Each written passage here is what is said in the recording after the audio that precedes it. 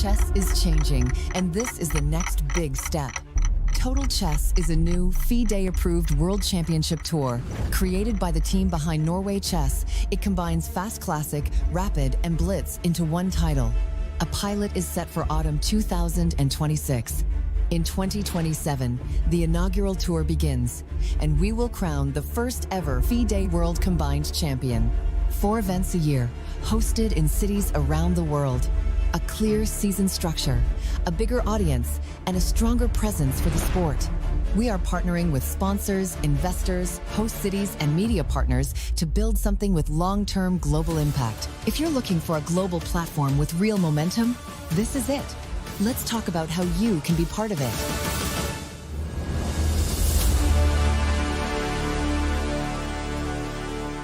What I like about chess, there is actually a lot of similarities with the football as well. You need to plan your moves a bit ahead. You need to stay sharp. You can't lose 1 second of focus. If you do, you might get punished. You have to sometimes surprise the opponent. Chess, I have a lot to learn. In life, I have a lot to learn. So everything in life, you can always get better and you can always improve. Total Chess can turn chess into an even bigger sport for new audiences.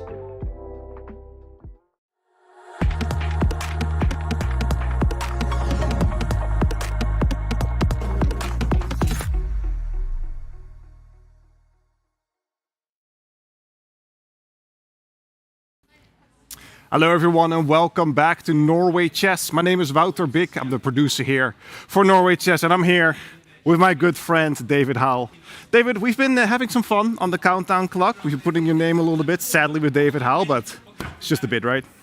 Bik, man, it's gone too far. I've got to say it's been a bit hurtful. Like, even my mum's called me up in tears, just upset about the words you've been writing about me. Like, it's got to stop. Are you serious?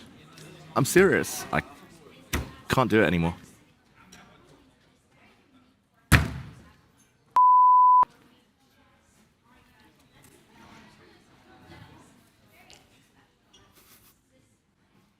Welcome to Norway Chess. For the first time in 13 years, Norway Chess moved from Stavanger to Oslo, bringing the biggest stars in the game into the heart of the capital. Over the next week, the world's best chess players attempt to keep their nerves together while the rest of us pretend we understand the engine evaluations. Why did Magnus not play f4? Oh, the bar drops though. This year's lineup is ridiculous. Magnus Carlsen returns once again and faces challengers like Gukesh de Moraes, Vincent Keimer, Wesley So, and Alireza Firouzja. Every single round looks like a world championship match that accidentally wandered into another tournament. He's feeling the nerves now, Vincent Keimer. The women's event is just as fierce, with Zhu Xing'er, Zhu Wenjun, Hampi Kneru, and Anna Moonsjuk all ready to fight for every point like it's personal. But here's the thing that makes Norway Chess different from any other event on the calendar: there are no peaceful draws. If the classical game ends tied, the players go straight into Armageddon. One game, one winner, maximum stress. After last year, we know exactly how intense this tournament can get. Oh my god! So get comfortable, the clocks are ticking, the evil bar is about to go insane. Norway Chess starts right now.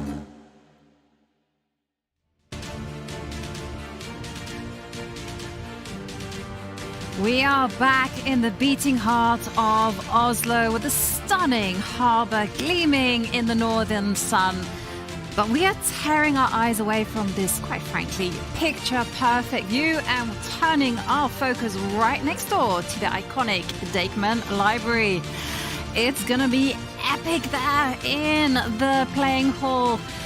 Welcome to the utter chaos of day 4 of Norway Chess and Norway Chess Women. I'm your host, International Master Ivanka Hauska, and I'm here with the absolute dream team of International Master Tanya Sajdev, Grandmaster, I'm saying budding Oscar Award winner, David Howell. Now, David, gotta ask, are you calm?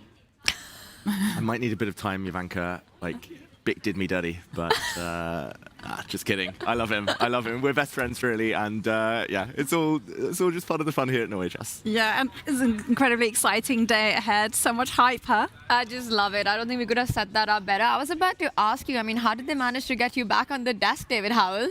I mean, I'd be living on the streets if it wasn't for, for commentary. So, they couldn't tear me away, no matter what they say. We'll bring on the muffins for later, but right. But David, honestly, so much to look forward to. The treats continue on the chessboard as well, right? We've been treated to incredible action here at the Bjørvika Library. I mean, Jovanka, we had one decisive result yesterday, and you could write books to fill up the Bjørvika just on that one game. Exactly. It was a white knuckle ride, and there were also 5 Armageddons to boot. Here's day 3's recap. Bishop f3 coming in next, forcing Gukesh to give up the rook, and now Gukesh has completely lost. The rook stops the pawn from promoting, and Ali Reza needs only a draw. And Gukesh now in panic mode. A draw enough for Firouzja. Remember, everyone, it's Armageddon. A draw is enough, and Gukesh resigns. I have one disadvantage. I'm playing left clock with black, so that doesn't help. But it's nice. If knight takes pawn, maybe white can play rook takes on h6, swing the queen across to b2, and when that's blocked by the bishop, swing the other way, and it's on the board. Humpy can win on the spot with rook takes pawn, check. Sacrifice to deliver mate. This is She's about to miss it. She No, goes for the queen. She misses it. Yeah, she's about to pick up the knight. She's about to pick up the whole point. Anna Muzichuk is And gonna resign. that's it. Yeah, I just played some random stuff. It was like a roller coaster, like always.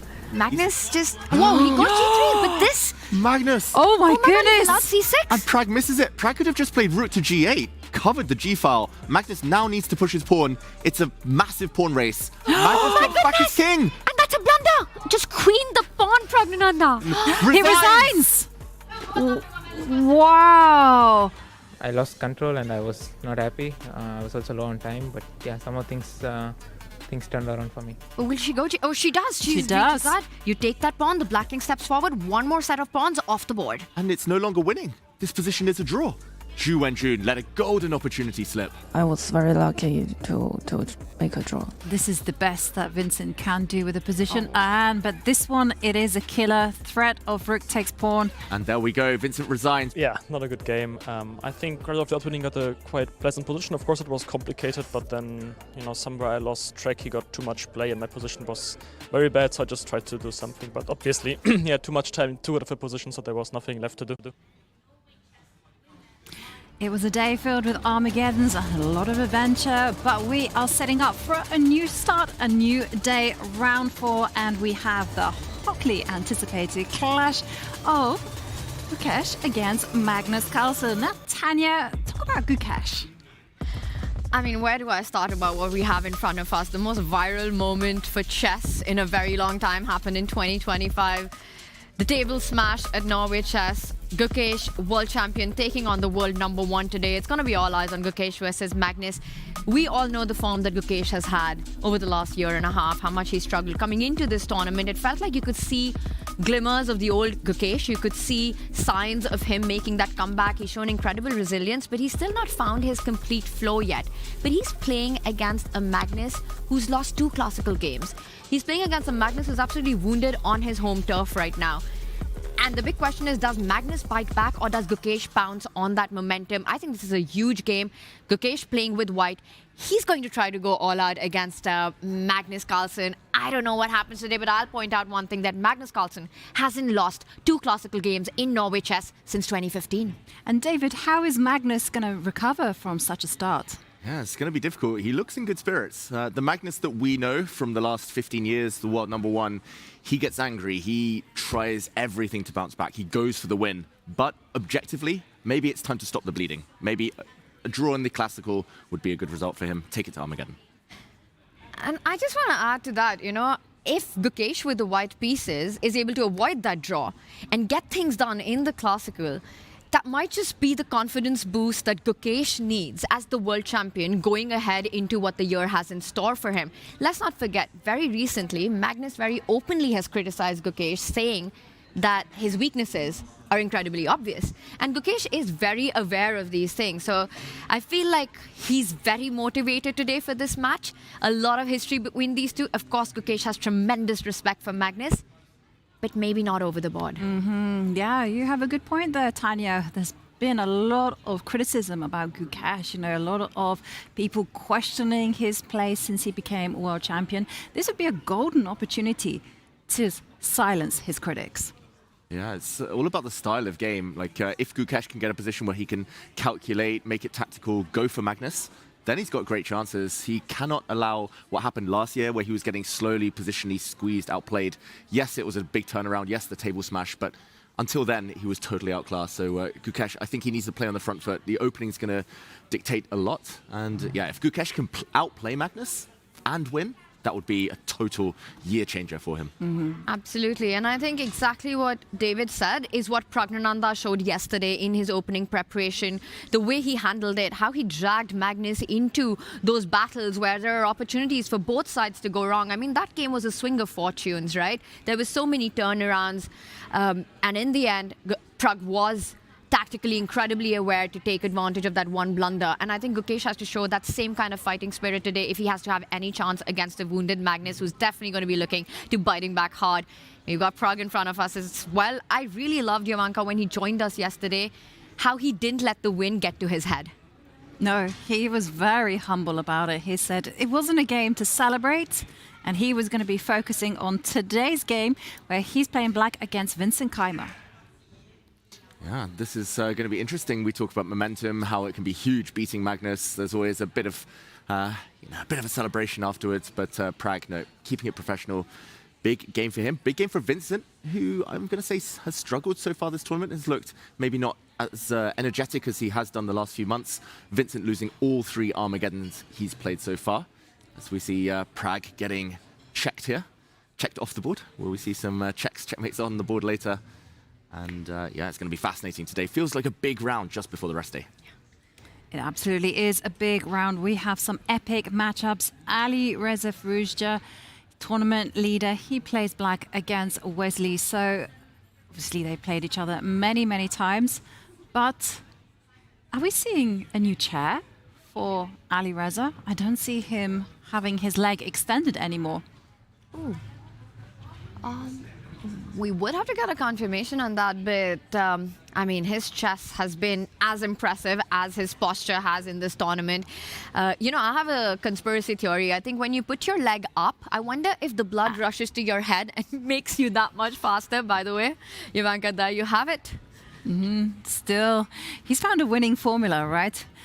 It sets the tone. He looks like he is the king of the playing hall, and he's playing like that. Yesterday, winning an Armageddon against Gukesh. But Wesley is also now kind of working himself into form, having won his last 2 Armageddons. Yeah, Wesley's looked quietly confident, I would say. The lifetime score between these two is 2-2 in terms of decisive games, a bunch of draws as well. This one's going to be tough. Firouzja does get a second black. If Wesley, talking about styles, if Wesley can get it maybe more positional, slower, is able to pin down Firouzja on the defensive, then he might have chances. But another huge game, this time in Norway Chess Women, where it's been a kind of differing tale for these 2 players. One looks bang in form, the other hasn't been quite at her best yet. No, and Bibisara Saubeva currently leading the tournament by 1 point. But that lead was chipped away yesterday when she lost in an Armageddon to Divya Deshmukh. Whereas Ju Wenjun, 3 draws in the Classical, but 3 losses in Armageddon. And yesterday was an absolute shocker by the women's world champion. In that end game, up a pawn, it felt like it would be child's play for a player of Wenjun's level to convert that, but instead a big mistake. And it was Jujina who took that point away. I mean, some players have really struggled with the Armageddon case, while others have really flourished in it. And I think Vincent Keimer is one of them in Norway Chess, losing 3 of his Armageddons. Wenjun, so far, the Armageddon queen, hasn't really managed to do that in her side of the tournament as well. A huge favorite, but right now at the bottom of the leaderboard. At the bottom of the leaderboard, she will be wanting to find her momentum. Players, no one is talking to their opponent. Everyone is just simply looking away, getting ready. not even talking. There's no eye contact either. The handshake though, and we are off. There we see first move from Gukesh. It's a queen's pawn opening, d4. Okay, already different from last year when Gukesh had white, the famous table smash game. He started with e4. It was a slow Spanish, and eventually the middle game went Magnus's favor before the big turnaround at the end. This time d4. Of course, the top players, they can serve with both hands. They can serve in any direction. E4, d4, c4. They play at them all. But Magnus, what has he got in store here? Will it be a Queen's Gambit declined? Will it be a King's Indian, which he has been known to do in must-win situations? Big moment, already pausing Magnus. And he does make the decision to start with the Queen's pawn after almost a minute of think, over a minute of think against Gukesh's first move. Gukesh ready with his c-pawn going ahead. I think so much of it depends on Magnus's psychological status, mind state right now after those two classical losses. How's he feeling? Does he want to just take it to Armageddon, fight it on that? By the way, we are seeing a Queen's Gambit decline unfold currently as Magnus takes a look on the other boards. Magnus is not only fighting Gukesh, he's fighting himself as well today. Yeah, and Gukesh playing like he's learnt the lesson from day one when Alireza Firouzja opened like this against Magnus. Now Magnus in that game played h6. We'll be seeing a6.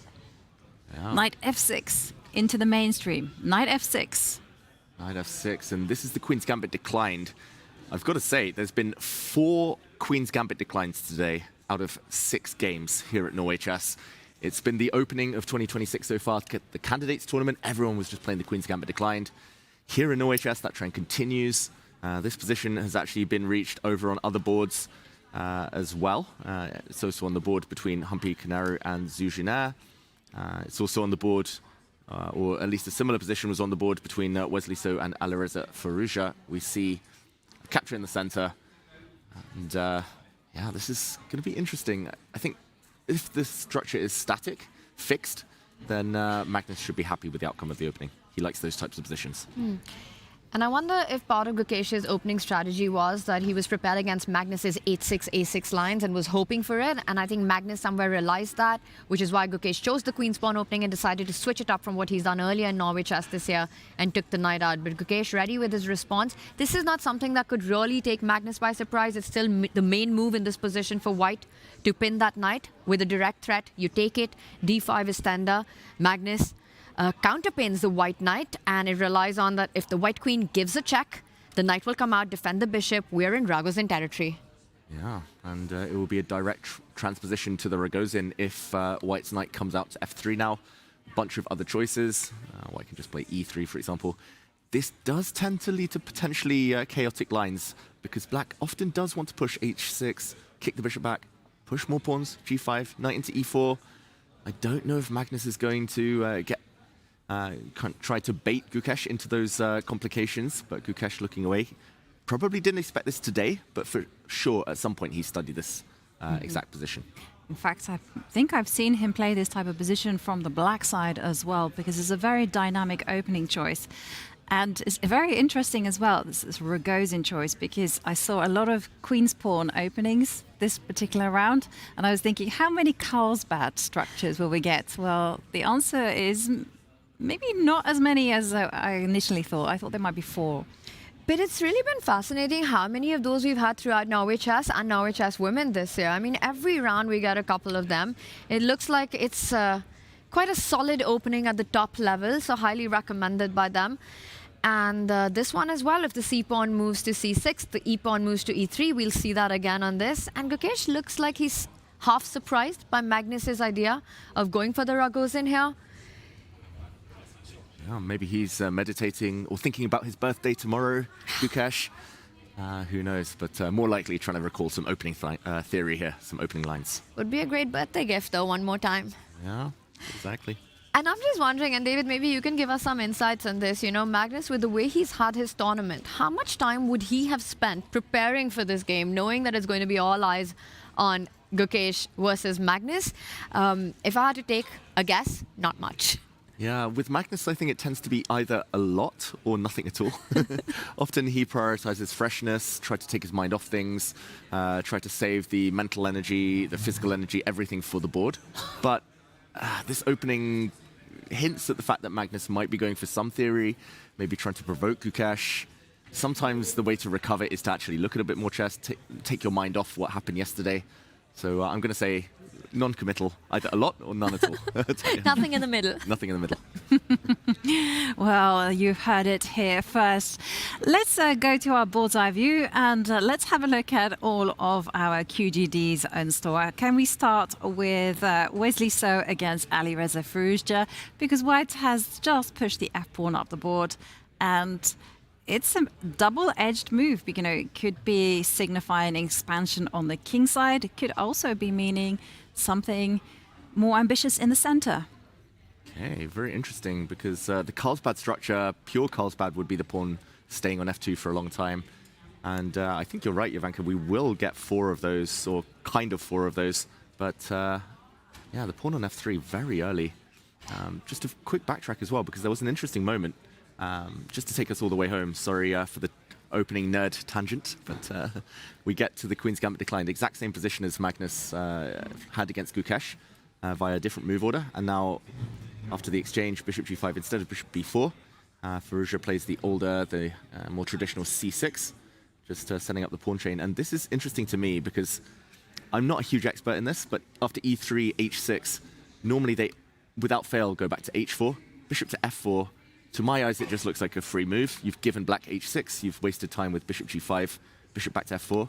I think players are doing this because when a knight gets to e5 in future, it's harder for black to ever achieve f6 due to some weaknesses on the g6 square. But yeah, I could be wrong. There could be other reasons. Bishop f5 tries to take advantage. And I mean, let's try and understand, like, why is White wasted a tempo? So a lot of times in the Queen's Gambit decline, White has this idea of going long castle and getting positions with opposite side castling in the middle game, right? And then h6 proves to be a hook. What surprises me is that Wesley's made his intentions really clear with f3, that firstly he's going to plant his knight on e2, and very likely we might see a queenside castle with g4 coming in and using the idea of g4, g5 just exploding on the right flank as early as possible. It does look like prep. 1 hour 58 minutes on the clock, the speed with which Wesley's played as well. David, I'm predicting that this one goes full throttle with the g-pawn advancing early on. I don't see e4 happening too soon here.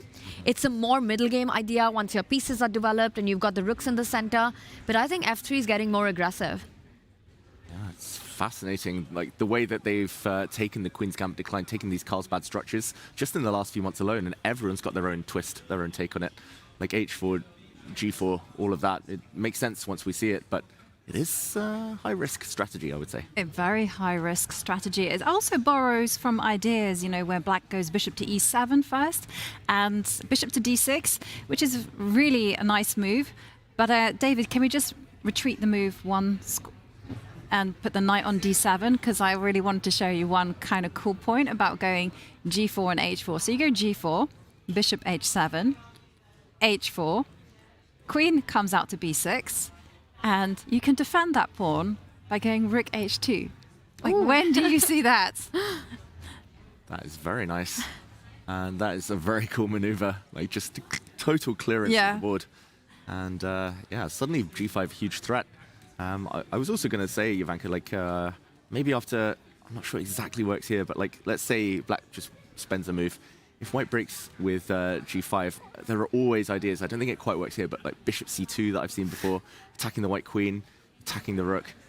Probably White has many ways to an advantage here, but yeah, I mean, taking here, and this could get crazy, this type of position. Maybe the queen swings across, hits the rook, hits the knight. This is the type of thing we could have seen, but bishop d6, Alireza trying to get pieces off the board, but the question is, not yet? Or does he take this bishop now? Well, I love to see a g4 on the board so early on. So this is going to be a fight. And I was going to say that this is stylistically such a clash. You've got an extremely solid Wesley playing from white and an extremely volatile Alireza playing with the black pieces. But it looks like Wesley's the one who's bringing on the fight on the board with his opening choice right now. He's not trying to get his classical vintage positional Wesley battles. So I love that. to start with. Means a lot of fun for everyone watching and for us. David, whether he takes on f4 or retreats, I think both very attractive options. I would be more tempted to look at what happens with bishop takes bishop, simply aiming at destroying white's pawn formation in the center.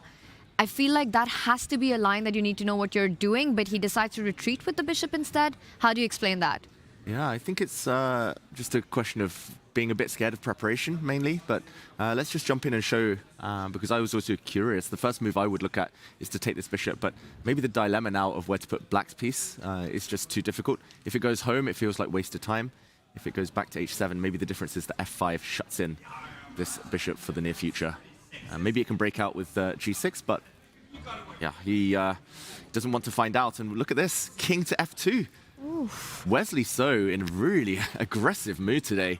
Nice to see it. I love when Wesley feels the courage and seizes the moment, plays risky chess like this. He's not using any time either, which is sending the signal to Alireza. I am in preparation. I have seen this position before, and I've analyzed it with the engines.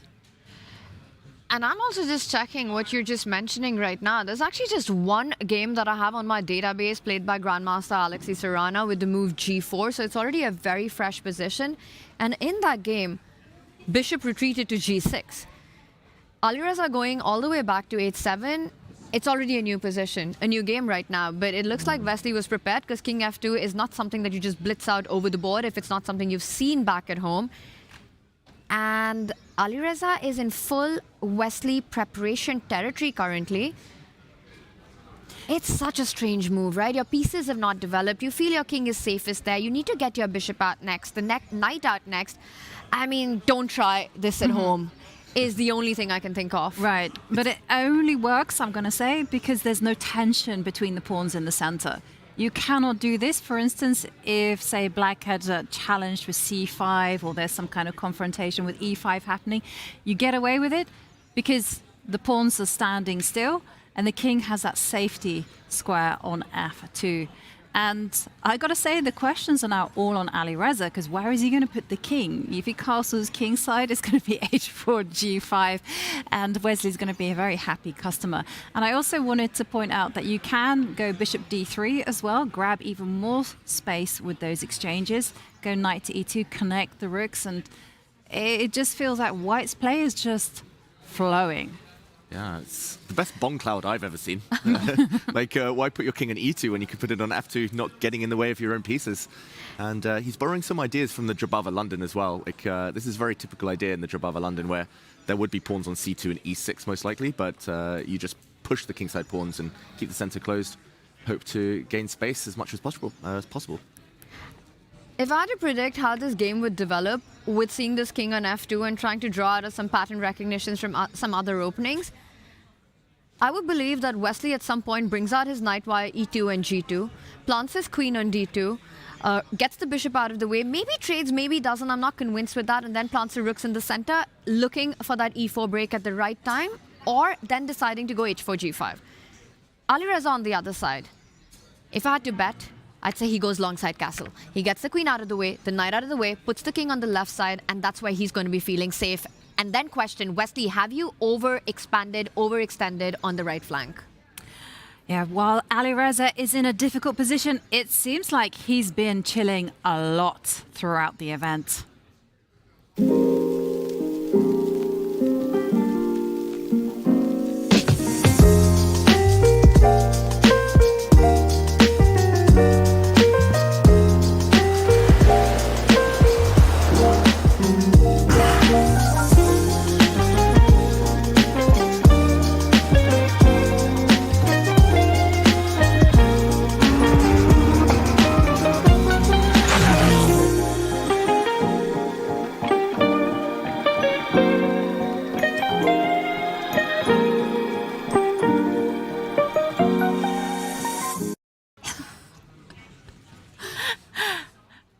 We're with the classics today. I'm speechless. That was just brilliant. Love it. Why was there a flying ding in the video? Who knows? But that's real footage from the last 48 hours. Of course it is. No one's questioning that. That's exactly what Alireza's been up to here. Exactly. I just love the way he traversed the world in Singapore, outer space, and all the while, just chilling. Imagine Alireza going into round 4 with a full 3-point lead. That's an entire classical game lead here at Norway Chess with an injured ankle. Imagine how strong he is when he's healthy. Maybe he doesn't want to be healthy if he keeps winning like this. But in the meantime, prediction's correct. The queen steps out the way for Alireza. This shows a man in form, a man who's super chilled. Because normally if you're hit by such a big surprise, king f2, what's this? Kind of new idea, novelty, then you spend 15-20 minutes at least. But he just, after a couple of minutes thought, plays queen e7, clears the back rank. He's keeping his options open. Castle, which way is he going? I'm sticking to my prediction of right side. I think he goes queenside castling. Looking at g4, h4, g5 coming in so quickly, and especially when Wesley's pushed the h-pawn as well, I would predict the knight comes out next, and we see Wesley go triple O. Yeah, he's h4. Like, Wesley's really trying hard to just shake Alireza, but we'll find out. Knight d7, castle, queenside. That's what we're expecting from Mr. Chill himself, Alireza. Let's, yes? I was just going to ask you that, looking at Alireza, by the way, and of course the real live footage that we just saw, the recordings of everything that's been happening in Norway just a few moments ago. If Alireza was an Avenger in this tournament, which one would he be? Oh, very good question. I've been thinking about this a bit. Like Magnus, normally, not surprised. Magnus normally we say is Thor, just because of the whole, Nordic connection, Norse god. But Magnus might actually be Hulk if we take last year's tournament into account with the old smash. Yeah. Alireza, yeah, it's a difficult one. Mr. X, yes, Charles Xavier with the wheelchair. That's X-Men though. That's still Marvel. I was thinking that, you could pass the mantle and become Thor if you're Alireza with the hammer in his hand, just smashing it down every game. Or wait, one more idea. How about this theory that he's actually Thanos collecting points like the Infinity Stones? I like it. Creative, Tanya. I still think Professor X. Okay, Professor X it is. Chat can tell us. Yeah. And, well, yeah, chat, please do tell us who you think Alireza is in terms of the Marvel Universe. Going back to our bird's eye view, I'd like to direct us, if you guys can indulge me, into our Queen's Gambit declined formations. And I would like to just have a look at the game between Bibisara Salbeva and Ju Wen-jun. Ju Wen-jun, reigning 5-time Women's World Champion, not finding her stride in this event. Disappointing performances in the Armageddon. Bibisara Salbeva, she's leading, but by just 1 point. Yeah, and this is very similar. It's kind of same, but different. And we'll see a lot of these this round. The Queen's Gambit declined. Just very quick action replay because I kind of want to figure out the move order as well. So we started via a kind of anti-Nimzo move order. And knight f3, d5. Here, instead of Ragozin territory that Magnus is now in against Gukesh. Gukesh is transposed to that one. We see bishop to e7, more controlled stuff, more old-fashioned lines here. C takes d5. Everyone's playing this now. Back when I was playing the Queen's Gambit decline, nobody wanted to take unless kind of strictly forced to because they didn't want to release Black's bishop. But modern engines have shown it's actually quite nice to take. Also, you rule out loads of theory with d takes c4. So capture on d5, ed5, bishop f4, all in one go without provoking h6, a la Wesley. Knight to h5, kicks the bishop back, and okay, this is how we got here. The bishop didn't willingly trap itself behind the pawn chain, it just had to save itself.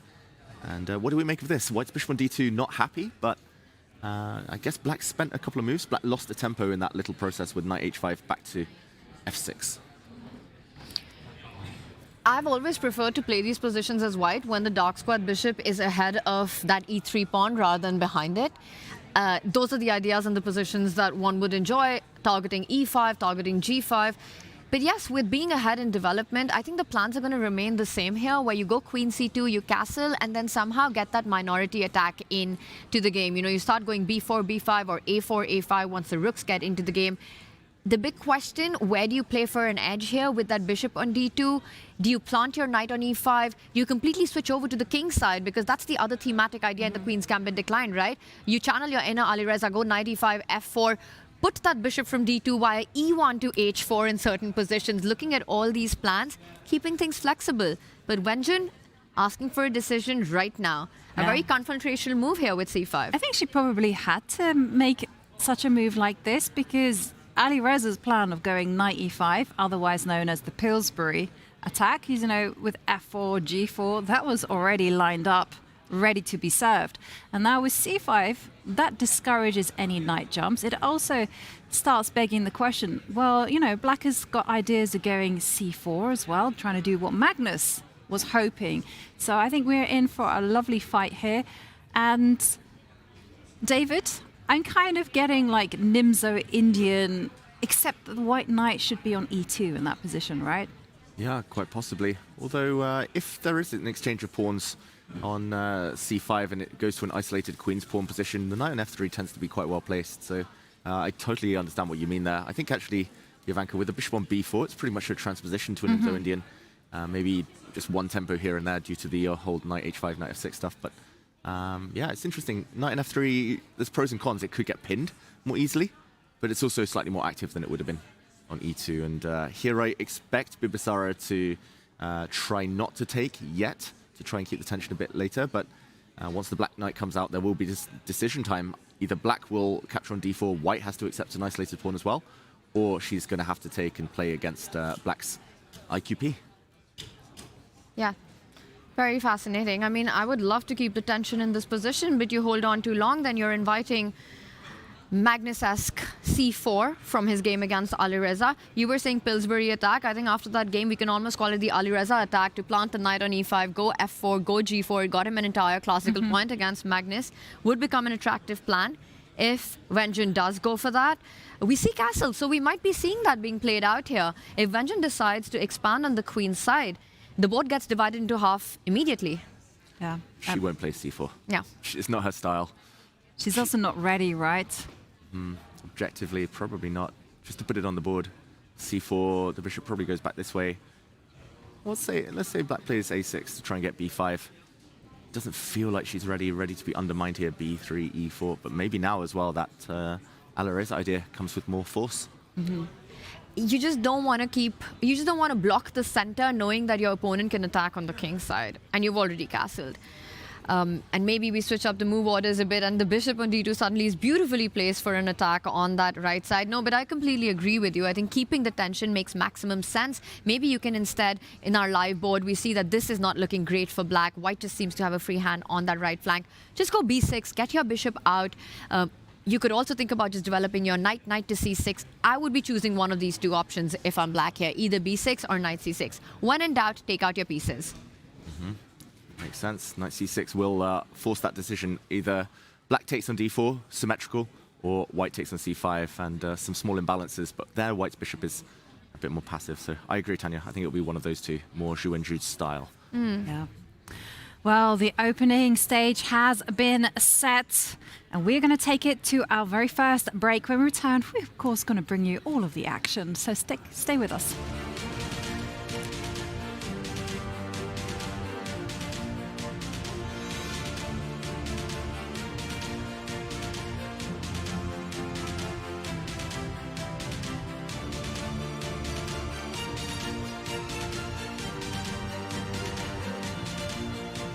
Wesley, today you're facing against the leader of the tournament. How excited are you about the game? Well, very excited, yeah. I mean, yeah, to be honest, he's running away with the tournament with 2 wins in the Classical. So it's a really crucial game. I mean, yeah, obviously I'd like to win a Classical game at least. Yeah, but that would be my final question, because all your games went into Armageddon. Do you expect also today's game to go there, or you try to win the Classical? Well, I'm hoping to win a Classical game, yeah. That's my hope. I mean, it's very important. Yeah, I mean, Classical and Armageddon are 2 completely different games. So, but as usual, easier said than done. But I'm happy to play. I'll just take it as any other game. But Fear's just doing really well, I guess. Maybe the quality of his games are not the best, but in time scrambles, also around move 40, he's phenomenal. To be honest, I really feel bad that he has to play with this injury. It's something, I don't want that to happen to any of my opponents. But he seems to be doing great, so. Looking forward for the fight. Yeah, me too, thank you. Alireza, it seems like nothing can really go wrong so far in the tournament, but does that build momentum for the next games as well? Yeah, I mean, it's better to have as many points as possible, and you can play more relaxed, of course. This 3-point system means that if someone starts winning a lot, they can catch up quickly too. Do you think about that you have to keep pushing? Yeah, of course. I mean, somebody wins 2 games and it's already like a lot of points. So I like the system and it rewards the winners. So I'm a big fan of it. Well, we're a big fan of you and how you're playing, Alireza, so thank you. Thank you. Vincent, before you go to the game, you always stop to make some photos and give the autograph to the fans. That's very nice of you. Can you please tell us if that boosts your confidence to meet the fans? I think it's just a way of feeling that there are many fans who are cheering us on, and it's always great to see so much interest in chess. So I feel like it's a good way to start, especially if we have enough time left till the game. You play against Prague today with the white pieces. Do you remember your previous classical game against him, how it ended? We played a lot. I think recently results were quite fine for me, but with him it's always a big fight. Best of the luck today. Thank you. Divya, our commentators said that you are a queen of Armageddon. Would you agree on that? And do you enjoy Armageddons? I definitely enjoy them. About the queen, I think it's too soon to say. I have to say that you look stunning with this outfit and the hair. I just want to know, how do you usually spend your day before the round? Because we have here round starts a little bit later than the other tournaments. I think like 90% of the time goes into preparation and the rest 10% is trying not to stress out. And Divya would like to know about your mom. You have her support here. We have seen her around you. If you can tell us the importance for you to have your mom here around you. I think it's very important to have some kind of a support system, if not your parents, because the life of a chess player is quite tough. So especially after painful games, you need them. And yeah, it's very important to have them. Best of luck today. Thank you. Pippisara, I have to compliment you before you go in, because those are the coolest chess shoes I think I have ever seen. Thank you very much. It's one of the favorite because they're very beautiful. But how is that? I mean, coming in and having an outfit that you appreciate, things like that, does that help build confidence and that you feel you can take that into psychology on the board as well? I'm not sure. I just want to look good. And how about your playing right now? Do you feel good with the game so far? Yes, I think this will be a very interesting tournament, and I hope I will show my best. Good luck. Thank you. Divya, I just talked to Pippisara, who had these amazing shoes coming in, but it seems like you're actually beating her at her own game today. Well, I haven't seen her shoes, but I'm sure both of us are wearing beautiful shoes. But that leaves me thinking. It does seem like the younger chess players coming up today, they do have a bit of an edge, a bit of an attitude, and they like to present themselves as well. Do you feel that resonates with how you see things as well? For me, it's kind of a stress relieving thing to do before a game, that I just get ready, and chess is the last thing on my mind. So for me, in that way, it is important. But generally, I don't care so much. Well, what we do care about is your play so far. It's been excellent. We're looking forward to today. Thank you. Thank you so much.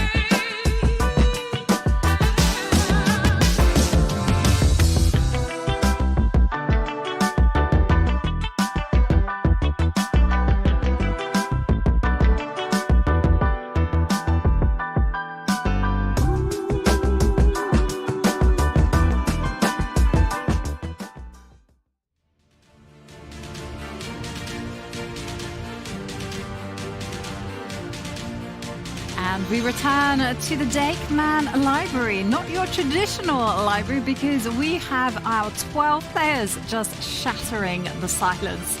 This is not your average building whatsoever, but it's not our average day 4 either, as the players have come to the board in fighting mood. We've had opening surprises, we've had a king going loose, we also have had a lot of nice games, and take a look at our beautiful 6-board view where we can get a full overview of what is going down. And I'm excited by what I'm seeing right in front. I see a lot of combative chess. I love that. Couldn't have put it better. I think we're going to have a lot of dynamic fights here. We see that bottom row right now, bottom corner. Divya, who took down tournament leader Bibisara Asubayeva yesterday in a clutch Armageddon, is playing against the 2025 Norway chess champion Anna Muzichuk, and she's going all out. That F4 moving forward, that promises to be a spicy middle game. Right next to that, Bibisara Asubayeva with a 1-point lead up against the struggling women's world champion. A Queen's Gambit decline that is extremely rich, depending on how the two players, whether they play on the king side or the queen side. We know trades are far away in that one. That's going to be a fun battle as well. Koneru Humpy taking on Zhuzhina Humpy, yet to score a win. I think with the white pieces, this is the day that she needs to make it happen. But another very solid Queen's Gambit declined. Yeah, lots of Queen's Gambit declines, and Wesley So against Alireza Fruja, that green board, the top left. That has gone down lines that we were predicting. Queenside castling from Alireza very early on. Gukesh against Magnus is a bit odd, I'm going to say, at this early stage. Black's queen coming out. Magnus burning again a lot of time on the clock. Not too many moves, though, so we might jump into that one a bit later. And Vincent Keimer versus Prag on the top right, that blue board looking very symmetrical, or almost symmetrical at this early stage. Very blocked, a lot of maneuvering ahead. Definition of tense there. And guys, we have not yet done our prediction game. Let's do it. Let us do it. So far, David is in the lead. But with 1 point. 2 points. 2 points. Oh, and, was it 2? And I was closest on the other day. I think it should be 3. 2.5 at most, but you still get 2. Okay, I'll take the 2 points. We really need to play catch up today. So, Jovanka, do you want to go first? Or David definitely doesn't get to pick first because he's leading the competition. I've gone last every day, guys, but I'll still happily go last. But he's just following the pattern, and I'm like banking on the fact that there will be a day where there is a bloodbath on the classical. So I'm going to stick with that, and I'm going to say, I'm going to stay to yours. Yours is normally 4, so I'm going to go for 4 Armageddons. You're going for 4 Armageddons, 2 decisive results in the classical. Yeah. Are you going to steal David's 5? I will go with 5. I'll take that away. I think once again, we only have 1 classical decisive game. Everyone takes it to Armageddon. Tomorrow is a rest day, and the players want to keep it solid. Oh, wow. So my options are basically that all the classical games are drawn. Yes. Or the 3 classical games. You literally have 3, David. And he got to pick 5 every time and won it. And now we're just taking it away for the first time. And here's David complaining about it. Okay, this is tough. I need a second. So I'm just trying to work out in my mind which games could be decisive. Yeah, can you talk it out with us? Yes. Wesley So against Alireza Fruja. I say opposite side castling. There's a king on F2. It's like an accidental bomb cloud. Maybe decisive. Gukesh against Magnus. I don't care who wins. I just want it to be decisive for the drama. I don't know. I have a feeling it might be a draw though. All right, so 1 Armageddon. And then I think Keimer against Prag will be a draw. 2 Armageddons. So I need one of the women to win. Okay, I'll say 3. 3 Armageddons, 3 draws. We've got him, Tanya. I think we've cornered him this time. This is our best bet. So we've got some teamwork going on here, yes. We need to gang up to have any chances here. It's our best shot. So you're going with 3 Armageddons. Guaranteed. Yovi's picked 4. I'm going with 5. Okay, well, you heard it here first. If you also want to make a prediction, well, get writing in chat. Maybe there can be a vote. And we'll find out whether chat win. I'm telling you, chat only supports 1 person on this desk, Jovanka. No. I'm not campaigning for any support. I'm just saying they can have a vote. Yes. They can have a vote on how many Armageddons. Exactly, and they can join in. Yes. Although I have a feeling that they'll go with whatever David's predicted. We'll find out. It's 3. 3 is the magic number. 3 is the magic number, and we saw earlier on that Magnus got in the first surprise against Gukesh when he played the Rogozin. Let's actually hear his thoughts whilst he's in the confessional.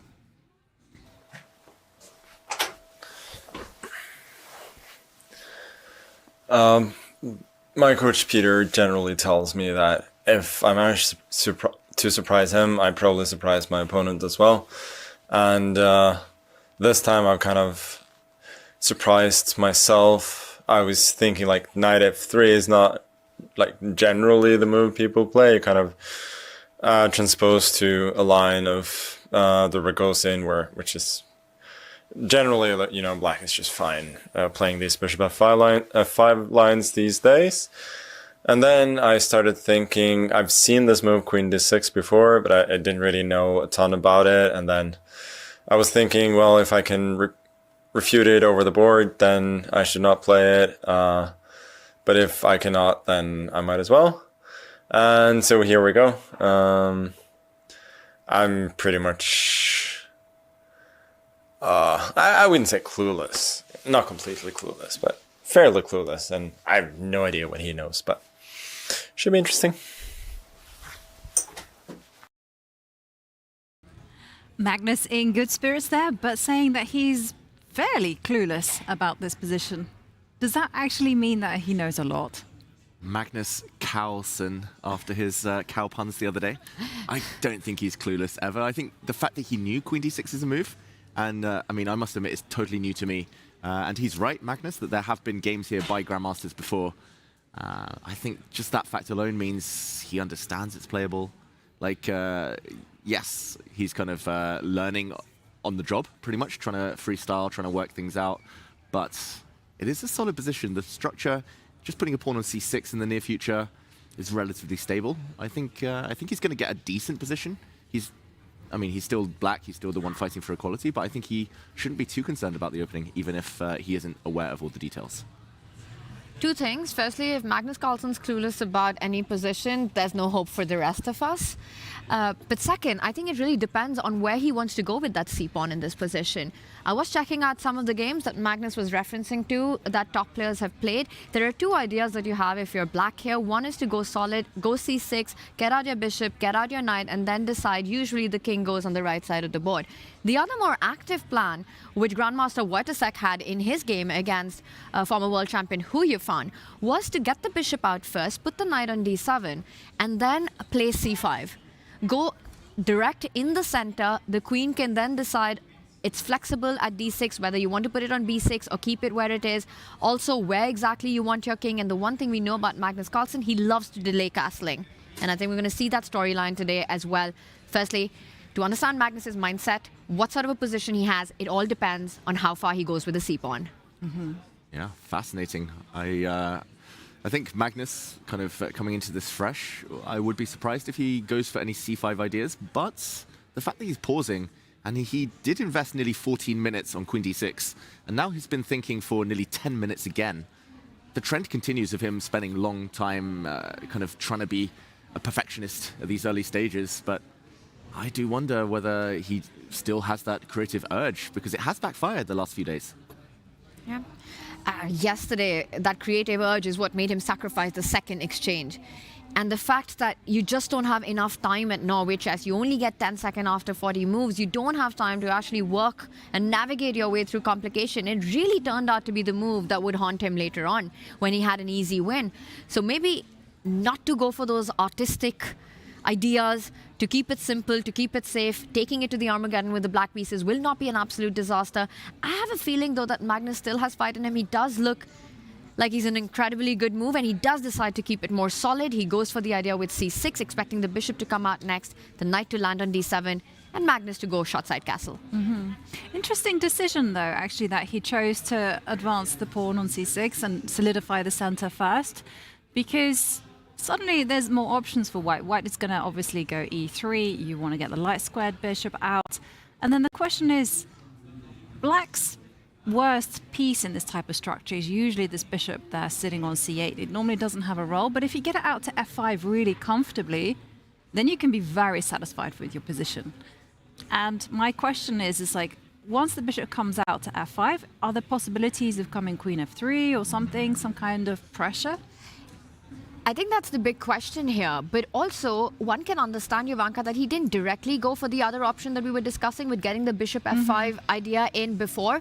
He just didn't like the fact that Gukesh would take the knight on f6, and d5 is hanging in a lot of positions now that d2, knight is on d2, unpinning the white king. And you're kind of forced to grab with the g pawn because queen takes bishop, knight takes pawn. You end up winning material here. So I think Magnus made it clear. It gets pretty crazy. c7 is hanging. All hell breaks loose. And while the bar says black's doing fine here, you don't end up winning a rook. That's quite fascinating because everyone's captured that bishop with the pawn, David Howell. Yeah, I mean, this is probably what he spent the 10 minutes on. I think you're 100% right. Like, otherwise you play c6 in a heartbeat. He was probably looking at this, and then, I don't know, the king moves, knight takes rook. But at the end, black does have this this pin on the white knight. I think the difference is that you throw in a check on a4 before you capture on d5. Sorry, in this position then, you check first. Does that change anything? And still very tricky. But Magnus avoided all these complications. Wow, this is even worse. But maybe this is a case of when you have a little knowledge, but not enough knowledge. And so you don't know, actually, it is possible to develop the bishop onto f5. And Magnus is actually playing the man. I'm just kind of trying to get into the two players' mind. Gukesh loves these kind of forcing moves. So he's like, okay, I don't want to go into any complications. I want to take it into a long maneuvering game. So let's play it solid. Anti-young player chess. Yes. And normally that means blocked centers, like slow maneuvers, no immediate action. You postpone that till a bit later. You take them into the endgame. But yeah, we'll see. And Jovanka, just before we move on to answer your question from earlier, e3, if the black bishop comes out, it does look like all the problems are solved for black. Unless queen f3 works, but queen f3, typical idea in another line of the queen's gambit. The idea is if the bishop drops back, doubled pawns, and this is actually almost a direct transposition to another variation where black is normally on the defensive due to the double pawns. The question is whether, instead of retreating the bishop, queen to e6 holds this this construction. Maybe, I'm going to say. Looks a bit superficial, but I don't see anything wrong with it for black. What do you think? How's Gukesh feeling about the outcome of this opening? Because he started with the queen's pawn opening. A sort of a second option for Gukesh. We often see him with e4, best by test, is what he prefers to play. And then had an early thing, decided to go knight f3, which, as Magnus said in the confessional, is not the most popular move. Black seems to be doing fine. In fact, I checked, it's the fourth most played move after the queen jumps outside. The e3 possibility, knight f3, definitely not the most thematic in the position. And now he's here after c6. Magnus has made all logical moves, nothing out of the ordinary here. And Gukesh in a bit of a long think. It's like, it's not very natural what's the progress path for white here. Gukesh confused about his development options. I mean, e3 feels like a hand move here, but he's not making it. No, he's not making it. So he's kind of asking the questions. Is queen c2 the better move in order just to stop that bishop coming out to f5, trying to induce moves like g6? Well, the decision is there for Gukesh. e3, queen c2. I think Gukesh senses that right now is a time for him to be precise in order to get that very small advantage. Let's pause from this game and let's go back to our bird's eye view because I want to see what is happening in the other games. And I've got my eye on two games in particular. One is Vincent Keimer against Praggnanandhaa. You mentioned earlier on, David, that game was locked. I'd like to go there. Okay, let's do it. Let's lock it up, this decision, and play knight to d5 if you're Vincent Keimer. He's asking for a change of pawn structure. This game came from... Wow, I thought it might have come from a Sicilian, but kind of by transposition, it came from a Reti, which Vincent Keimer used to play a lot when he was younger and has kind of gone back to. Often if you're not in top form, it's nice to go back to openings you know very well, go back to basics, not try to be too flashy, I like it. And okay, one question for black. Do we capture the knight or do we just ignore? I don't think it's a threat to take this bishop. There we go, he actually just castles. Taking this bishop, it's a locked position, so knight's probably just as valuable as bishops. But out of curiosity, why do we think he didn't take this knight? And why do we think Prag might refrain from taking it in the near future? Which way would white take back? I would be very tempted to take it back with the C pawn, just simply towards the center and hope that the pawn doesn't fall down. I'm not sure if it's the best option here. And then eventually I want to get that F pawn up the board. Get the knight out of the way, try to push the f-pawn and argue that I'm playing on the right side where I'm going to be able to build an attack, open up the lines, open up the diagonals, and maybe play for the initiative here. You've got a terrible bishop on e7, the bishop on c8, no nice developing squares, and even though the material is balanced, it's going to be white first to fun. Bishop comes out, rook c1, rook c6 as an additional plan. Yeah, I agree. Maybe white's just too fast here with some threats, some initiative. So castling for Prague. Yeah, what useful waiting moves does Vincent have? How does he build? Now it's harder to get the f-pawn forward with gain of time. You know, these closed positions where not a single trade has happened, all the pawns are on the board, all the pieces are on the board. It's about trying to get all your pieces at the right spot before you break with the pawn, right? Before we go with the idea of f4, you want to get your bishop out of the way. You want to move your queen away, get the rooks to the center of the board. So I would be looking at starting with those plans. Get that bishop either to d2 or to e3. If you want to put it on e3, maybe h3 is a useful move to throw in, just stopping any ideas of the black bishop coming out or the knight jumping forward. Yeah, and I was actually going to say one square you have to be very careful about putting the bishop to is b2, because if you're thinking b2 in order to set up some f4s, well, you have to always be worried that there's problems, because after b takes c4, you can see the evaluation bar went down, well, white is going to be obliged to go knight takes knight, because the pawn on e4 is loose, as well as the bishop. So knight takes knight, and I guess this change of pawn structure doesn't favor white. No. Not sure exactly, maybe just some kind of minority attack. a5, a4 very quickly. And you've got a nice beast jumping into the middle with d4. So that's not a way to build up. So let's kind of deal with the more natural one, which Tanya suggested. I just wanted to point out these small little details. I'm actually really glad you did, because bishop b2 f4 feels like such a nice way to get it in if you can make it work. But just not enough time right now because of tactics along the b file. Bishop d2, it just feels like a really slow game and going to be a bit of maneuvering, but I do feel that white can push on the king side. While black has play on the queen side, once f4 does come, that knight gets out of the way. I just feel like there is poison in this position. Right now, not so apparent, but this isn't going to be a lifeless draw. Well, one quick question that we have to establish before we delve into whether white can develop the pieces is black actually threatening b takes c4? Good question. I think white will take back with the b pawn happily, and it's just about whether black's access of the b file is significant or not. I'm always skeptical. I always believe that having the key to the position, black can take on c4 anytime. White's never ever going to take on b5. I think having the tension and being able to break the tension is quite a nice weapon. But talking of tension being broken, Vincent kind of does take the bishop. Controversial decision, unless he's got immediate action on his mind. Maybe queen takes. He's just going to go for that plan. Not going to hold on. Just knight h4, f4. Let's go. Right, because it's a really strange looking decision, I want to say, because the bishop on e7 looked like black's worst piece, let's face it. And the white knight looked like white's best piece. And we're taught, don't make those kind of trades. But yeah, it has to be to do with the opening up of the dark squares. So, wow. Can we kind of try to peek into the future and see whether we like this decision? I'm actually really surprised with this decision. That bishop was not going anywhere, and if black captured on d5, that would be on Vincent's term. His pawn structure only improves here.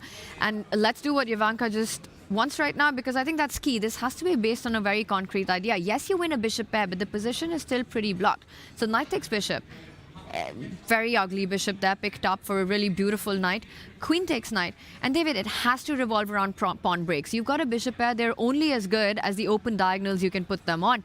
The question to me is, what's a good square for the knight to jump on before you get f4 in? Great question. I mean, knight h4 is the first one that comes to my mind, just because it's a bit closer to some dream squares like f5. But if it doesn't have a realistic chance at jumping forward, another circuit could be to head towards d5. And it always takes knights 4 moves to get to diagonal squares, like 2 across. So the only path really is knight e1, knight c2. It takes ages, but maybe you have that luxury since it is so blocked. Yeah. So I wouldn't be shocked if the knight goes back. round and gets ready to look at d5 or f5 long term. Yeah, that's a very Vincent maneuver. Which one should we kind of delve into?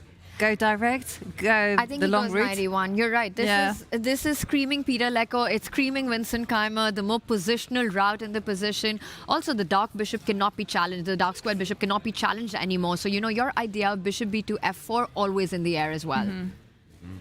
One question now would be if the knight jumps forward, like knight exchanges, white wants to keep this knight on the board, I guess, because it is so blocked. Can we try f4? Yeah, f4.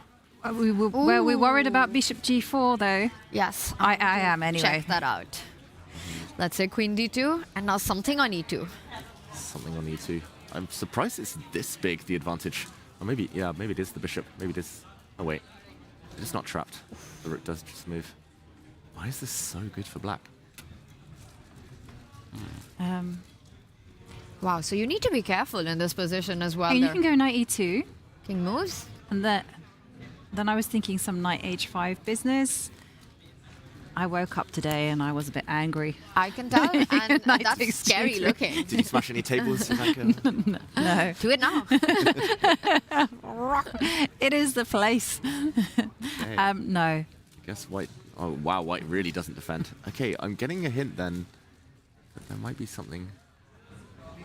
There's also pawn takes pawn as a way to, Taking here. and then queen f6 is nice transfer. Or Yeah. And something like this, queen f6. Sliding across. do we have time to sever the connection between the black bishop and the knight with putting something on f3 instead of queen to e3 for white? Let's wait. Doing this when? A few moves ago? Or? Yes, instead of queen e3, if you just back up. This looks beautiful for black, right? The line that Yeah. we just saw. Yeah, this move? Ooh, do you just go g3? Well, I wanted to take on g3, yes. Everything. That was the big plan. Wow, this can go south for white very quickly. Yeah, and this gets mega complicated. Maybe black even just takes this pawn and game continues. But I'm just curious, like, before we move on, why is this so bad for white? We saw the bar start to rise. Queen to d2. Going to be a bit naughty here. Turn on the engine. Apparently taking. Take it back. Okay, it is just this by force. And the difference is now there's no knight f3 because black is actually ready to gobble up on f4. And queen h4 is coming as well. Yeah. Was coming in checkmate. Oof. Well, that went wrong. We mustn't do this to Vincent's position. Vincent, play knight h4. Don't play knight e1. I'd still say he goes knight e1. It's a very Vincent Keimer move, but he doesn't go f4 after that. I think Vincent Keimer will realize that he's not ready enough to put that pawn moving forward. You need your pieces beyond the second rank to actually push f4. He is thinking, though, not as certain about the knight jumps either. I would maybe advocate h3 now. Just being territorial. Try to cover every square in the white half of the board. But also, I mean, those attacks with bishop g4, knight g4, too scary. Does it surprise you guys that Vincent took this very strong strategical decision to give up the knight for the bishop and then didn't have an immediate response to queen takes knight? Yes. Oh, we were right, though. Knight e1. On the board. And knight d4, he will then maybe play h3 or build up. But Yeah. I'm surprised, Tanya. I think it's tournament situation. Like Vincent, he's got white. He feels some pressure to win. And like, at least it's kind of changing knight for bishop is some imbalance. Like, even if it's so blocked that knights are superior here. I think just having that imbalance in his mind, he's like, okay, I've created some winning chances long term, something a bit different. Yeah, if it's knight for knight, too symmetrical, then it just feels too drawish. Yeah. Well, we have a position where white is building up an F-file attack. Let's go to a position where it's already started to happen. And that's between Divya Deshmukh and Anna Muzichuk there on the bottom right, because F2, F4 has already been played. And I am loving what Divya is doing, so let's dive there.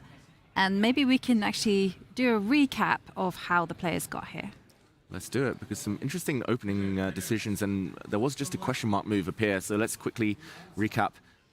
This has become super popular just the last few months. The candidates, it was happening. Wei Yi was playing bishop c4 in the Vienna a lot.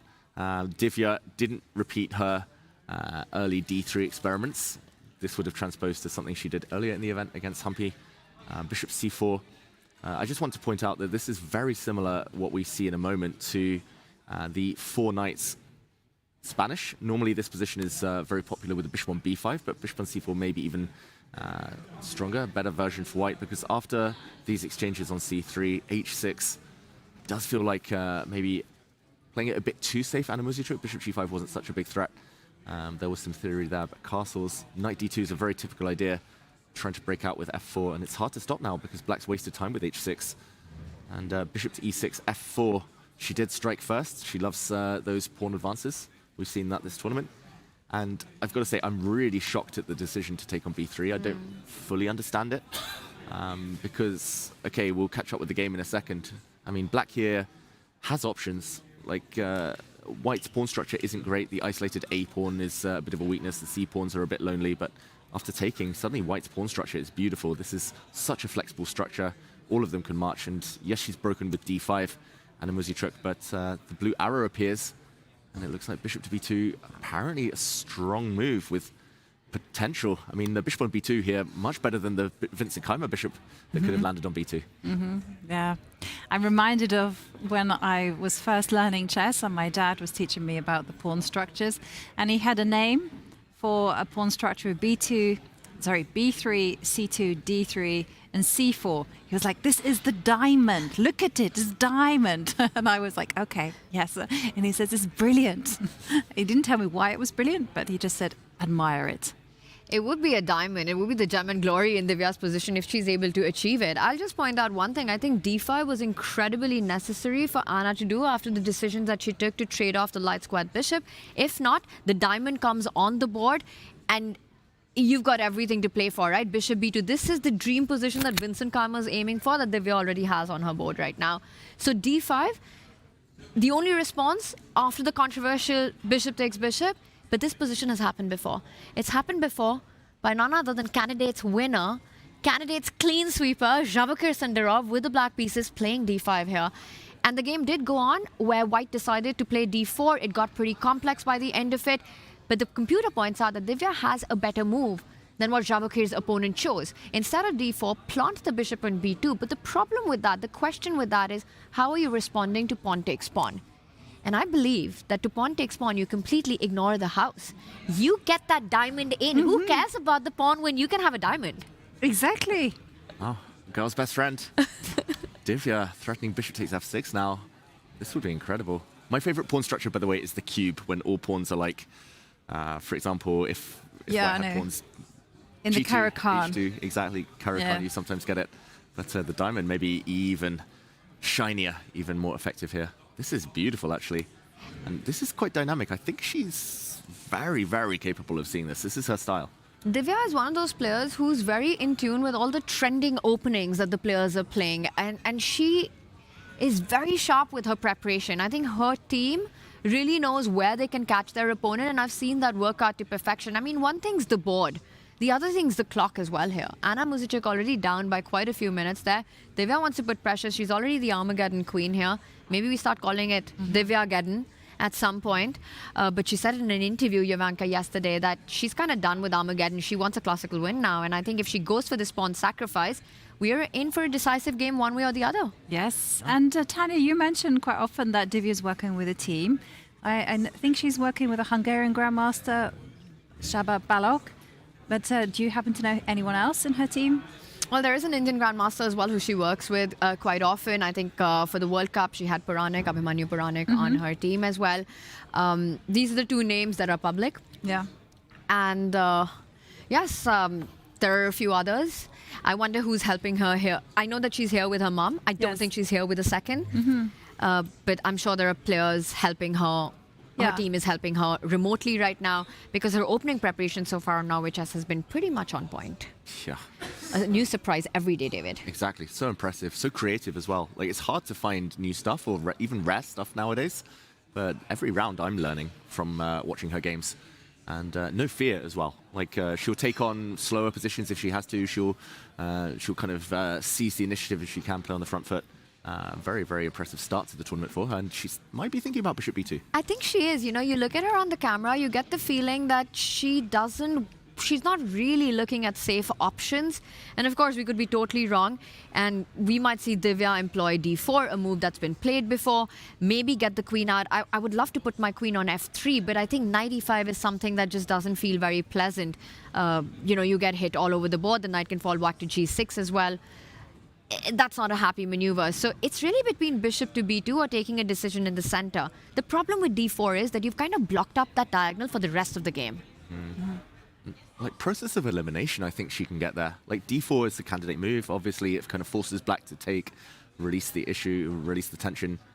Maybe you can create the diamond now. That might be another option, but I think there's tactical issues with that. Actually, maybe she sees the idea, just a different move order. But I don't see any good knight moves, don't see any good rook moves, queen moves if they're not appealing. I think she talks herself into this move just by eliminating all of the other ones. I mean, look at her swinging on the chair.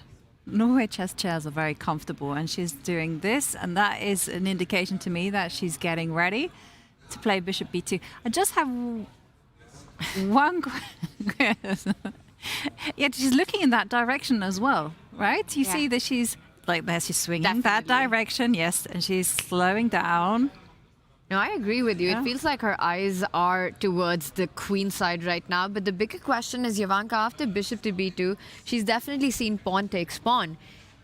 And is she ready to give up that central pawn? Is that where she spotted the move c4 with the idea of just exploding onto the king side, destroying Anna Muzicek's pawn shield in front of the black king? She needs to not only spot bishop b2, but c4. That's the key move. And I just want to point out that Lorenzo Lodici is the grandmaster who played the move d4 here. And Javokir Sindarov had no problem equalizing in that game with the black pieces. So d4, not more than equality. I do wonder whether she can get there by like reverse engineering it. Like c4 was on my mind briefly, trying to force the issue. But then I was like, oh wait, d takes e4, and knight takes e4, whoops, you get checked. But d takes e4, I think, is the most natural move in this position. It's a mistake, because now you play bishop b2 and it's the same thing.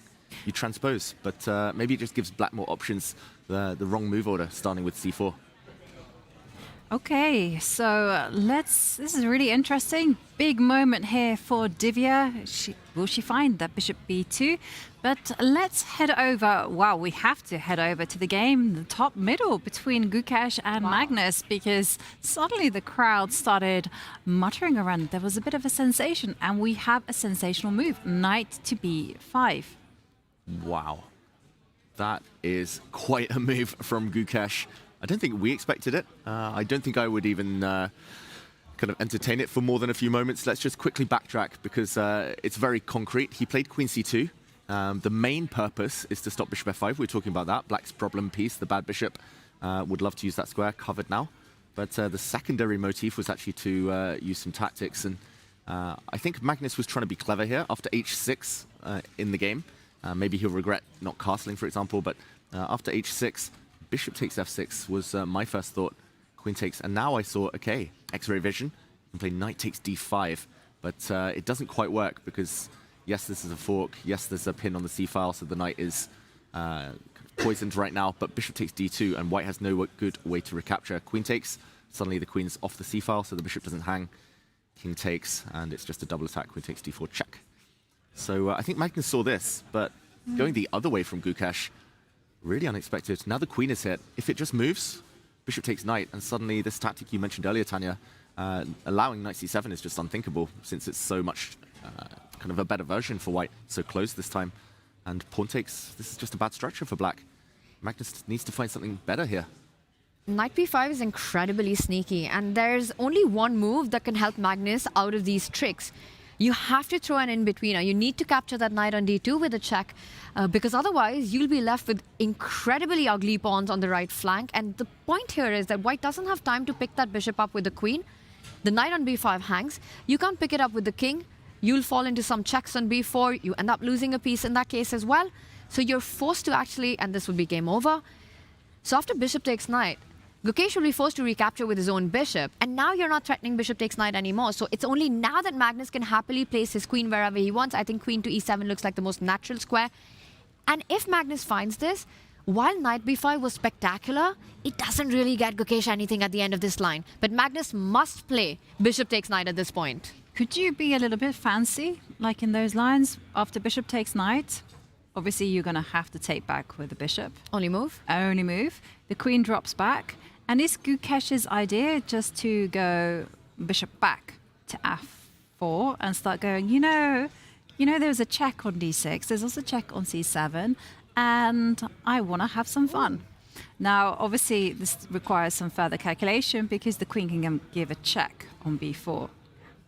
That's the only problem. Otherwise, I think white would be completely crushing and winning this position. And it's also a problem that we can't really castle in check. I mean, who came up with that? Like, why can you not escape checks with a king?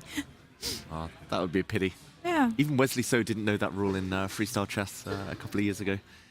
He got checked. He tried to castle and get his rook over to block, but can't castle when you're in check. It doesn't actually logically make sense that you can't. Like, why should you not be able to escape a check with a castle? Because it's a move, right? Yeah, I guess it's like in real life, like when a scary person looks at you, you just freeze and you paralyze and you forget like how to talk, how to move. Well, at least that happens to me. And that's what the king forgets to do when it gets scared, it gets checked. It's like, oh, whoops, I've forgotten how to castle. And I need some shielding instead. Yeah. And the pawn falls on d4. Yes. But first of all, Magnus has to play bishop takes knight in this position. I actually think if he moves the queen anywhere, David, bishop takes knight will give a huge advantage to Gukesh here. It's very important for Magnus to give up his bishop pair, but Magnus is a knight guy. Mm-hmm. He does love his knights. Mm-hmm.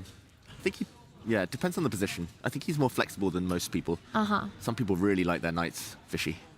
Some people really like their bishops. And Magnus, he'll play according to the position. But yeah, just to show the final kind of outcome then, bishop takes knight, check. Bishop takes, let's say the queen goes back, the knight retreats. Mm-hmm. I think the fact that it's not an amazing bishop, maybe it still has to spend time coming out. That should give Magnus time to start building out his pieces and maybe even strike while the white king is still in the center. But if the bishop gets closed in, then you don't worry about the bishop pair here so much as black. No. Unless you're David. Then it's yet. I would still take white, but 30 moves down the line, you are going to regret giving me the bishop pair. Mm-hmm. But this is also what we were talking about yesterday in these Carlsbad positions. Very often having the knight pair, two of a kind, better than one of a kind, could also come to play out for black in certain scenarios there. And the blue arrow does make an appearance. Magnus Carlsen, only move. Yeah, I added that, but I trusted you, Tanya. I put a blue arrow on this time. I overrode everything because it does feel like the best move by far. Do you see an alternative to bishop takes knight that we should look into? Because it's only queen e7 in bishop takes knight, and I love that line that you showed where Magnus will be forced to recapture with the g-pawn for Gukesh. He's the only one having fun there. But very creative idea by Gukesh. To go queen c2, 8-6, and you can see Magnus on a 6-minute thing. Quite surprised with this knight b5. Yeah, I love it from Gukesh. I think great move. Like, whether objectively it gives any advantage or not, very questionable, but like, I love the idea behind it. I love the fact he's trying to create an imbalance, get the bishop pair. It's very ambitious. No fear to the world number one.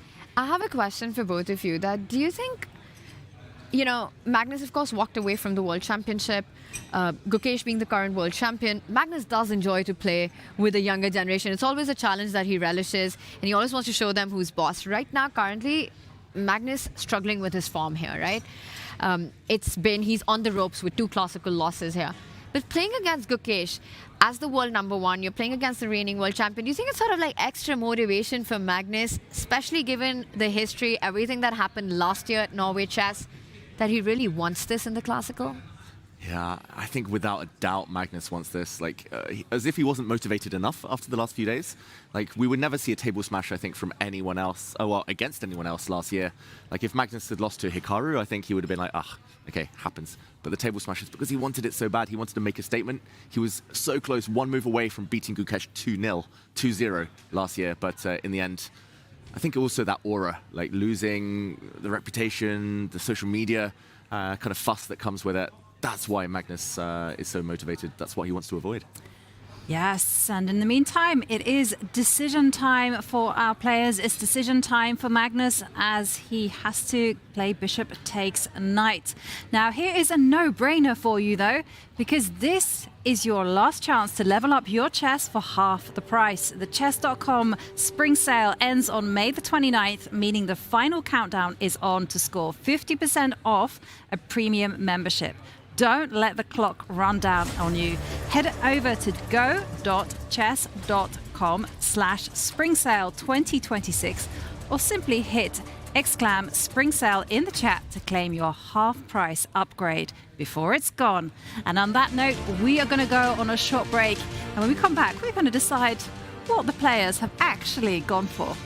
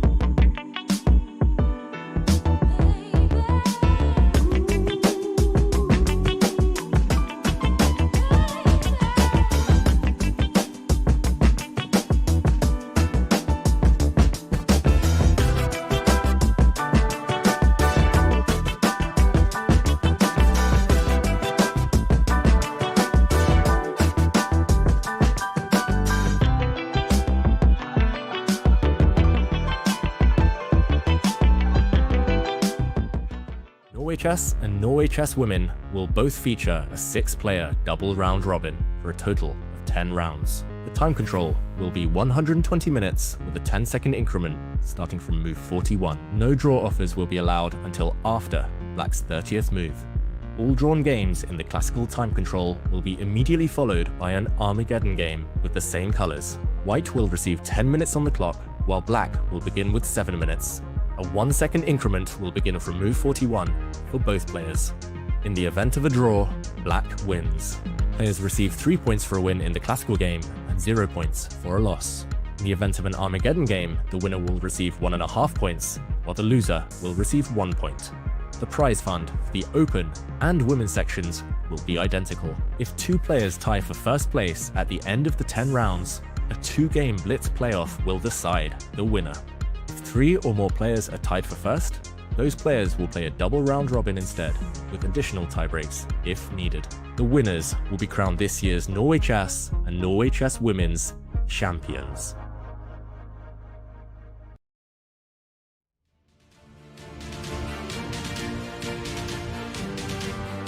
We are back in the beautiful Dakeman Library in Oslo. The sun is setting. Well, actually, it doesn't set in Norway at this time.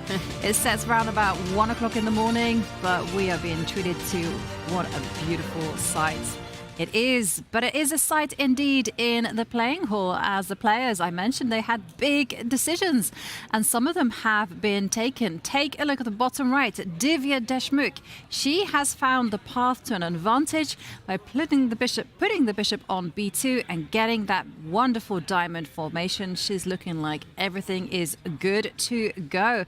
And going to the other games, I feel like we should definitely check out the game between Wesley and Alireza Firouzja. Big game there. We see some huge decisions made, risk-taking from Wesley So, which we always love, when he feels that he's in the flow and not afraid to go for his opponents. Let's jump into that one. We will later go to Divya. There have been a couple of moves there, but she is currently thinking. So what do we make of the current position? All the bishops off the board. Looks like knights will have a huge part to play in the near future.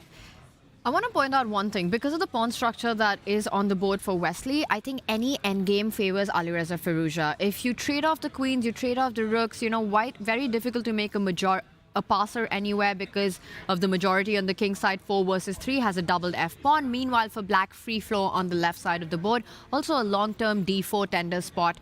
So pawn formation, advantage Alireza Firouzja. I think Wesley has to rely on piece activity here. He needs to keep as many pieces on the board and try to push those FG pawns coming forward. David, I don't see it's as easy to execute all of that. So I am slightly surprised that the bar prefers Wesley's position here. For me, it just feels like the trumps are with Alireza. If only I can find some good squares for my knight. Yeah, the knights. It's all about those pesky knights. Like, black's knights are solid, but where to jump forward, very unclear. And this is actually, it's a funny pawn structure to me. I love it from the white side, partly because I'm a Caro-Kann player. I love playing these e takes f6 Caro-Kanns where you double up your own f-pawns, and you actually get the same exact pawn structure in several of those variations. And it's a bit tricky for black. Like, what does black touch on the king side? I think long term, that's the big question. It's just uncomfortable.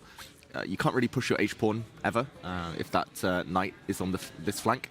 Can't really touch your g-pawn without loosening yourself up. If you ever touch your f-pawn, there are all sorts of weaknesses left behind e6, g6.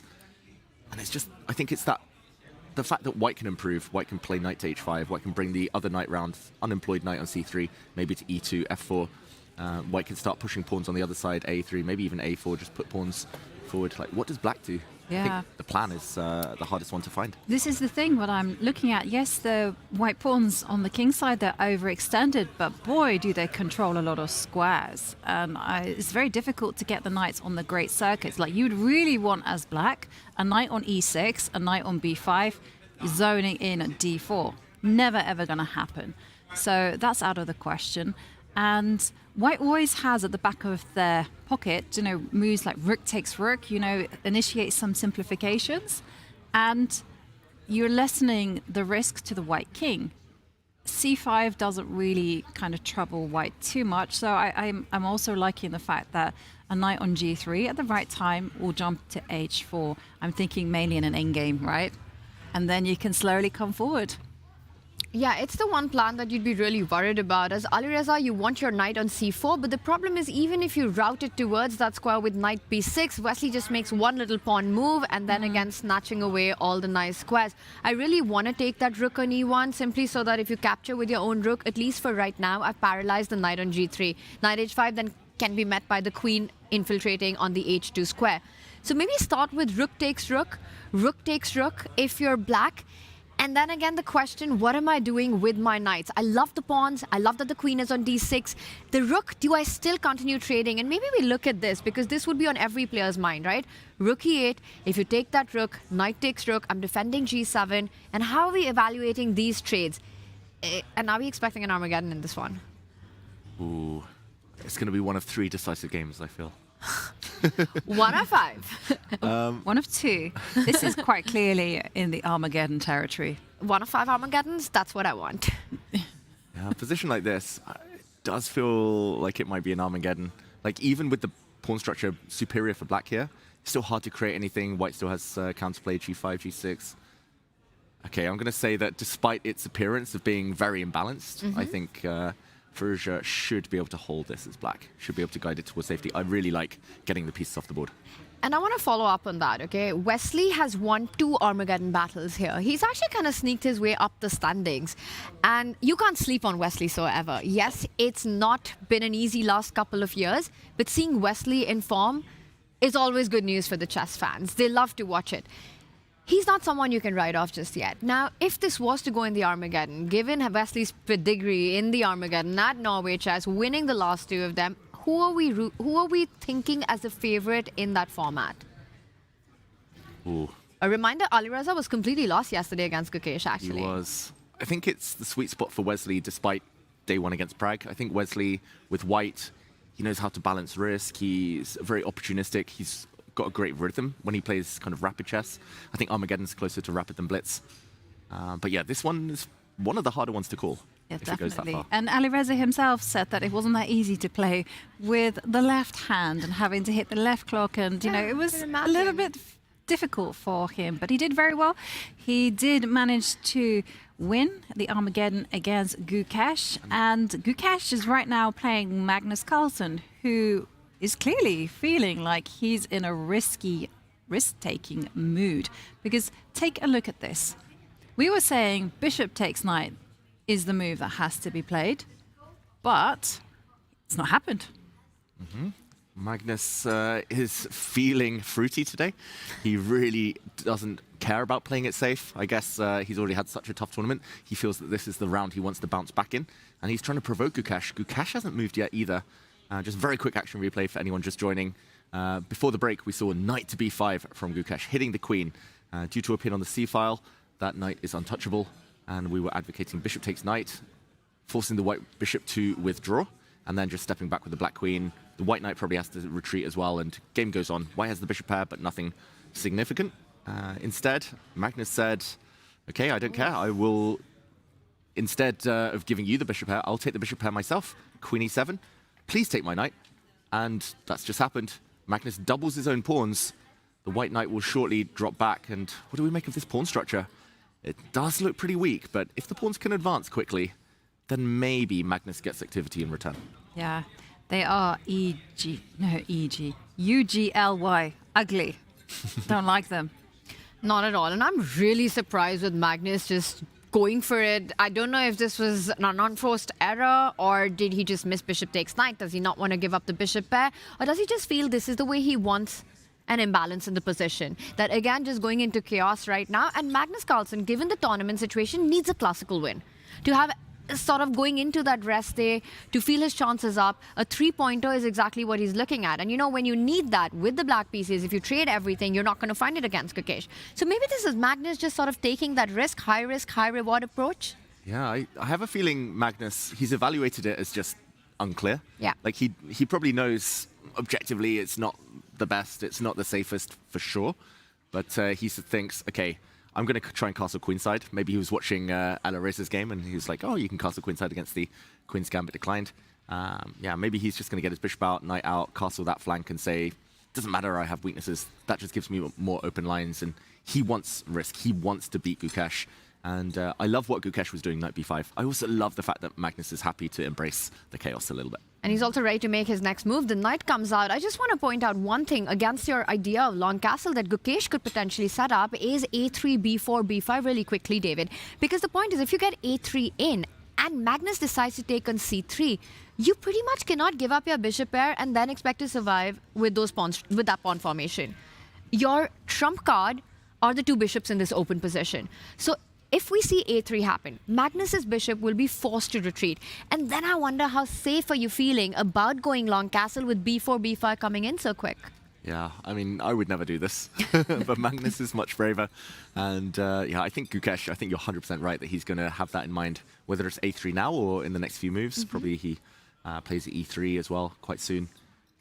Yeah, it just feels nice for white, like bishop d3, control the f5 square. And yeah, I think Magnus now a lot of responsibility. He has to justify that decision he just took. Yeah, I don't really get it. I don't like it because I'm just thinking white has a very straightforward plan. You know, you just go e3, put your bishop on d3, g3, just to kind of cement the f4 square. And then if your king side is ever threatened with an h5, you go h4. You can really block it all up, knight e2.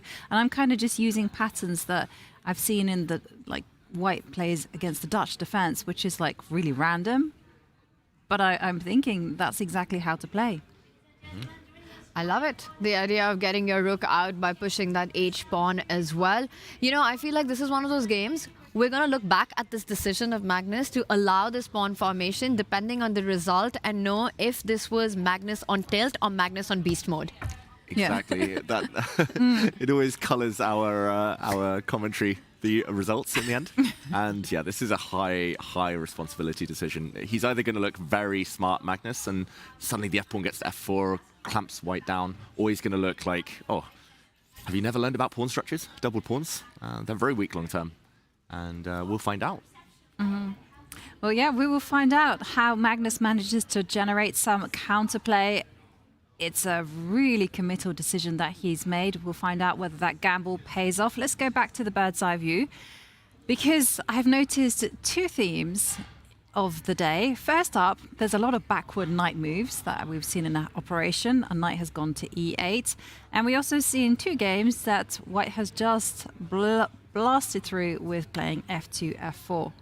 And I also want to point out another theme that's clear is that right now, all across, if there's anything, it's advantage white. We see our top row there, middle board, Gukesh, with what he's created on the king side, which Magnus has voluntarily walked into, has something to play for. Meanwhile, Vincent also pushing a little bit in his game. That idea of f4 happened, as Yovi, you pointed out. And right below that, you know, we've got Divya Muzichuk, a huge advantage in that one for white. Maybe that's where we go into next, because there's absolutely nothing challenging Divya's bishop on b2 in that one.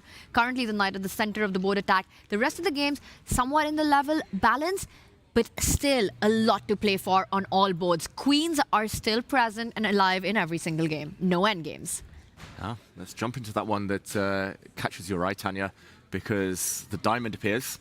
Diamonds are shiny. I can't take my eyes off this white pawn chain. Beautiful. And just the fact that they're complemented, that control of the light squares is complemented by a dark square bishop. It's just the perfect scenario positionally. Not just that, but the bishop's going to hit the king side. The knight is not stable at all. We talk about good knights versus bad bishops, but here it's a very good bishop against a slightly clumsy knight. And yeah, this looks like one-way traffic against the black king. The queen's going to come, hit that pawn, the rook's going to come. This is a nightmare scenario, and a Muzichuk opening gone wrong. Can we just backtrack a little bit? We left it last and we were wondering if Divya will find this idea of the pawn sacrifice and actually see how this played out, because I believe that she did go for the move bishop to b2, David Howell. Yeah, exclamation mark, best move in the position. There was a capture on e4. c4 now, again, best move in the position, not allowing black any breathing space. Knight takes here, for example, black could maybe use the knight to hit the rook, or at the very least black could take, and suddenly the white bishop doesn't gain a bit of time, as it has done in the game. So c4, energy in the white position, hitting the knight. I don't think Anna Muzichuk ever considered doing a Magnus and allowing the doubled f-pawns. She could have been greedy here, but I mean, if you want to be flashy, you could probably take with the rook, or Eval Bar doesn't like it, but okay, take with the bishop, be safe. And White's attack is just way too strong. I mean, you can give a check, you can bring your queen out. I'm not even sure. Something's coming in, the knight coming in. This just looks way too scary. And I'm not sure exactly how to knock black out, but apparently queen to g4 is the best way. Then the rook comes, the knight comes, and it's going to be game over soon. So Anna Muzichuk tried to block the diagonal, but only short term with her knight, knight d4, knight takes c4, and here we are. She's thinking now what to do about this knight. You'd want to just plant it there, right? Yeah. If you're black right now, you don't want to retreat with the knight, allow the queen coming into g4, h4, h5, the bishop being an absolute sniper. But I think the problem, Ivanka, is that if black was to play c5, you might end up losing the pawn really quickly because there's nothing coming to its defense. I don't even know if you want to take that knight because the bishop's so beautiful, but the bar approves and immediately go queen g4 and then fall into a trap with f5 and lose the game on the spot. Yeah, don't fall for that one. but otherwise, I love the plan. Same idea, just a slight different twist. Probably just queen f3 or queen h5 or something along those lines. Drop the queen back to f2 and then pick it up. And yeah, that's the beauty as well of this diamond. They defend each other so well. There's no weak spot. Like maybe the weakness in that diamond is the base pawn here on c2, but how does black ever get to that? Diamonds are forever, and this pawn structure might be forever. Yeah. So we just saw that actually c5, the move that I wanted to play, because you really want to be neutralizing that bishop. Isn't probably possible because it gives white that clear-cut plan of winning the pawn. So let's go back and let's see how bad is it for Anna if she plays knight to e6, and that's what she's happened. So obviously you have to be careful. Queen to g4, queen to f3. You do run the risk of getting your pieces forked. I will point out that if you have to fall back with the knight, e6 makes a lot of sense. It's closer to the black king. The piece is a great defender. You also protect the g7 spot for now. So knight e6, I think Anna just did not like the vision of losing a central key pawn in that and sort of just suffering until eternity there. Keeps the game alive. How does white continue? You simply go queen f3, then knight g5, and then line it up on g3. Yeah. Yeah, this is one fork we can definitely afford to walk into. And yeah, here black's probably forced to play a move like f6, knight takes rook, checkmate. So yeah, block that bishop, block that sniper. But yeah, the game continues. I'm not sure whether white adds the pressure on the g-file or white just steps back somewhere. Yeah, the rooks are coming, h4 will kick that knight, again, still not stable. Maybe that's better for white, but still good enough for a long-term solid advantage. Bishop better than the knight. It looks a dream though, because white's going to take control of the E-line as you've highlighted, and if there's one open line, you should control it, and then black is just in grovel mode. I'm not seeing black surviving that one. I think Divya's got all the reasons to be very happy with the opening outcome right now. It's the most you can ask for at this level. A very, very healthy advantage, something tangible to play for, an advantage that cannot be neutralized. We're talking about the diamond pawn structure, but the bishop on b2. You're basically going to have this beautiful bishop for the rest of the game. So you can play slowly, improve your position. But the one player who probably cannot play slowly, I think, if we just bring up our bird's eye view one more time, Ivanka, because it's brewing so beautifully, and I'm still amazed that Magnus Carlsen hasn't made his move as we go into our 6th board view right now. On that top row, the left side, the top left, the rooks are coming off the board, so things moving much faster there. It's kind of going into the way that we predicted the game would develop. You know, maybe the rooks are going to get swapped off, and we have a very tense position. I kind of call this a little bit trench warfare. You dig in to your own side and you just don't let go. So I think kind of expecting that to be like a standoff where white is a little bit more comfortable, but black is ultimately fine. But where I was really drawn to was the game between Vincent Keimer and Pragg, because we saw f2, f4 work beautifully in the Divya game. It's now in operation for Vincent. And Pragg was the one who also retreated the knight backwards. Knight e1, knight e8. We saw this pattern. What do we think about this one? Because to my eyes, it's the bishop pair, proving once again that it's going to be a long-term force to be reckoned with. Yeah, it's g7 as well as a weakness, as a target. Like, the white bishop can't occupy yet b2 because of the rook, but the white bishop is probably going to go d2, c3. He's going to stare at this pawn. White's king is going to shuffle into the corner. A rook's going to line up on the g-file. I mean, long-term, Vincent's just crushing it now, but that means that Prag has to be dynamic here.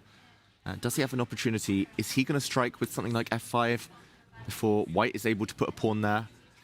Is he just going to put his knights in the center and say, okay, that's an outpost? That's more than Anna Muzychuk had in her game to try and quell the power of the bishops. What else could it be? I don't like Black's bishop here. I don't like the prospect either of it being shut in further by f5. So does Prag have to be accurate now? I don't know how narrow the path is to maintain the balance, but definitely Vincent making huge progress since we were last here. It's definitely not the kind of position whereas Black, you can just simply sit and wait. You can't play a slow game here trying to get positional on the queen side. You need to do something because White's just going to steamroll otherwise, right? All the ideas that you mentioned, targeting the g7 pawn, once that happens, it's disaster. David, f5 right now with a knight on c6 on pre, I think we need to look at that because Prag is also the kind of player who's always looking for dynamics. He's calculating these lines where he's not going to sit in passivity forever, but is able to find counter chances.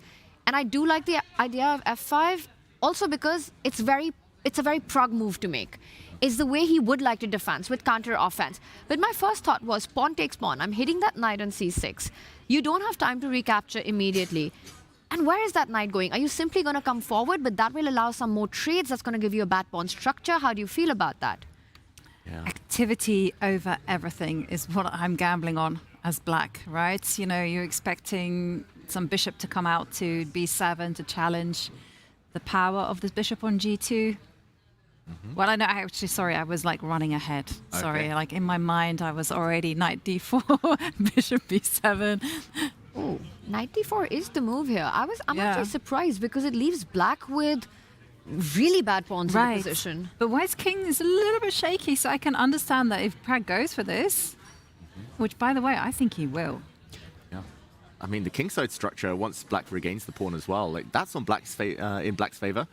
And I mean, if we make it just a couple of random moves, if White isn't quick here, bishop takes pawn, the Black knight might get to some good squares, hitting the backward d3 pawn. The Black knight might suddenly come to life. So I think he's going to play it. Like, it's very typical in the... There we go, f5 on the board. Not the best according to the computer, but definitely, I think, for a human, the best practical decision. Yeah, you have to fight. You have to control squares. In the King's Indian, if you ever take an f-pawn, allow opponent's pawns nearer to the center, you have to challenge immediately. There's so many openings where this is a typical theme. So I think it was always going to happen that Prag would play this. And for Vincent, it's kind of a threefold decision to take this pawn. Like, short term, there is a hit on the Black Knight. Or do you step forward, also hit the knight? Or do you just leave it? Do you not touch anything? I have a feeling Vincent's going to go into a long think, either now or in the next few moves. And strategically, this is so rich. This could go in any direction. It really could go in multiple directions here. I can actually see Vincent maybe starting to improve his pieces and just leave the tension there in the center. But it is definitely one to brew on, right, for a long, long time. And it's a very critical moment because it's kind of going to dictate the nature of the game for the next 10 moves. You know, if you push that pawn, you take that pawn, or do you keep the tension? If you decide to keep the tension, I think for Prag, the next few moves will involve improving that knight from c7, getting it to the center of the board, and then really reinforcing the target of d4. So if Vincent does not take a decision with his own e4 pawn, I think it's easier for Black to find the next move. I would be looking at either e5 or pawn takes pawn. I feel like these are the two most critical options. Kaima's not going to shy away from them. He's going to calculate, and I think this is why he goes into an at least 10-minute think. Yeah, feels like the first real critical moment of this game. There've been decisions made, but this is the biggest so far. And I've said it before, with great space comes great responsibility. White's the one pushing pawns, so White has to kind of cover the squares now and make sure that he hasn't overextended. And talking about critical decisions, well, earlier on we saw Magnus take a really unorthodox decision in our minds, where he didn't play bishop takes knight. He allowed the wrecking of his kingside pawn structure. Well, earlier on, Magnus did visit the confessional, so maybe we can get some insight into his way of thinking.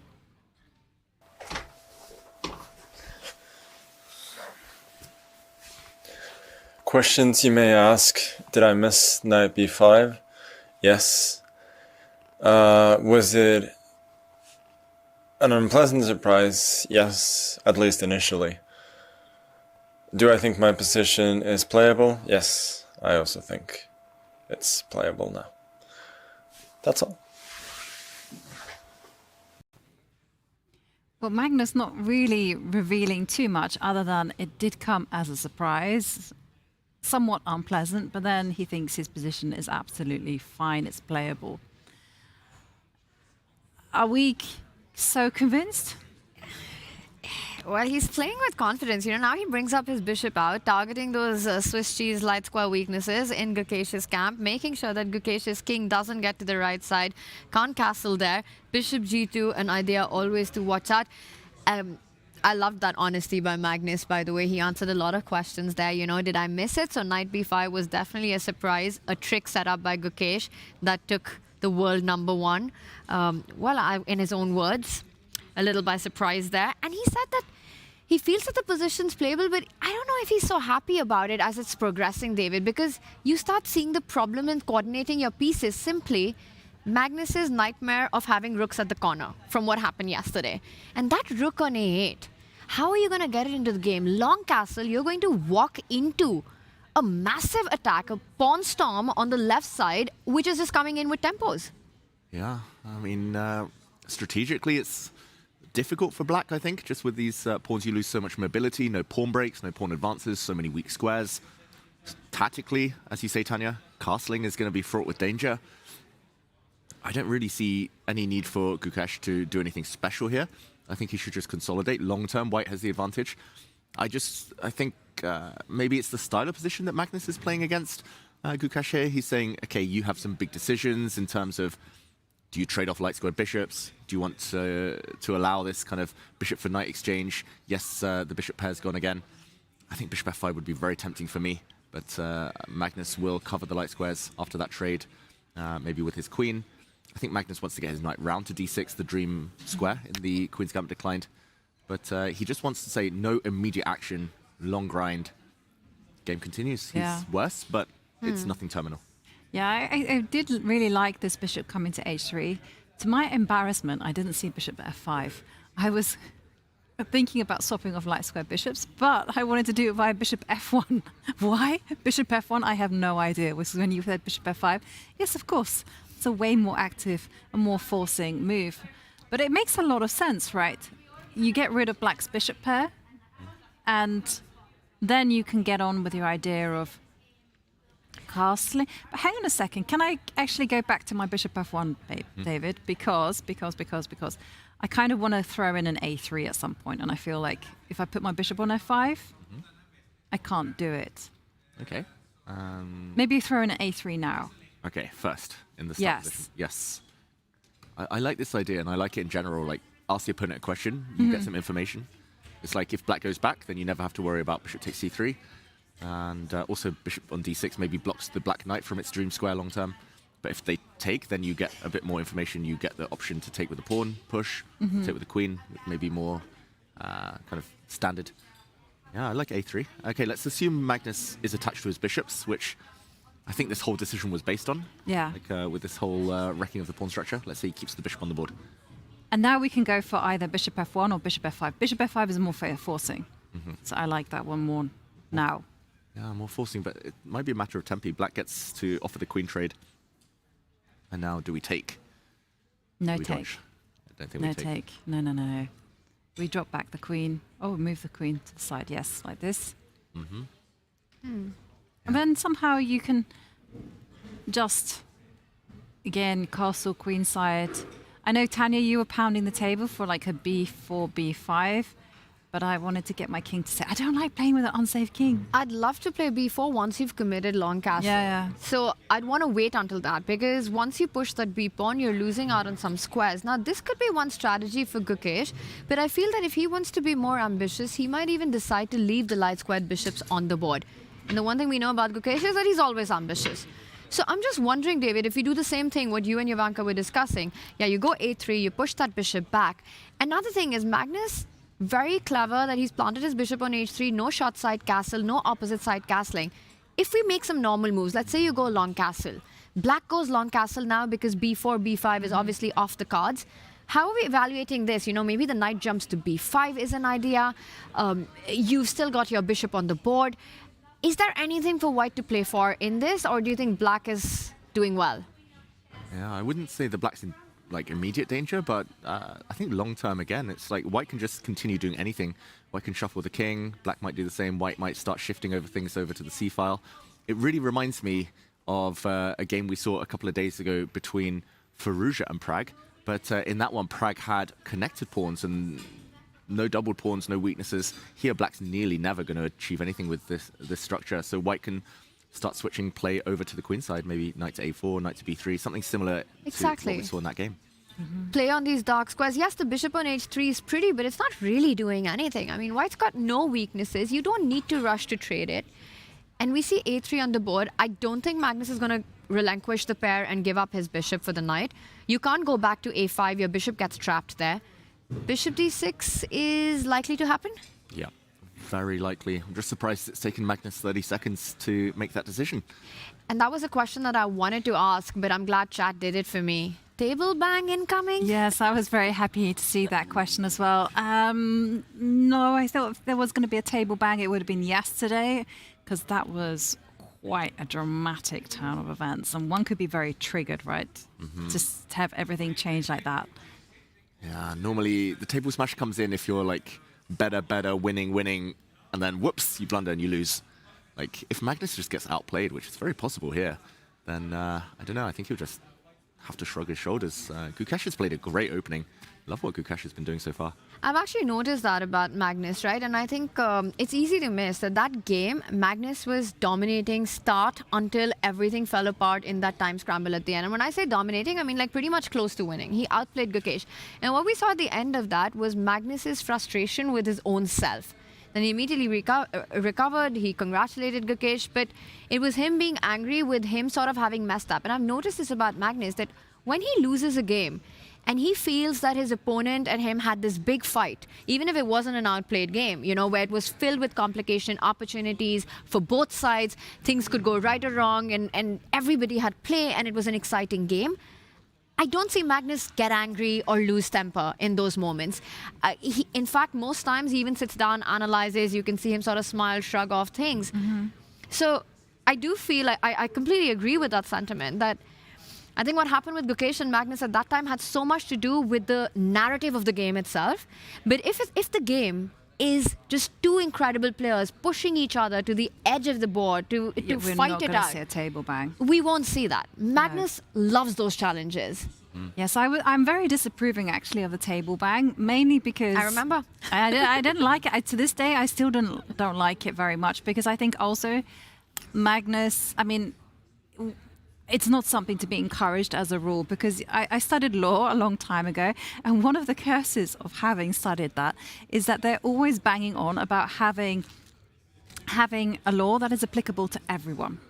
And okay, so you can have a law, if Magnus is allowed to table bang, are we going to then allow, say, a big masculine man slamming the table and then his opponent is a very young child? We would say no. So you got to have a rule that is applicable to everyone. You can't just go, world number one privileges. No. I see your point, but I do feel that I think I'm on the other side of it, where I feel that chess players don't let out emotions enough. And I think in that moment, if it was any other grandmaster, Gukesh joined us for an interview, remember? Yeah. He's done a few table smashes in his career, by the way. And everybody said that they've had those moments where they've felt so much frustration with their own games that somehow sometimes emotions come out. Right. And I think we see it across sports, Yovi, where people smash rackets. But they're never in physical proximity. That's my issue with it. Like if he'd gone into the corner and was like, rah, rah, rah, rah, rah, I have no problems. You can throw your tantrum. It doesn't look great, but you can do it. Yeah. But he did it on the board. And that's my criticism. But I don't think we're going to be seeing that, because I think, as you guys mentioned, it was just a build-up of emotion. He needed to get it out. And directed at himself more than the opponent. Yeah, absolutely. There was no malicious intent behind it. But a decision's been made. And whilst we were talking, bishop takes knight. Magnus keeping us guessing in every move. I wasn't expecting that. I thought bishop would just go back to d6. But Magnus is determined to reroute the knight, from b6 to d6, where it can start eyeballing e4 and c4. Yeah, I've got to say, this is very anti-positional play from Magnus. Like, he knows what he's doing. He knows he's doubled pawns. That's kind of now for no reason, not even for the bishop pair. He knows that's already kind of a little bit of a sin when it comes to positional play. He's given up the bishop pair now willingly, but he must just be trying to get a grip here, just of that kind of light squared combination of e4, c4, f5. I think, Ivanka, you're right. Like, knight c8, d6 is pretty much guaranteed now. And it's just about whether he's got enough control, Magnus, to stop any of Gukesh's big plans. I think now Gukesh will be like, okay, I'm going to keep the light squared bishop on the board because this piece controls everything. I'm not going to swap anymore. I have a question for you. And it's actually referencing another game that's happening, and that's between Humpy Canary and Zhugener. Because in that particular game, which we'll come to, Black has gone for, you can see the pawn structure with b5, a5, and a knight popping up on d6. Is Magnus going, hang on a second, you guys think I'm playing the long game, but actually what I want to be doing is I want to stop White from castling kingside, and if you castle queenside, that is what's going to await. So maybe he's been watching the game Humpy against Zhugener and trying to pick up some inspiration. Maybe. I mean, we're seeing this Carlsbad-esque pawn structure on a lot of boards, so maybe Magnus... There we see it. He's actually watching the screen right now. I like the theory, Ivanka. Maybe he's just he's just hoping. Speculation. Exactly. What do you think, Tanya? It would be very, very ambitious. Maybe a bit of a pipe dream. I think Magnus is known to actually keep an eye on all the boards, and I wouldn't be surprised with the position so incredibly different as well, while the structure is same, just what we have on the boards. And right now he's just given up that bishop for the knight. The idea of rerouting that knight from b6 to d6 is also incredibly thematic in these structures, right? You're looking at those light squares at the center of the board. It's a really nice spot for the knight, where it also defends the b7 pawn. It also gives you the flexibility to move those pawns forward, now that the knight on b6 has done its job. But before all of that happens, the first decision is on Gukesh. What is he capturing that bishop with? And it's not so clear for me. I would love to capture towards the center, pawn takes bishop, but I also feel that I want the flexibility to go b4, b5, to have the minority attack, and instead to take it with my queen. And I have a feeling that this is not an easy call. Instinctively, I want pawn takes bishop, but logically, queen takes bishop. Which one are you guys going for Gukesh here? Oh, I think if I was in a must-win situation, I would take with the pawn. Just creating even more imbalance. Take it, push forward with c4. Like, structure-wise, it's fantastic for white. But I do think, like, stability-wise, if you're just trying to kind of keep the grip long-term, maybe taking with the queen, not change the structure, deter black from castling queenside due to those pawn advances you mentioned, Tanya. That feels like a coin toss. Queen of coins, Ivanka. What would you do? I don't have my coin. Where's your coin today, Ivanka? I don't know where it is. I've had it for many, many years now. I've had it like for 20 years. But now it's gone. I don't know what I did with it. One of our viewers watched yesterday and they were like, oh, I want that lucky coin. Really? Oh, yeah. Oh my God, I've lost it already. It is a bit of a coin toss here. I don't know. I suspect the fact that Gukesh is hesitating, that he might also take with the pawn. But whilst Gukesh is thinking hard, maybe we can actually just pay some attention to Humpy against Zhugener, go to that game and see the pawn structure there. Maybe we can get some inspiration. Some ideas. What can white do? And this is so different. It's the number of pieces and pawns that are on the board. Knight d6, the plan that we're talking about from Magnus Carlsen, already on the board for Zhugener, a beautiful piece. But I have to say for Humpy as well, she's got trumps in the position, right? She's kind of all set up and all ready to get e4 in this game. I'm not sure if she does it immediately or does she wait, because there are ideas of black pushing that b pawn, kicking that knight out, c5 in the air as well. Once that happens, opening up diagonals, opening up files. David, should we do a deep dive into this? Because pawn breaks, super important now that the pieces are all in the center of the board for white. Let's do it. Let's try and figure out exactly what Zhugener will play. If e4 is coming and she wants to brace for that impact, the impact of that move, then maybe she already strikes with b4. Maybe she lands the knight into c4. Feels like the most two most active moves, or she can just kind of take a time out and just chill, and Arisa style, just hang out, put a queen on b7. Okay, in terms of deep dive, which one do we think is worth? Most direct. I think we have to check out b4, right? Okay. Kick that knight out, and I think the problem with this is that you just take and you put the knight on a4 and you're playing on the dark squares. There's a fork in the air. There's a nice outpost, as you say. That is not so pleasant for black, but... And if this is not so pleasant for black, then how are you stopping Humpy's e4 on the next move? I'm not sure if she is. Okay, let's say knight c4. Let's try and just put a nice piece on a good square. Let's go. E4. We gotta try it out, right? Yeah. Okay. Yeah, I'm not sure what next. d4 feels a bit looser, but it's okay for now. It's all protected. Let's say black just continues waiting. Just want to keep the tension. Yes. It's such a complicated... Looks nice, doesn't it? Very complicated. Like, it's hard to come up for a move for white and for black. Doesn't white normally play? We have a decision, by the way. We do. So Zhu Jina decides not to push any of her pawns, and she's inviting the move e4.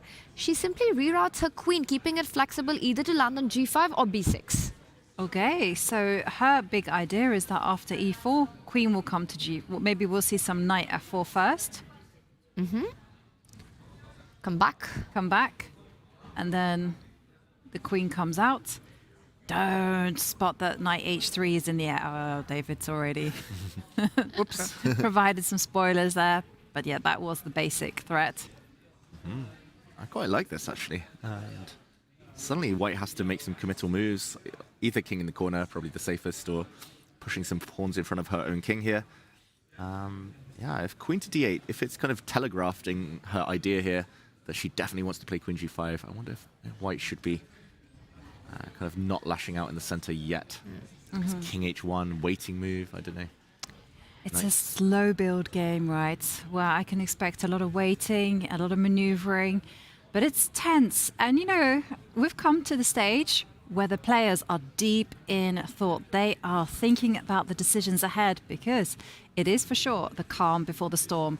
And on that note, we are going to go on a short break. When we come back, we are going to dive into the action that is bound to ensue.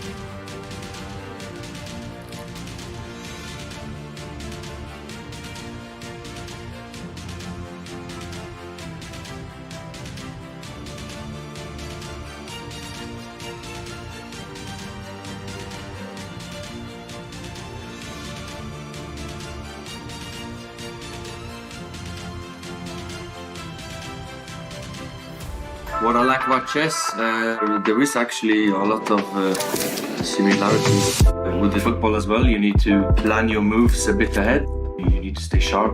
You can't lose 1 second of focus. If you do, you might get punished. You have to sometimes surprise the opponent. Chess, I have a lot to learn. In life, I have a lot to learn. So everything in life, you can always get better and you can always improve. Total Chess can turn chess into an even bigger sport for new audiences.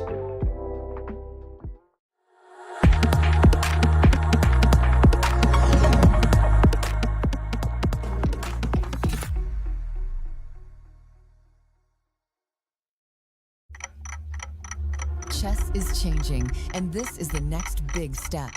Total Chess is a new FIDE-approved World Championship Tour. Created by the team behind Norway Chess, it combines Fast Classic, Rapid, and Blitz into one title. A pilot is set for autumn 2026. In 2027, the inaugural tour begins, and we will crown the first ever FIDE World Combined Champion. 4 events a year, hosted in cities around the world. A clear season structure, a bigger audience, and a stronger presence for the sport. We are partnering with sponsors, investors, host cities, and media partners to build something with long-term global impact. If you're looking for a global platform with real momentum, this is it. Let's talk about how you can be part of it.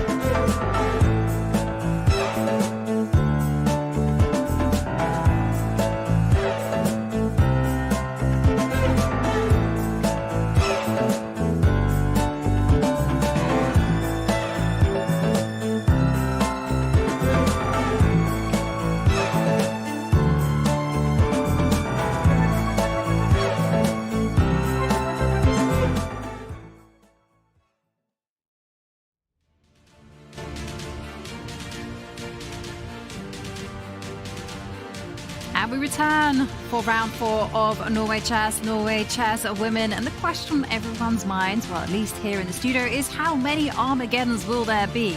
Well, some of us say 4. That's what we're expecting, but we will find out.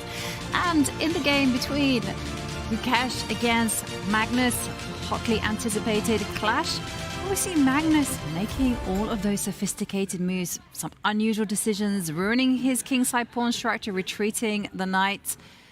Decisions have been taken. But Gukesh, when we last left him, we left him with the idea that he could play ambitiously with pawn, takes the piece, or he could have taken it with a queen, and he's gone for the most combative response.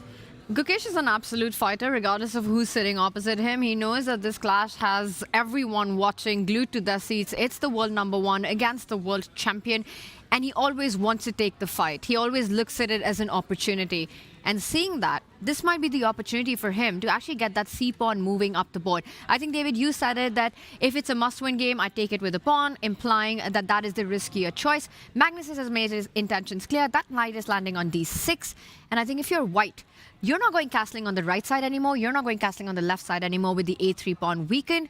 So you have to be looking at that break with pawn to c4, hopefully deterring Magnus Carlsen from getting knight d6 in, at least for one move.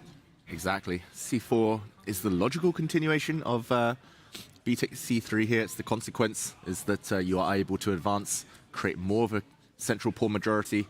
I wonder if it gets tactical immediately. It might well do. Gukesh, I was going to say, it's so predictable. Like some players, you can read like a book. Like Magnus yesterday, playing knight takes d6. Prag said it. I knew it. Like if Magnus sees an opportunity to get in a material imbalance where he thinks he's better, he'll go for it every time. Gukesh, I think of him as like a transformational player. He likes to see the game evolve. From the opening, he'll make some big decisions. Then it's suddenly pawn structure changes. Then pawn structure changes again. Then it changes again, and he tries to kind of change the pace. Hope his opponents can't keep up. B takes c3. If he accelerates now with c4, I think we have to work out what is Magnus doing. Is he going to take this pawn? Is he going to leave this pawn? Is he going to advance c5? I don't know. Either way, difficult decision and difficult to understand why Gukesh is thinking c4 would be so natural right now. Can you just simply play knight to d6? And the answer is no. But I had a specific idea in mind that if you were to take pawn takes, you could go bishop to g2. Ah, nice. And get it that way. Very strong pieces now in the center. I like it. If you get 2 more moves, queen e6, f5, you've fully cemented. Cemento on the light squares. Yeah, this looks beautiful with the bishop planted in the center. But perhaps for knight d6, you have this one additional opportunity that you could push the pawn to c5. And I'm not seeing a very happy square for the knight. On e4, you end up losing a pawn. f5, not possible. b5, I don't think that's what your intention is. And if you have to go all the way back to c8, your knight is kind of dead there with no coordination on the back rank. So c5, not a happy Not retreat, a happy move. not a happy No, move you've for convinced black. me. I completely cannot look at that. Yeah. It's not even alive that night. I agree. Rewind. We cannot allow that. But it actually goes to show the danger in the position. So that more or less indicates to me that after c4, you have to take it, right? Because you cannot allow c5. Okay, so now takes, and maybe you can use this idea of bishop g2, but in a different way. So which way is white going to capture on c4? Most natural, I would say, is the knight. Queen takes, you get hit. Bishop takes, unclear, unless the white queen's wanting to use this diagonal, but I don't really think there's time for that. So knight takes c4. And here, my instinct is that you should trade off knights. And the reason I'm saying this is because I feel like the bishop isn't going to necessarily exploit the weak pawns on the king side. The white bishop. Yeah, if the knight, on the other hand, can do a lot of damage, like sitting there on f5. The bishop, not so worried about.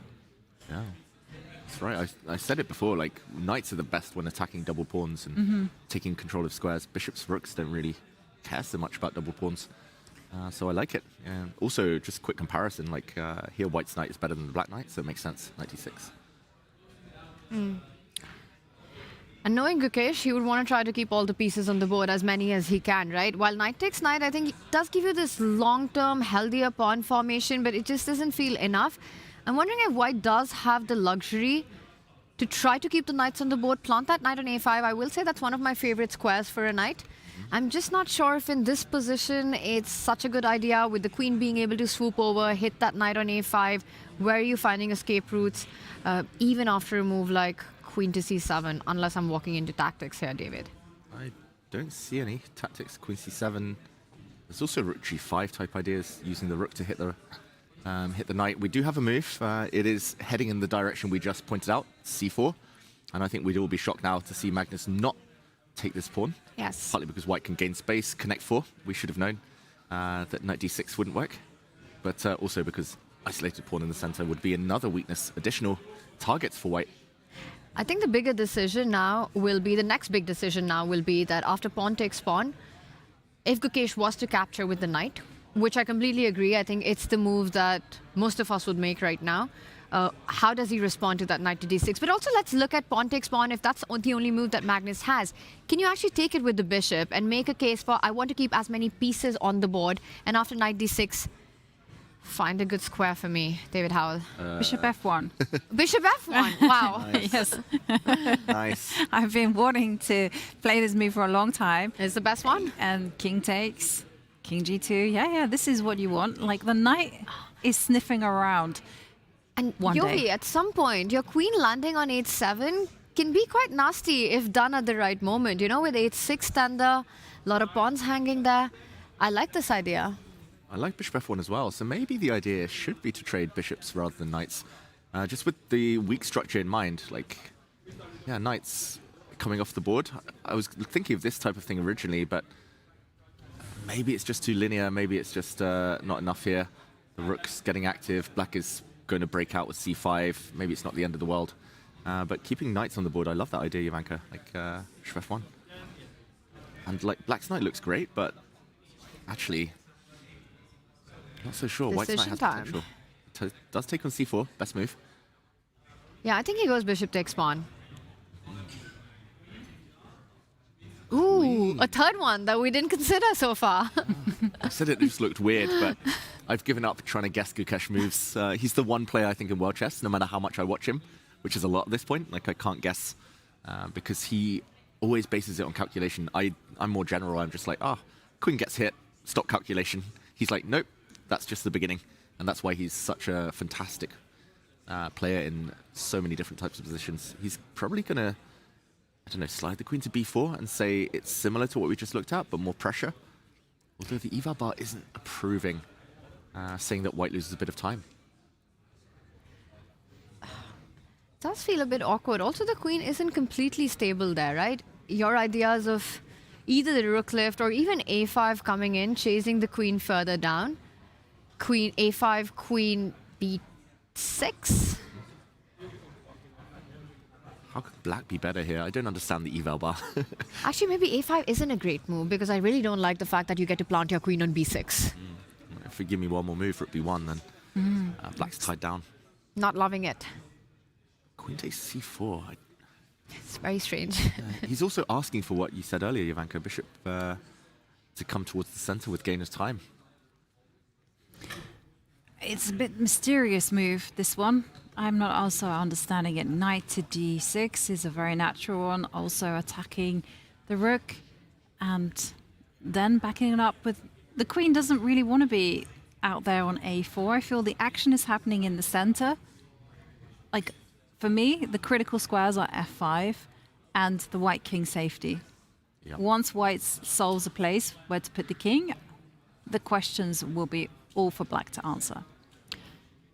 Yeah, I do wonder if Magnus can generate some kind of attack before white's king is able to castle. Like, yeah, I mean, bishop f1 now we've said it, like, it looks so kind of harmonious, just getting the king over to the king side, where it wants to be, where it's got the most pawn shell, so it can't go queenside really ever, I would say. Although, yeah, possibly with the queen on c3, you can make a case for it. It's odd, Gukesh, to play queen takes c4 instantly, when there were 3 very tempting choices. He must have something very specific in mind.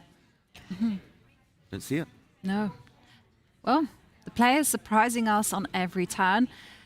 Let's take a pause on this game, and I want to draw your attention to, in my opinion, another series of surprising events, and that is between Vincent Keimer and Prag, because we were looking after f5, we were looking at Vincent stepping forward with the pawn. We thought that was quite nice, but he went for a completely different decision, and they haven't followed our analysis at all. And together we make up the dream team when it comes to the chess and the engine, of course, and the eval bar. They should have been watching the commentary instead of playing their games. Maybe they'll live to regret it, not following the stuff that we've been looking at. But really interesting turn of events here, because let's just backtrack to where we left it one more time, David, there. E5 was a very tempting option here as well, coming in with its own ideas. But Vincent, he didn't keep the tension, and I like that, because as we discussed, Black would solve problems by planting the knight on e6. He went for a direct line, and now with the knight hanging, we were looking at the knight jump to the center of the board and felt that Black was doing fine after the trade, because you eventually end up winning that pawn on f5 with the bishop coming out. The rook already nicely placed on b file. Things are looking good for Black here. Queen f7, queen g6 lining up next. But instead of that, to me, a little bit of a strange move here, because you use your bishop to defend the knight, as Prag did, bishop d7. Now you're never picking up that f5 pawn with your bishop.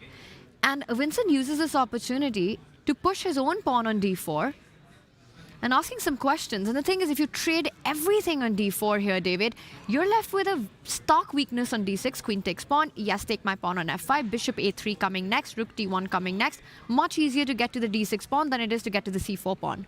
Definitely. We've talked about bishop pair a bit today, but never so far in such an open position as this. So this would be big pressure on Prag, that's for sure. And I think he might have just missed d4, first of all. But bishop to d7, yeah, I'm struggling to get my head around it, because do you really ever want to take this with your rook, where it will be hit by bishop e4, hit by knight e3? I don't really see what his next move would have been anyway, even without d4 coming in and putting him under immediate pressure. So we'll see. It feels like Vincent Keimer, some small chances, still nothing too drastic, like the pawn advantage will disappear, but yeah, it feels like suddenly his chances are a bit more promising than they were earlier.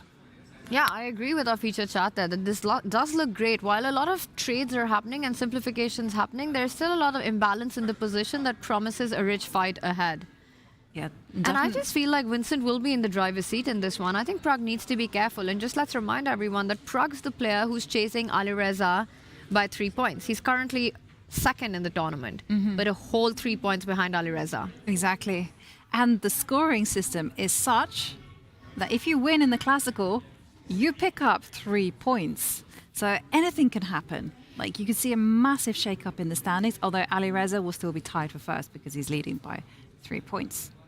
Yeah, I mean, he's just won his first 2 classical games. He's on fire here. In fact, he's won all 3 games so far. One of them in the Armageddon, 2 in the classical. Alireza Firouzja picking up points, and how here we do see a trade in the center. But I actually really love that about Norway chess, that the scoring system, Jovanka, that you were referring to, with 3 points for a win, it just rewards ambition, right? It's so much incentive for the players to play on, to try harder. And we've seen this in Norway chess, David, where at the end, huge turnarounds happen because of one player scoring that one critical classical win at a later stage.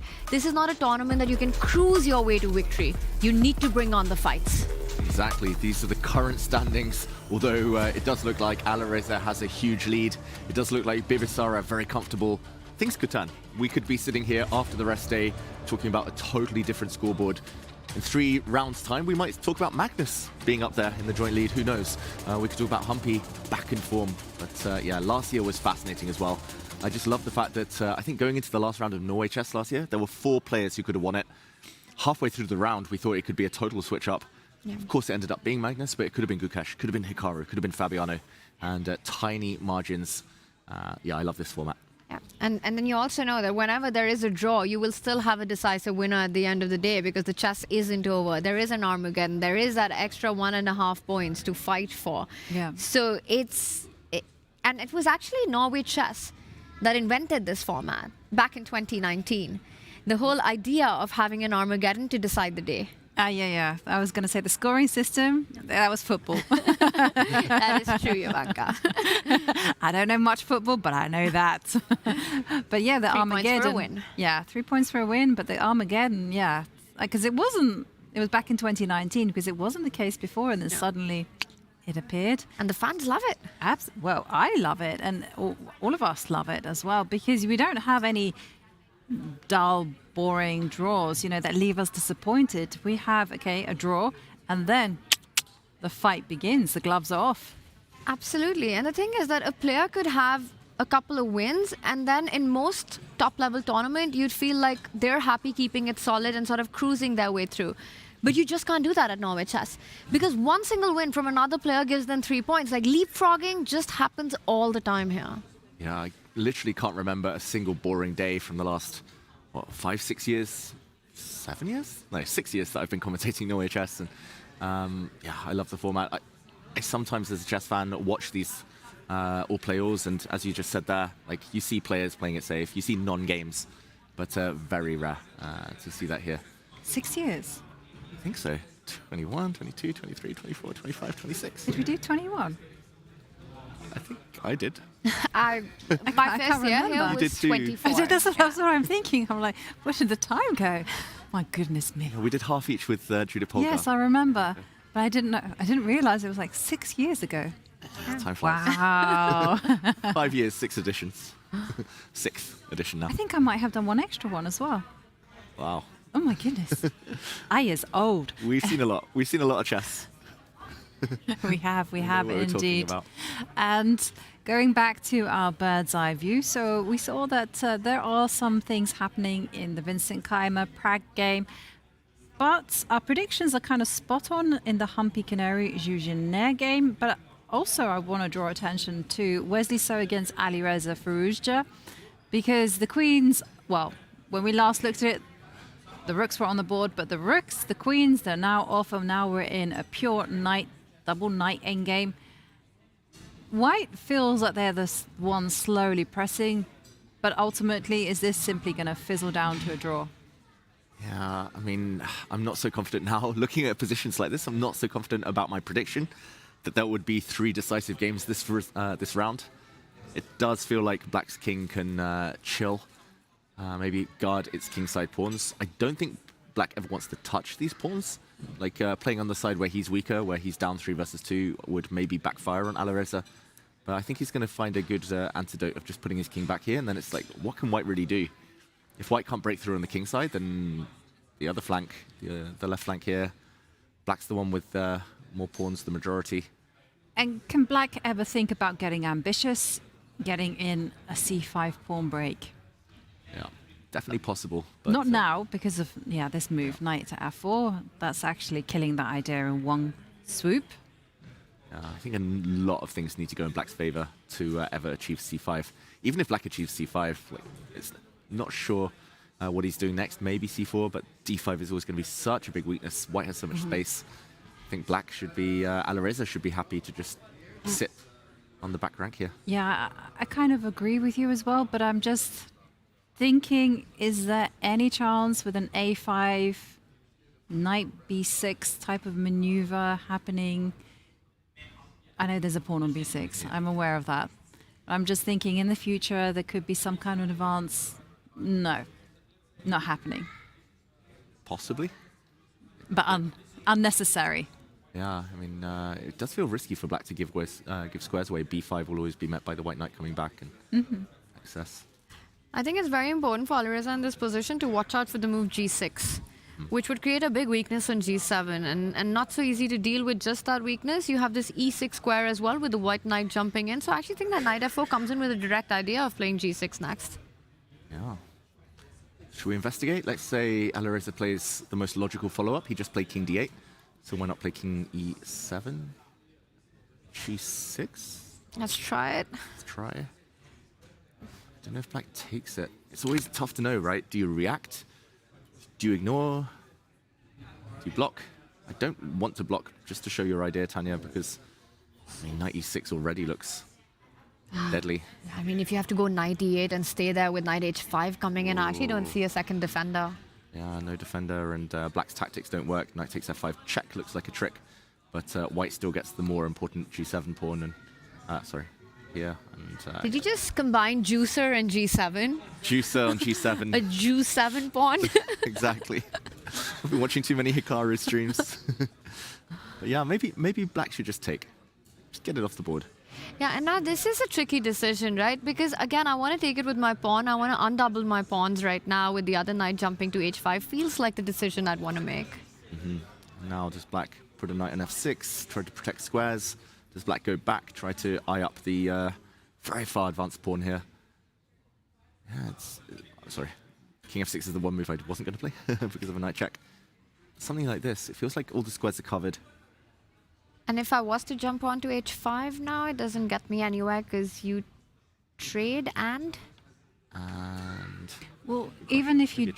I was going to say, even if knight takes g7 happens, it's not the end of the world, right? Because king f6. Yes, let's show that. Yeah, nice. And black is out of danger. All right, so maybe g6 isn't the most dangerous idea. You still have things under control, but it definitely feels a bit shaky for black once that comes in with g7 stuck. Yeah, there is a dash of poison in that line as well. So if you're Alireza and you're actually worried about it, you definitely don't want to push your own pawn forward. That's not, I mean, playing g6, you lose it. Playing f6, you anyways go g6. Knight e6 is also scary. Actually, there's no good way to stop g6. Yeah. Alireza has been burning more time than he has been doing this tournament so far. 28 minutes. I guess it's relative maybe to the opponent, but they have made 28 moves, so it's not the biggest drama in the world yet. But 28 minutes. If he feels uncomfortable, then maybe the time will come back to haunt him later. But it looks like he's playing king e7. Should be fine. Yeah, he's getting his king closer to those pawns. And now does Wesley just keep everything under control and keep the position as is, steers it towards an Armageddon, or at least hint at ambition with the move g6?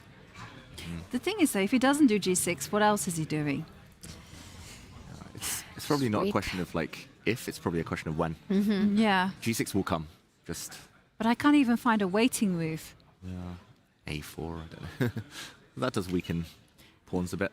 Exactly, and if you go a4, then suddenly this black idea of going a5 and b5 becomes a bit more attractive because there might be the makings of an outside pass pawn.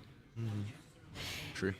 And the thing is, right, if you're Alireza, with the tournament lead that you have, a three-pointer, also complete chaos on Prague's board. In fact, if anything, it's Vincent who's pushing there. Taking it to an Armageddon right before the rest day will actually keep Alireza in the lead with a big chunk, with a big margin going into round 5. Yeah, totally. It's a great way to end the first half. Yes, but it's not in his control. It's up to Wesley, whether Wesley's the one, whether he wants to go g6, clarify the situation, or is he going to play for more? Maybe he can retreat a knight to d3, wait a little bit before... I say he goes g6, Jovanka. I feel that Wesley will... Although, I wouldn't say that g6 is a very... I feel like if Gukesh was playing, I'd say g6 immediately on the board. But Wesley, he likes to keep things under control unless he's convinced. This is going to Armageddon soon, I think. I think give it 20 minutes. This is Armageddon. Yeah, I agree, and I think g6 is the easiest way to get there. What do you think? I think he'll just wait. I think he'll just play knight d3, knight e2, king d3, just pass. Aha, very good. Repeat. It's a very nice way of waiting, yes. But as you were saying, though, Farouja's done everything right. Like, if you keep winning your classical games with white, keep going to Armageddon with black, you're going to win the tournament. That's just a perfect recipe. And he would have won the tournament in style if he manages, because how many people can boast of doing this? Take a look.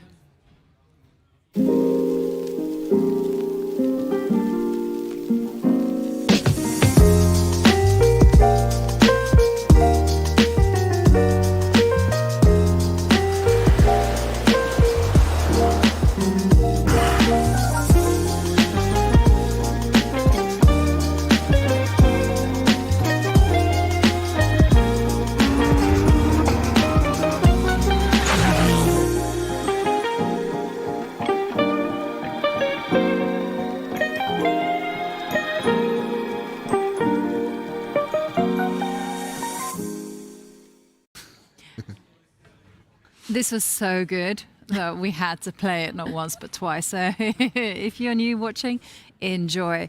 I mean, he just looks like the epitome of chill. Absolutely. I mean, there was Ding chilling, now there's Alireza chilling. And also add to that, we were talking about because of our whole Avengers Assemble theme going on, which Avenger Alireza would be. You know, I see his leg brace. It almost reminds me of Tony Stark contraptions. Exactly, the Bionic Man. I mean, the way he's played this tournament, firstly, so impressive, but just the switch up from last week in Romania, when the accident first happened, the injury first happened, we saw him playing from bed. The chess was very below par, I would say. He was really struggling, and to see him suddenly just top form, really nice to see that trajectory for him. Well, the thing is, I can speak from personal experience when it comes to ankle injuries. It gets better. The first few days, you feel rough. And I think that's really why Alireza's play was so shaky in Romania. And then you start to feel better and better, and then you no longer have to have your leg elevated and you become a little bit more mobile. And you appreciate those small moments in life. And that sense of happiness gives you motivation. And I've realized that when you're feeling calm, relaxed in chess, you play well. And he mentioned that, he echoed those exact same sentiments in an interview, right? Where he said that he is in pain, and it's a lot of pain. I was talking to his second, Ivan Shaparinov, who's here, and he said the same thing, that he can feel it. He can feel it in his ankle while he's playing, but actually the chess keeps him focused. I also want to remind everyone that Alireza is a player who traditionally really likes to walk around. If we've seen him in tournaments, he would make a move, step up, walk around, see the other boards. But this is kind of forcing him to stay locked in. It's forcing him to stay focused on the game. Are you saying that you should always sit at the board? I'm saying you should always play with an injured ankle is what I'm saying, Ivanka. I can't sit at the board. I have to go wandering. It's difficult, isn't it? But he's in this situation where he's completely forced to stay focused, locked in what's in front of him, not get distracted by anything. The only thing that's distracting him from his pain right now is the chess that he's playing. And somewhere that's kind of helping him. Yeah, I've once been in the situation where I had an ear infection or something and the world was spinning. Ooh. And then, I got to sat down in front of the board. You kind of forget. Yeah. Like it spins a little bit, but no big deal. It's the moves that are causing you to think. And then you cause some counter pain and injuries to your opponents, you know? Exactly. Just let the revenge drop. And it's always about momentum chess, but it's also like if you're ill and getting better, then you start to play better and better every day because you feel it.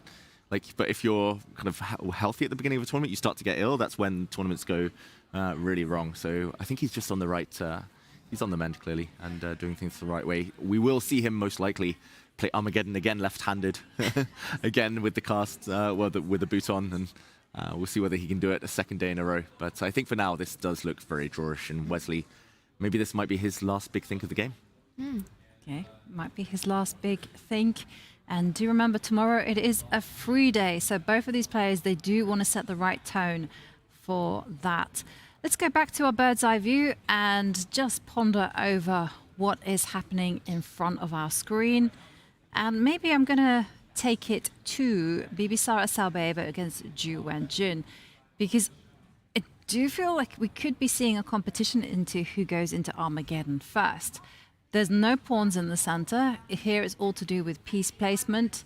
And if black manages to develop that light square bishop and get the knight out of trouble on d6, you can see that this is probably going to be elimination station. Everything is going to get liquidated. But I do feel that white has a bit of a push here simply because of the piece activity. Yes, it's the pawn's super symmetrical, but look at the way everything's lined up. The open lines you control, disconnection between Zhu Wenjun's rook here, also ideas of the bishop and the queen battery being set up on the diagonal, 8-7 feeling pretty soft there. The knight on d6 invited to be put under pressure by that bishop move retreating back, setting up that battery. I think there's some very concrete ideas in the position that make it not as equal as it should be. Definitely feels that way. And I think Bibisara, now she's been thinking 15 minutes on this one move. She feels that this is the moment. If she goes wrong, if she's too slow, if she reacts, for example, to this hit on the pawn, plays quiet moves like a3, then we'll see the bar, I guess, drop quite a lot. There we go.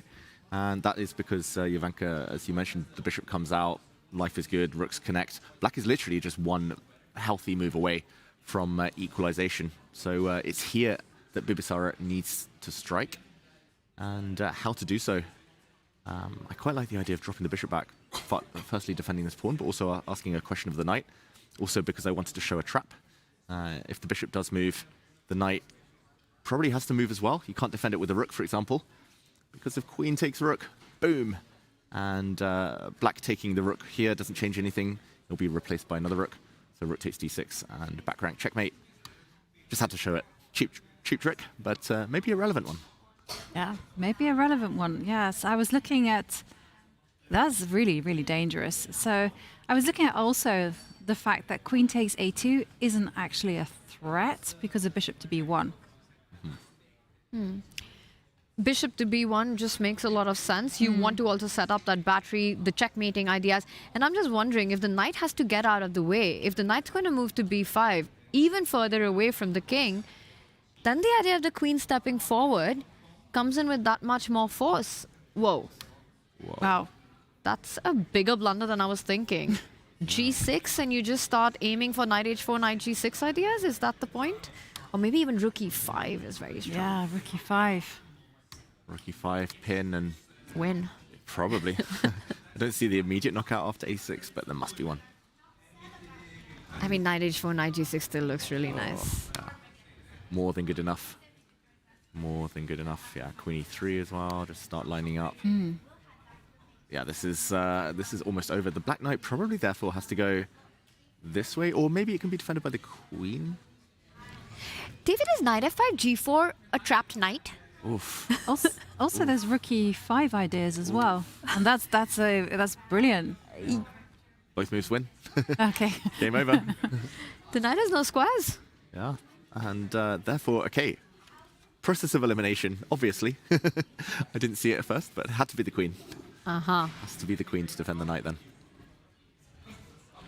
At least now the difference, I guess, is that queen to d3 is met by bishop f5 with a block. The knight is so important to keep it on d6. And just to give you an update, it is a draw between Alireza Fujda and Wesley So. So we are going to be seeing Armageddon there. And it finished almost like we predicted with the g6. And the players repeating. They're analysing. They're not going to analyse for too long because they have to go into preparation mode and fight the Armageddon. Fascinating that Wesley didn't even play on for any bit longer. He doesn't see any inroads in the position. Everything's blocked. And even though Alireza's knights are right at the back, things are under control. And this one goes down to the wire. We get our first of 5 Armageddons. Yeah, very high quality game. But yeah, everything comes down to the next one to see whether Alireza can continue extending that lead potentially. It's guaranteed to be the rest day leader now. And for the Armageddon, who do we think is the favourite? Wesley has won 2 of his latest Armageddons. Alireza played a bit of a scrappy one yesterday, but he did win against Gukesh. Alireza was in big trouble in that Armageddon against Gukesh, but extremely resourceful, resilient at the end. And when he got that chance, when Gukesh sort of lost the thread of the position, Alireza was all over it. I do think that Wesley has been incredibly impressive in the Armageddon. I'm expecting this one to not be a miniature. All the action that was missing from that classical, I say we'll get a big fight in the Armageddon. If I have to pick a favorite, I'm going to go with Alireza simply because he feels inevitable in this tournament so far. I'll go Wesley So, just because he's one of the 1990s crew. Everyone else, experience over anything. You got to break the tie with predictions. It's a tough one. I'm undecided here, so that is not. It's going to be a draw. I reckon it will be a draw, and I think Alireza therefore wins it. Yes, because Alireza will start with the black pieces, Yes, exactly. and Wesley will be in a must-win situation. That means that Wesley will have to take a lot of risks. You take a lot of risks against a player like Alireza, you're pretty much going into Firouzja territory. Exactly, and Alireza is so good with no time on the clock. Yes. We've seen that time and time again. Who do you think is actually the fastest player who can get maximum number of moves when it comes to elite chess players in 3 seconds? Oh, wow. The fastest hands in the West. Yes. Must be Alireza, no? Alireza. Did you know? I'd say he got. Or Andy Wood probably, but Yes. players in this tournament, I'd say Alireza. Did you know that in the 80s, and when there was no increment, actually not the 80s, but before there was an increment, that the top players were actually practicing how many moves they could make with a second on the clock. Oh. Yeah. And 'Cause that could be decisive. Yeah, I think Peter Lecco, he was the one who told me that they were practicing, and he said that he managed, I think, 9. In a second? In a second. Oh, impressive. That's very impressive. That never even occurred to me. I just thought everyone was playing Blitz. That's how Ivanchuk got the speed. He's the king of playing on 1 second. Vasily Ivanchuk. Oh, well, we'll see who has the fastest hands here in Oslo chess later on. But, well, we did leave the game between Bibisara and Ju Wenjun, and a really interesting point. It looked like Ju Wenjun was in big danger. We didn't quite find a way out for her either. Yeah, I just wanted to point out a really cool moment because I've got to say, I've been impressed by Bibisara already this tournament a lot, but this last move, Bishop C2, the blue arrow actually did appear, and I saw it a bit too late just before we moved over, but the only way to keep the advantage, and that is so difficult. That's such a clever move as well for multiple reasons.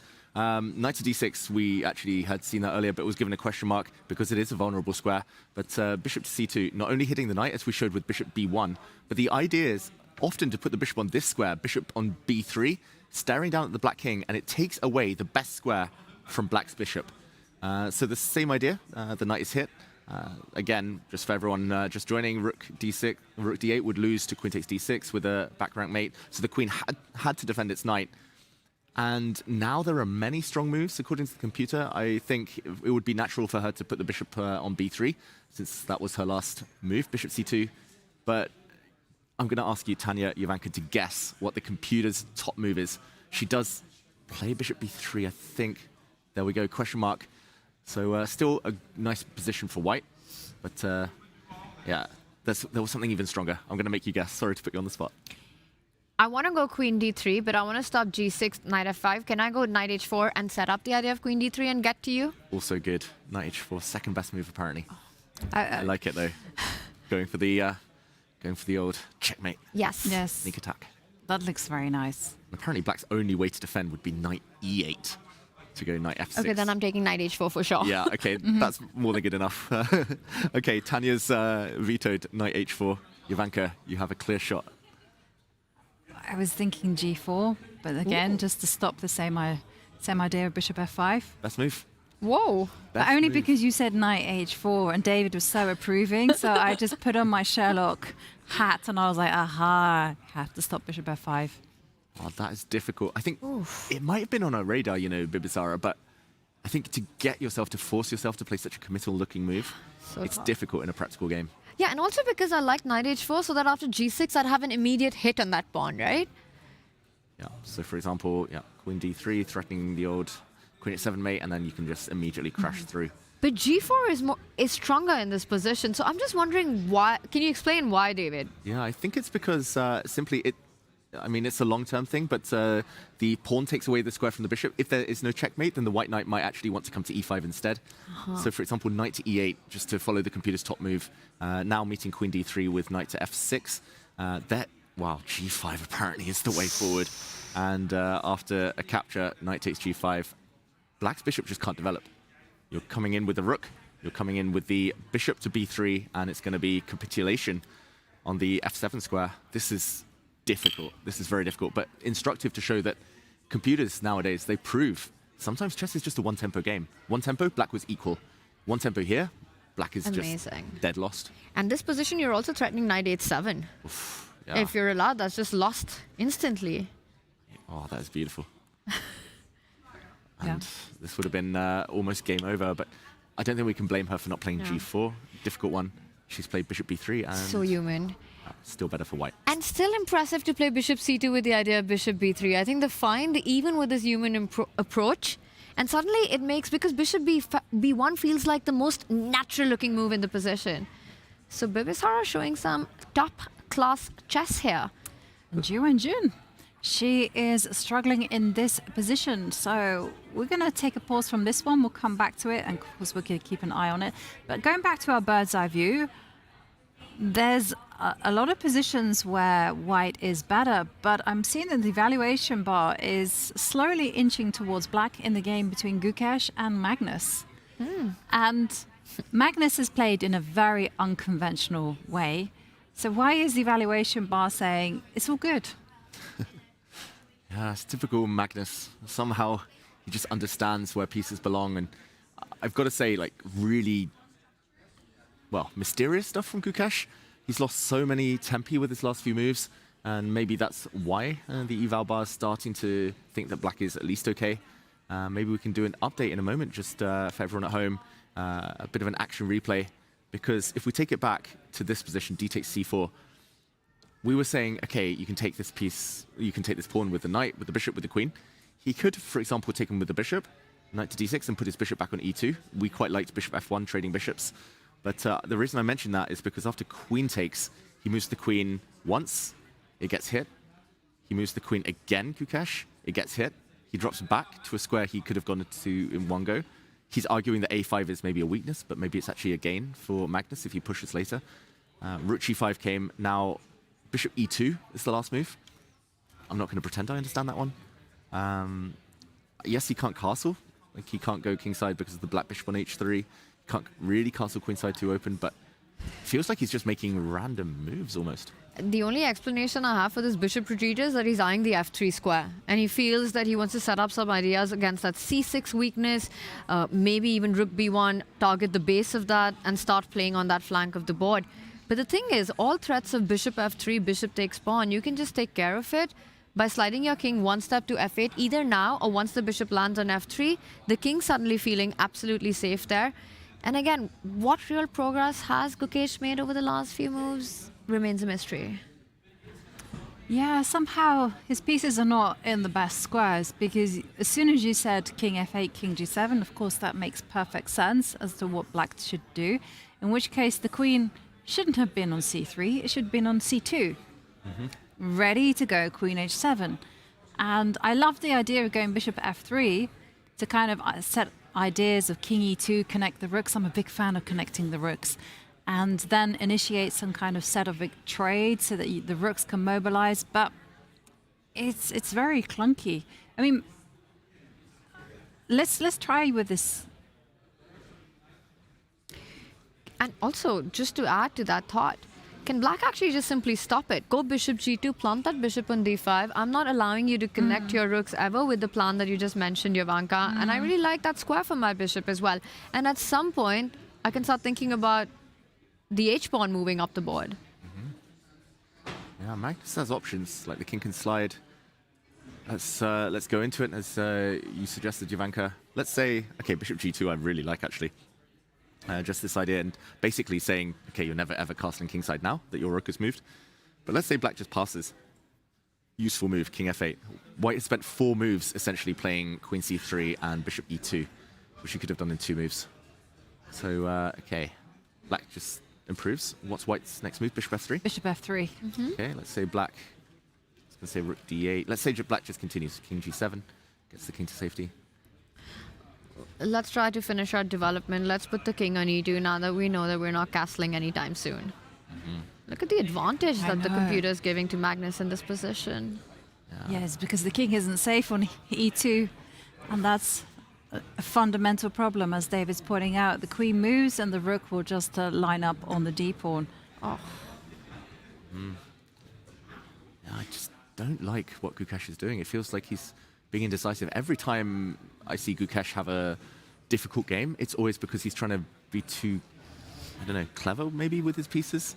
And always it's like the knight goes from d1 to b1, no, from d2 to b1 to c3, back to e2, back to c3, back to b1. Or here it's like the bishop goes to c4, d3, e2, queen goes c4, b4, c3, b2. It's like I don't... To what end? Yeah, exactly. It doesn't feel like it's part of a bigger picture. It feels like it's just a one-off move. And that rarely works. Especially when you're playing against a player like Magnus. And I just want to point out one more thing about Gukesh that I have noticed over the last year and a half in the many tournaments that he's played, which has been so uncharacteristic of of the Gukesh that we know pre-World Championship 2024 Gukesh, and even the match itself, every time he's got a good position, he's been on the push, he's had an advantage, somehow he's let it slip away very quickly. Every time he's had an equal position, very uncharacteristically have seen one move blunders, things slipping out into a loss. And it's been a storyline that's sort of continued over the last 18 months for him. And I feel like this game has reflections of that. Where he started in the opening, Magnus went into this imbalance, these dynamics into the position, and Gukesh had a very healthy situation. And now suddenly here we are, and we're looking at all the plans from Magnus that seem to work. Reroute the bishop, plant it at the center of the board, get the king, manually castle it, and finish development. Start attacking at the center one more time with your knight jumping, hitting the queen. And it becomes difficult to find where is Gukesh playing, and it's all happened over the last few moves, and completely unforced. Yeah. Actually, I'm going to put the blame a little bit on the fact that he has faced so much criticism since he became world champion. And when you get feedback so relentlessly like that, it just chips away at your confidence, so that when you do get those winning positions, you suddenly think, oh, I'm winning. And suddenly those wins carry so much more weight than they normally would. And you just lose your nerve. And you start making strange decisions, trying to minimize the risks rather than relaxing and being able to go gung-ho and just enjoy playing chess. But I mean, that's part of the sport, though. Like, there's no point playing at the top level if you're not willing to get feedback. And all the world champions have had that. Like, I remember even when Kasparov was dominant, there were a few kind of 6 months patches where he wasn't at his best, and everyone's like, he's finished, he's washed. And I mean, people were critical of Ding. Like, now everyone's loving Ding, and I think enjoying life a bit more without the title because the pressure's gone. But I mean, he had it. It's just a cycle. So it's like whether Gukesh learns to live with it and learn to play with it, he'll need to. And he's got a few months before the next big test against Sindarov. There's definitely no question that as a world champion, regardless of who it is, every single result and every single game of yours is scrutinized to another degree, right? It sort of comes with the territory. It's not just becoming a world champion, but going on to prove that you belong there and that you're able to defend the title. And I think few players, I mean, looking at in the past, have suffered with that, reaching the top and then holding on to it. Magnus, of course, did it for 5 titles. We had Vichy before that. Gary did it for several years. And it's hard. In fact, there was this whole argument, right? What is more difficult? Is it winning the world championship or is it defending the world championship? And I think for Gukesh, this question will matter a lot because not only has he been scrutinized, I think while every world champion goes through that, it's at 19 that's happened to him. 18 when he became the world champion. And that's an incredibly young age to deal with that kind of pressure. Sure, it comes with the territory and you have to learn to deal with it. You have to learn to still be able to put out your best. But it's so easy to forget that he's doing all of that at just 19. It's the end of an era, we should remember. Today's the last day he's a teenager. Tomorrow he's 20. So old. And on that momentous occasion, and with Armageddon just around the corner, we are going to go on a short break. When we return, it's going to be the thrills and spills of speed chess at its finest. See you then.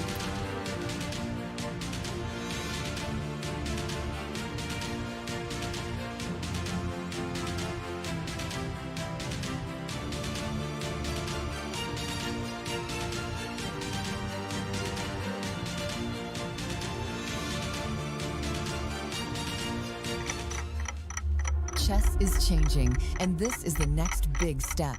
Total Chess is a new FIDE-approved World Championship Tour. Created by the team behind Norway Chess, it combines Fast Classic, Rapid, and Blitz into one title. A pilot is set for autumn 2026. In 2027, the inaugural tour begins, and we will crown the first ever FIDE World Combined Champion. 4 events a year, hosted in cities around the world. A clear season structure, a bigger audience, and a stronger presence for the sport. We are partnering with sponsors, investors, host cities, and media partners to build something with long-term global impact. If you're looking for a global platform with real momentum, this is it. Let's talk about how you can be part of it.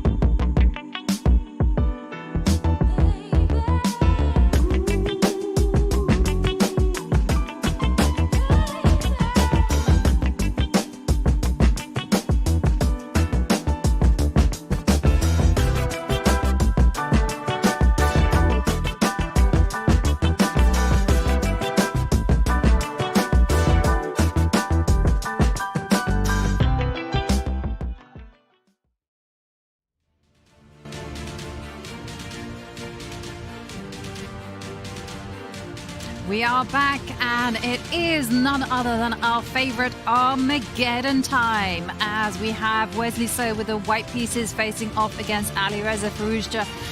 Wesley So with the white pieces is in a must-win situation since he is playing white, but he does get 10 minutes to Alireza's 7. Players will receive a 1-second time bonus once they've passed move 40, and we are off. Players playing exceptionally quickly. It started with the Queen's Pawn opening, and let's point out Wesley So has only lost 1 Armageddon so far in Norway Chess. It was in round 1, and then he went on to say that he switched up his strategy to just try to speed it up, and that has worked to perfection in the next 2 Armageddons, which he went on to win. And I think he continues that storyline so far, David, keeping that advantage on the clock against a player like Alireza Firouzja with the white pieces. You need to play the clock, you need to play the player, and you need to play the position. Exactly, and he's trying to surprise Alireza here. He loses a bit of time with his queen. We might see an early queen trade, but there we see he gains time now back against the opponent's bishop on f5. Early advance, h3, g4. Wesley today has been very keen to push his kingside pawns forward. He will aim to maybe get the bishop pair, aim to continue the momentum. The bishop might come out to f4, he might fianchetto. The main thing is the speed. His advantage on the clock has grown since this game began. 10 minutes start time for Wesley. He's still got 9 minutes 40 left. Impressive. And now he can also use the fact that Alireza's bishop has fallen back to avoid the queen trade. Keep as many pieces on the board as possible. If you're white in an Armageddon, find that square on c2 and then continue to develop the pieces. I think Alireza, needing only a draw, will be happy to get the queens off the board, Jovanka. Yes, he will be happy, but it's very interesting that Alireza chose not to walk into Wesley's prep, not trade off the queens a move before, and instead he's focusing on development. But this allows Wesley a time to step back with the queen, avoid the trade, keep the pieces on, and then just focus on development. But it seems like Wesley has got this position all worked out. No need to sidestep any queen trades. Yeah, Wesley doesn't mind an endgame, and there are enough pawn imbalances, the structure. I guess if the queens come off, the reason he hasn't taken yet Alireza is because he doesn't want white's rook to get semi-open file. I think the decision here is between stepping the queen back and maybe just bringing the bishop out. f4 looks like a nice healthy square, controlling a nice diagonal there. But Wesley has slowed down a little bit over the last few moves. And now making sure that the queens do stay on the board. I think if you're Wesley, you're slightly hesitant to go short castle, as Alireza hasn't yet committed the position of his king, which would give him the ability to strike immediately with h5 on the board. So Wesley delaying that option for now. Alireza keeping things flexible, not showing his hand. Does he go right? Does he go left? Ooh. Where do you swipe, David Howell? Oh, I always swipe right. Which way is he going, though? He is maybe waiting here, Wesley, to see where Alireza goes. You normally want to play a bit of a waiting game. We've learned that a lot over the last, well, I would say 2 years, especially with all the freestyle chess going on in the world, that delaying castling can give you a lot of information. You wait for your opponent. Wesley continues waiting. Decision time. Surely the king has to go now, and there we see Alireza castle to the king side. And this might be the moment that Wesley chooses to do the same, or will he try to get aggressive with an opposite side castling, Jovanka, so that the h-pawn can start marching up the board? I mean, let's not forget, Wesley has to win on demand. He does have to win on demand. He also has to evaluate risk. Is he going to go for the ultra risky castling queenside? Well, he just refrains from making a decision just now, just focusing on solidifying the center. I suspect that he's going to just keep it tense, castle kingside, and go for the long-term approach that we saw Magnus use to great effect in his Armageddon game in round 2, which was play the long game and make sure that the clock ticking down is going to be the crucial factor. I love it. I love to see Wesley not committing with his king and keeping all options alive. The ability to go for an attack on the cards on the king side right now. He defended that central pawn with the move e3, and that freed up his knight to jump to the board and then starts putting pressure on the bishop. I am putting my money on a longside castle by Wesley So. Yeah, just the fact that he's keeping his options open is so instructive and so annoying for Alireza, who can't fully commit yet to an attack on that side, just in case the king changes its mind and goes right, goes kingside. c5 would be the only pawn break in the position. I don't think it quite achieves so much yet. White might just take that and then castle and say, okay, you've weakened yourself. Alireza has to come up with a plan, but under 5 minutes now. This is the tricky side to Armageddon. You just have to trust yourself and kind of guess at some point, but he does break out with c5. Being a bit more direct, Alireza, he wants to solve the tension. He's trying to discourage Wesley from getting his king to queenside. He doesn't want to see the makings of any attack towards his own king. I like this decision. It does force Wesley's hand. Do you pick up the bishop? Do you pick up the pawn? Or do you decide where to put your king? Whatever you do, Wesley Saw, decide quickly. Yes, he needs to keep that clock advantage. Knight takes bishop makes a whole lot of sense, but still, he will have to take a decision where to go with the king. Will he roll the dice? Castle, queenside. He takes the bishop. Will be recaptured. With the Captured pawn. towards the center. I like it with the pawn. It also consolidates the center. D5 is hanging. It is tender right now. It's either the queen or the pawn. Alireza slowing down on this decision. Yeah. Ooh, Some hesitates a little bit. hesitation. Does eventually take with the pawn. And now it's here. Do you take that pawn on c5? Or do you go rook to d1 and keep things flexible? Okay, rook d1.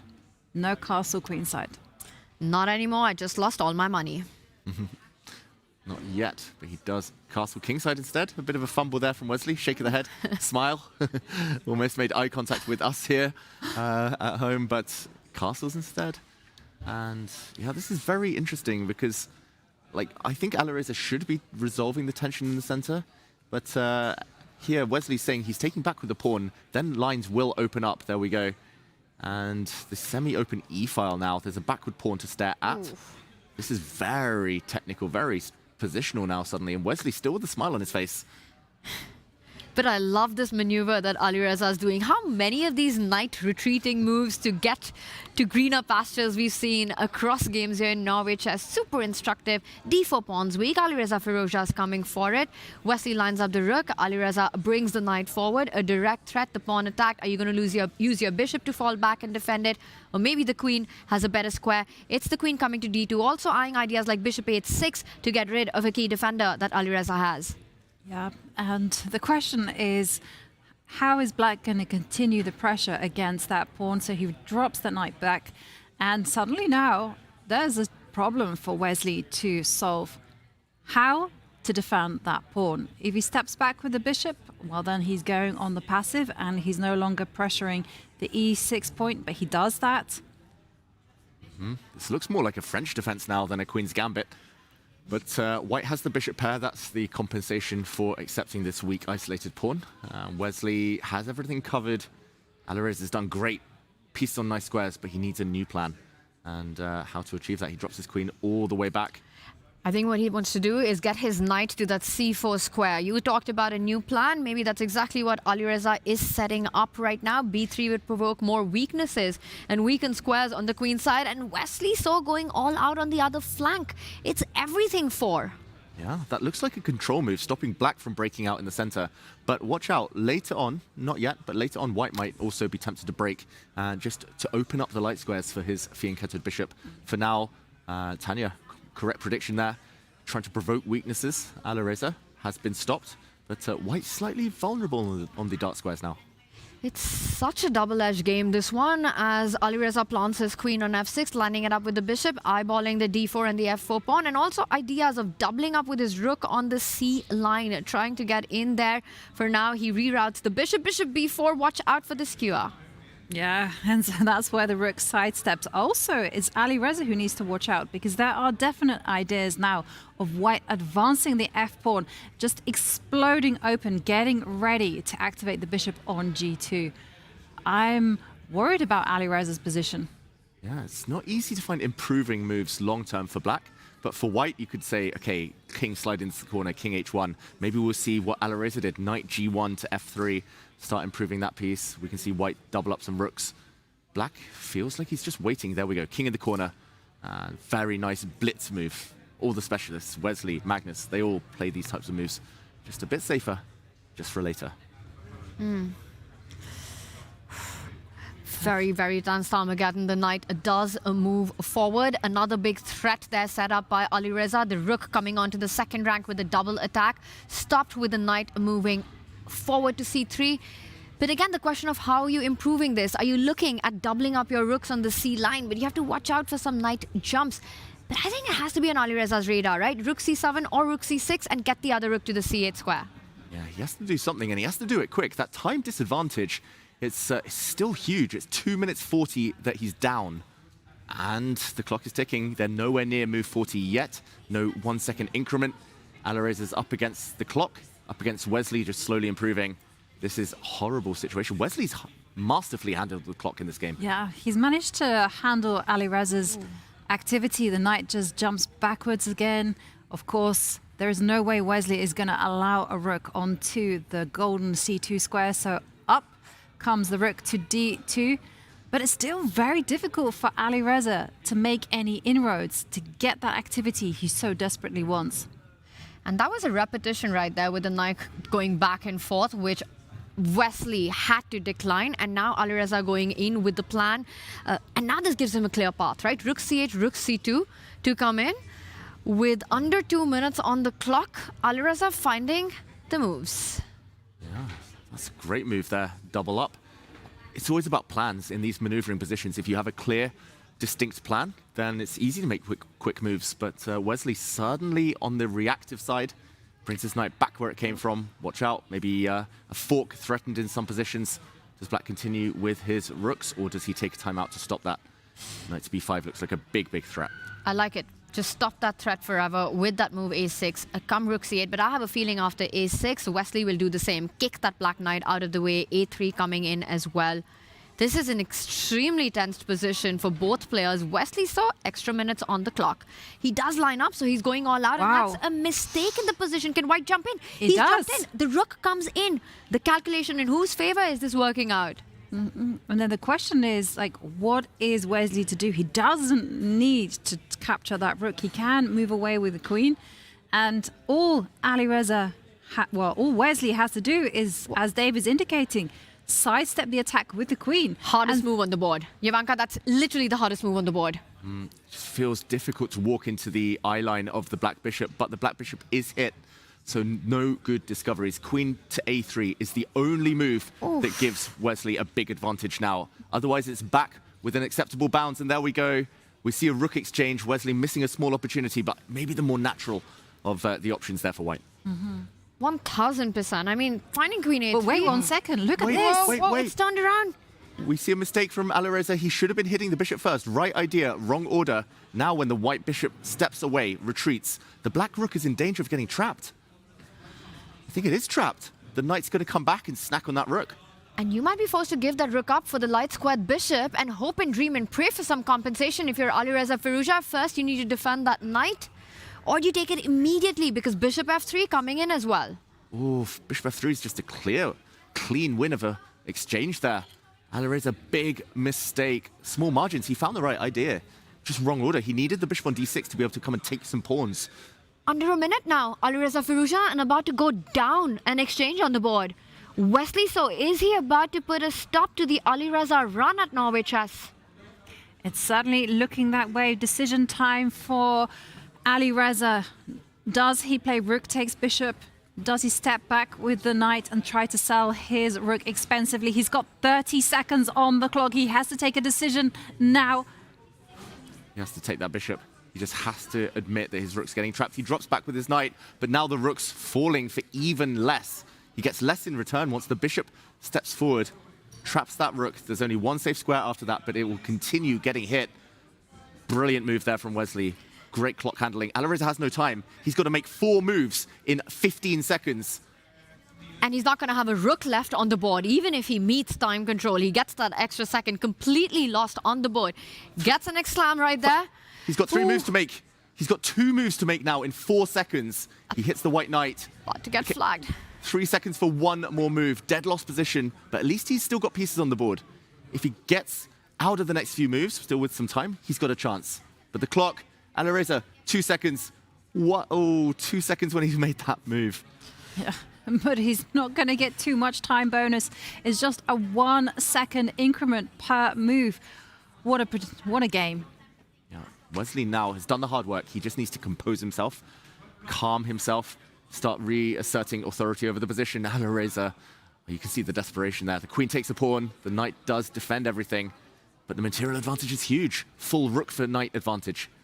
And the queen does come back. Alireza's queen also looking for inroads on that h4 square. Where is he going to try to trick Wesley? So, you know, you get an extra second, but what even is that second? Barely any time to get a move in. Defends that e6 pawn with his own king. Now threatening to take the pawn on d4 and queen h4. 2 threats by Alireza. And from now on, Alireza has to play on instincts. There's nothing he can do. He moves in with the queen. 2 seconds left on the clock. Knight coming into e4 next. Oh, he is so good with no time on his clock, Alireza, but he has to keep surviving. Curling up into a ball here with his knight, stopping white from breaking with the all-important f5 push. He's got it under control, but for how long? This is a Herculean effort. h5. Asking the questions. This is not over, guys. I have a feeling there are some twists and turns ahead here. Alireza is not going to make this easy for Wesley, and it looks like he's got his confidence back with the speed with which he's playing now. Yeah, Wesley hasn't found the most direct path. He's playing 1 second chess now, pretty much, Alireza, for the rest of this game. But Wesley hasn't found a breakthrough yet. And notice how the knights also control infiltration squares of the white queen on the left flank, not letting any check arrive on the black king. Yeah, that d6 knight. Knight and d6, this whole round in so many positions has been the key here as well. Bishop drops back, Alireza trades off a set of pawns, brings his knight forward. White's king suddenly a bit open on the h-file.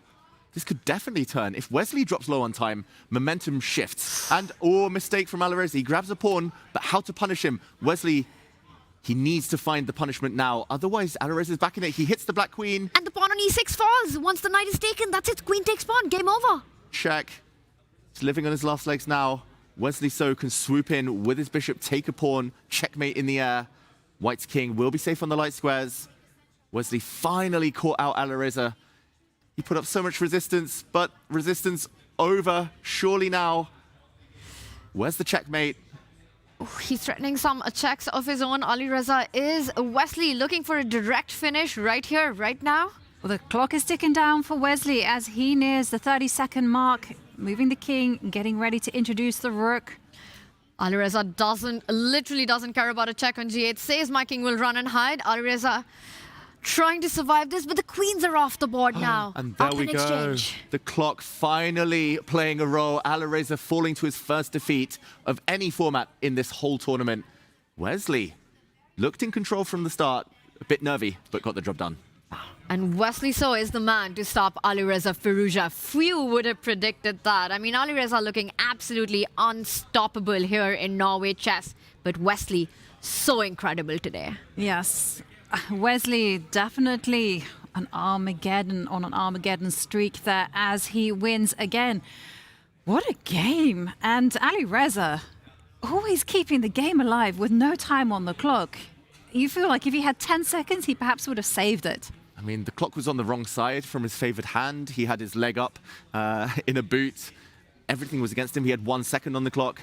He had a dead loss position, but he fought and fought and fought and nearly got back in it. Yeah. Like, in the end, he did collapse, but I think the most impressive part is that he got that far. Yeah. Alireza is in top form. I'm so impressed by both of those two players today.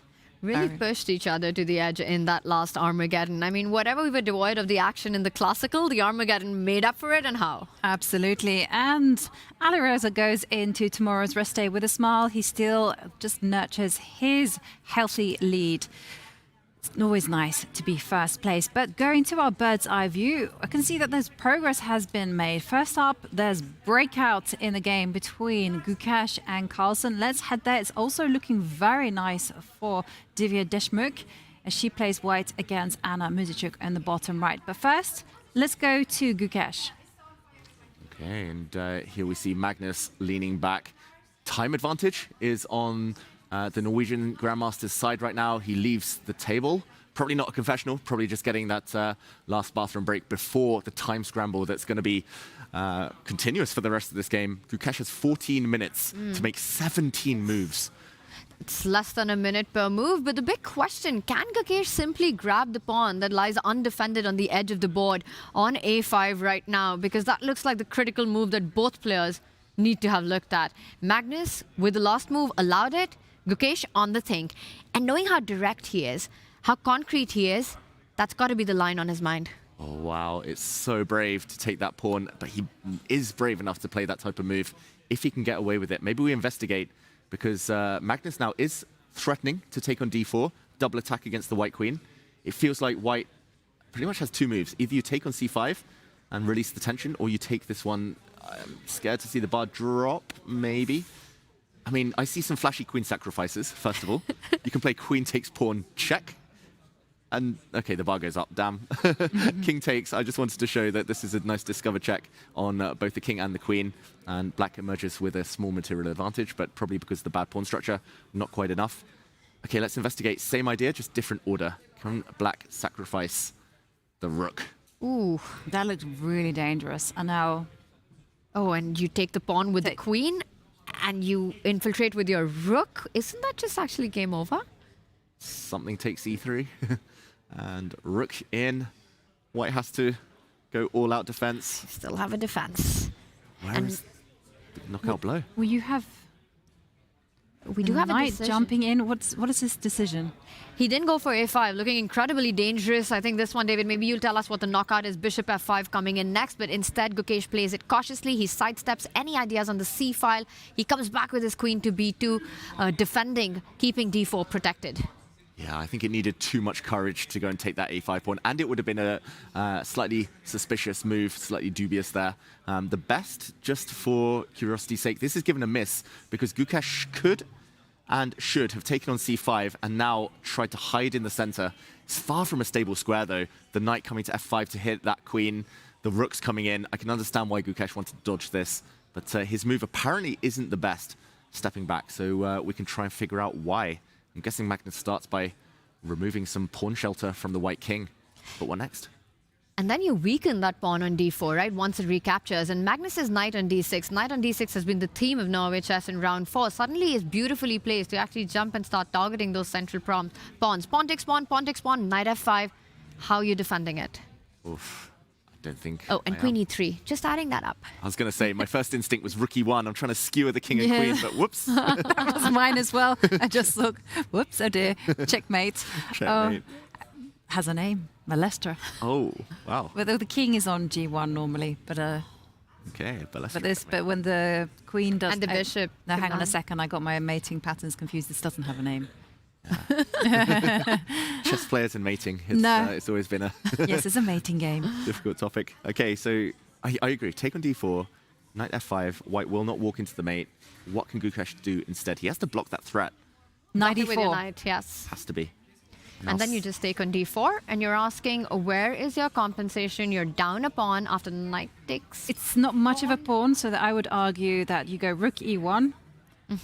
You're not scared about rook c2? I am very scared, Tanya. And you can see, okay, there was no solace in rook e1 either. So maybe rook c1? c1, okay.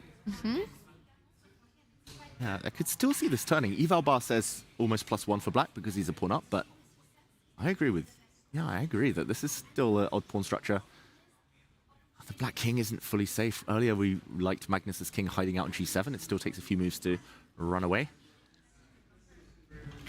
Still a very tricky position. The bar might say what it needs to, but this is, with this much time on the clock, a game for 3 results would draw the least likely of them. Yeah. This is going to be one of 3 decisive results this round. Why is it that today there is fights all across the board? I mean, this one day, I when know. it feels like we're going to get the most number of decisive games in And there Classical. was one as well where it looked like they were going to have 4 decisive games, and in the end they were like all virtually drawn, and then there was only 1 decisive game, and David won again. I don't know. It's just like the universe is smiling on David. Why not us? I feel like Magnus might not do the table smash. We might, Jovanka. We'll go down 3-0 to David. Ooh. Not yet. Not yet. Yeah, the tournament is young. We should do the 3 points for a 3 points 1.0 Bring as well. on the scoring. Well, if you have a new proposal, Tanya. So if David wins again today in the prediction game, I reckon that we just suddenly like join up. Like it'll be David versus the girls. I feel like we're giving him, I feel like we need to play fair. But all right, let's do it. David, do you accept our challenge? I think you can beat me individually. I also think so. You know what, Jovanka? We got this. You got this. We got this. Okay, well. Okay, and who's got this position? That is the big question. Yeah, it's going good. I'm doing good. And yeah, as you can see on the camera, we're being joined by a very special guest, Wesley. So congratulations on your Armageddon victory against Alireza Firouzja. You just came out of nowhere, so he took me by surprise. So apologies for that. Yeah, thanks for having me. Yeah. I mean, Alireza's a great player, and I really wish him a speedy recovery. I mean, I really feel bad for him that he had to have an injury this way in Romania. Especially since it happened at the last moment, it happened at the very end of his game against Anish. But he seems to be doing great, but I still hope he recovers. Yeah. And what was it like playing Alireza? Because he's been a man on form in this tournament. What was your strategy in the opening as well? You went really for him. Yeah, for sure. I wasn't sure what to expect, but he seems to be in really great form, right? He beat Magnus. And he beat but yeah, I mean, to be fair, I think the time control suits him perfectly. I mean, the 10 seconds increment move 40, no additional time. I think it really plays to his strengths. Yeah. That's why he's scoring so many points. So, yeah, but unfortunately, I had white. It's always a good thing. Wesley, you've been scoring a lot of points in the Armageddons as well. And I want to ask you, what did you switch up after the first Armageddon? Because since then, you've been on fire. Yeah, thank you. Yeah, I just remembered that 3 years ago, I made so many losses in the Armageddon. So I figured if I'm going to play a lot of Armageddon, I just changed my strategy. Just try to play faster, try to play the most logical move in each position, like not to think too much, and try to rely more on my intuition. But I mean, okay, but of course, it still could have gone either way. I mean, I'm just playing the turn. Sorry, go on, Wesley. But of course, I mean, everyone prefers to win the classical, but Armageddon is consolation. Yeah, I think. And I want to just follow up on that, knowing the format of Norway Chess and just what a big role Armageddons end up playing in these events. Yeah. Is that part of sort of the preparation coming into the event? Yeah, I must say so for sure. The Norway Chess definitely has a very different time control from most classical tournaments. So, yeah. Notice a lot of blunders after move 40. And players are like panicking, not writing the moves. Very entertaining for us. Even Magnus he made more blunders this tournament than in the last 2 years, in his classical tournaments. I mean, I like, because, he had no business losing round 1, for example. Time control for sure. But I would say for Magnus, good thing it's a rest day tomorrow because he can stay up until 2 in the morning watching the Spurs Thunder. Yeah, probably. Are you going to watch? Or? I probably won't, but I'm an old man. I need my sleep, my beauty sleep. But I know Magnus will. I think you're right. You could set an alarm clock at 2:30 in the morning. Are you going to be watching? Probably not. This tournament's too important. But Spurs Thunder is certainly one of the best basketball matches you've ever watched. Probably worth watching, actually. Okay. Worth staying up. Worth staying up for, okay. I think so, yeah. Did you catch up Magnus's confession on the NBA app? Yesterday? Yes. He said it's shitty or something? Exactly. Those words. Not those words. I guess he meant like maybe the take up is better. Is that what he meant? That was what I was thinking. Wrong studio, Wesley. Wrong studio. Wrong. Okay. Yeah. On the topic of Magnus, maybe we can ask your opinion on his game right now. Yeah, he seems to be winning. Yeah, like I thought when he blundered knight b5 in the opening, I thought, he's gonna lose again. Yeah. But he's turned it around, yeah? Yeah, he was definitely worse, we thought earlier. Maybe Gukesh taking a bit too many chances, couldn't get his king sorted, but now, finally, it looks like he might be safe enough with the white king. What are your predictions? Who's safe? Oh, well, I don't know who's safe. Well, I see the bar, yeah? I do too. I mean, says, black is slightly better? Mm-hmm. Yeah, I guess maybe Gukesh can draw. Yeah, such a nice turnaround by Magnus. I mean, to get this position from what he got in the opening is impressive. Yeah? Like, I thought he was just simply much worse earlier, but he found his rook g8, bishop h3, and then bring the knight to d6 was really great. And I looks like Yeah, I think Magnus can win this. Yeah, but Okay. also, he's got a healthy lead on time on the clock. What are your thoughts on Magnus? You mentioned the turnarounds, like round 1 against Alireza, tough opening maybe, but then turned it around, and then just when it looked like he was back, collapsed. Yesterday, collapsed against Prague, just when it looked like he turned it around to win. Could you see that happening here when the clocks tick down?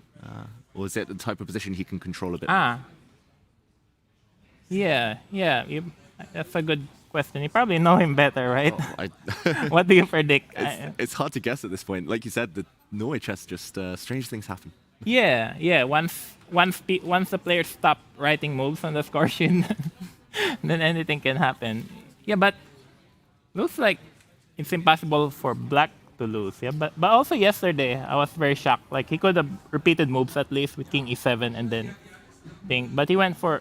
I was watching his game yesterday in person. I was very surprised. He was very confident playing Knight E4, C3, E2. Yeah. Which doesn't look good, but he was very confident. But I think he was trying to be flashy maybe, and he didn't need to be. It was just unnecessary, like, I don't know, risk-taking, it felt like.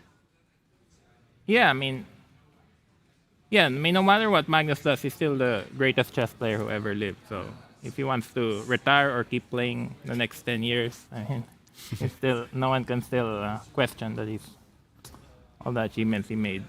So is Magnus GOAT according to you in the conversation of Magnus, Gary, Fischer, usually these three? Yeah, probably because of longevity. Yeah. Mm-hmm. And I have one more question for you, Wesley, before we let you go. Unrelated, but today there was a false fire alarm in the hotel. Yeah. Everyone ran down. I didn't see you there. Was that David? I promise. So many people have accused me. They found out I'm not staying at the hotel, so they thought I'd just come along and boop. It wasn't me. Yeah, I was still doing last minute preparation, trying to prepare a shower, and then maybe it was Alireza. So did you also wait and just see whether it was absolutely necessary? Yeah, I was actually on the 9th floor, and it happened in St. Louis also before, in St. Louis Hotel. I don't know if you were there. Yeah. You probably were there, yeah. And then I wasn't sure how serious it was, but I mean, I didn't want to get killed, like 9/11, so. Yeah. But I thought it was a prank because it only lasted a few minutes, right? And then and then it was okay. I thought it was a prank. I also have one final question for you, Wesley, I promise. So one of the features of Norway Chess is the confessional.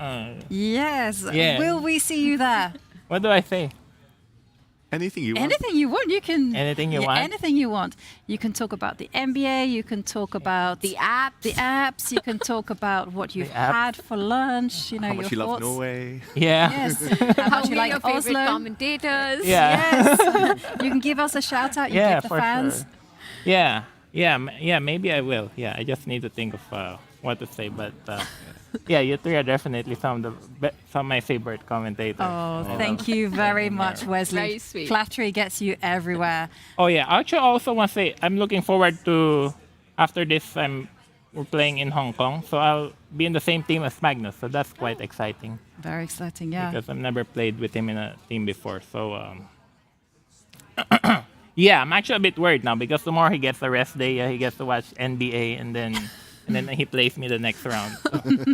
Hopefully, I mean, but we have the games tomorrow, so we need to keep Magnus' energy down or something. But maybe that's actually good news because Magnus will spend all his time watching NBA and not preparing. Yeah, hopefully. Yeah, hopefully he stays up until 5 in the morning watching. Well, yeah, I'm actually not sure if the rest day helps him or hurts him, but. Yeah. But I'm not. Hopefully, we'll see. Well, now we know your game plan, and I'm gonna say the best of luck in the tournament. We hope you come visit us again, and go and enjoy the rest day. I will. Thank you so much. Thank you very much, and well done again. Thank on you. winning against Alireza Firouzja. And Magnus Carlsen looks like he is in full control as he presses against Gukesh there. Just turning around what was a dubious pawn structure and proving that piece activity is everything as he starts to turn the screws and go into Magnus mode. Yeah, and it's interesting that Wesley said, like, Black probably should never lose here. On the face of it, I probably agree, but we've seen stranger things happen. If the white knight suddenly magically gets to a better square, I could see it coming around maybe to E3. The black rook isn't the most stable blockader ever. The white knight getting to e3 or f4, either of these squares, suddenly this could turn. Maybe it's because the black king was safe on g7 that Wesley thought this is probably a stable position, maybe because of black's outside queenside majority, but I don't know. I'm really surprised Magnus just didn't go for this extra pawn. He could have won the d4 pawn a few moves ago. Instead, it's much more tense now. And this is something that we've been seeing from Magnus this tournament, right? Gets those positions where you feel he's just going to steamroll his way into victory, but then something goes wrong. It's happened pretty much in every round, even in the positions he's found himself in the front foot. Right now, Magnus, taking his time, goes on to show that he's feeling the exact same pressure. David, I would be just thinking about pushing those pawns on the left flank. Get b5 in, maybe line up your rook behind that pawn, start pushing it to b4, create a passer. You know, you mentioned it yourself. It's all about finding plans when you're low on the clock, so the moves come in quicker. Yeah, Magnus spending almost 4 minutes now on this move. He has a time advantage. It's 15 versus 9 on the clock. Ooh. He plays f5. Interesting. I quite like that, stopping the knight from coming to e4, but also my secondary plan was knight back to f1 into e3, and maybe that will be stopped by the black pawn continuing to advance. Magnus still has half an eye on the white king. Yeah, it's like a one move, many grooves, because the queen can land up on f6, lining itself against that d4 weakness as well. So a multi-purpose move.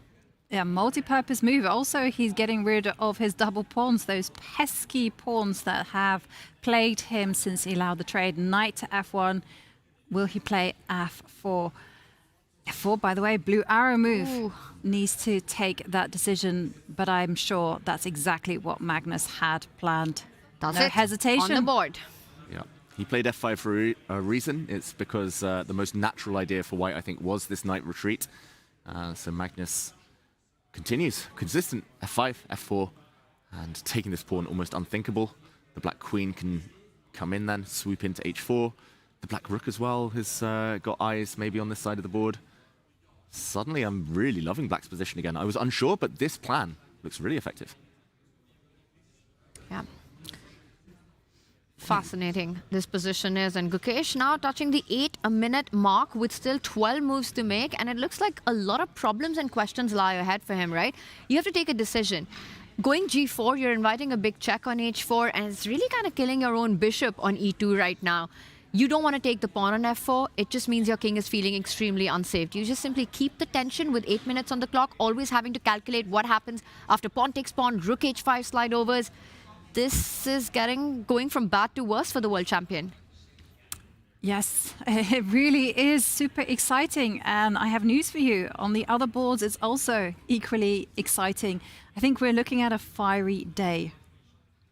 We should have guessed that, Ivanka, when David took his call on the predictions. But we literally forced him there, Tanya. We made a rod for our own backs. He would have said 5 Armageddons. But the thing is that we've tried every other strategy every other day. It just never seems to work. No, it doesn't. And it feels like nothing's working for Gukesh right now. Nothing's working for Gukesh. As he pauses for thought. I mean, it's a terrible decision to make. You know, a pawn is there on f4. Do you let it stand? He also needs to speed up. They still have 12 moves to make to get to move 40. He has just over 6 minutes now, so just over half a minute per move.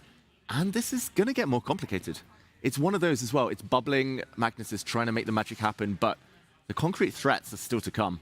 So Gukesh is up against it, needs to speed up. Hasn't been known for his speed, his accuracy there. Ivanka, you mentioned a fiery round. Which other boards? So I was primarily thinking between Vincent Keimer and Pragnanda Prag.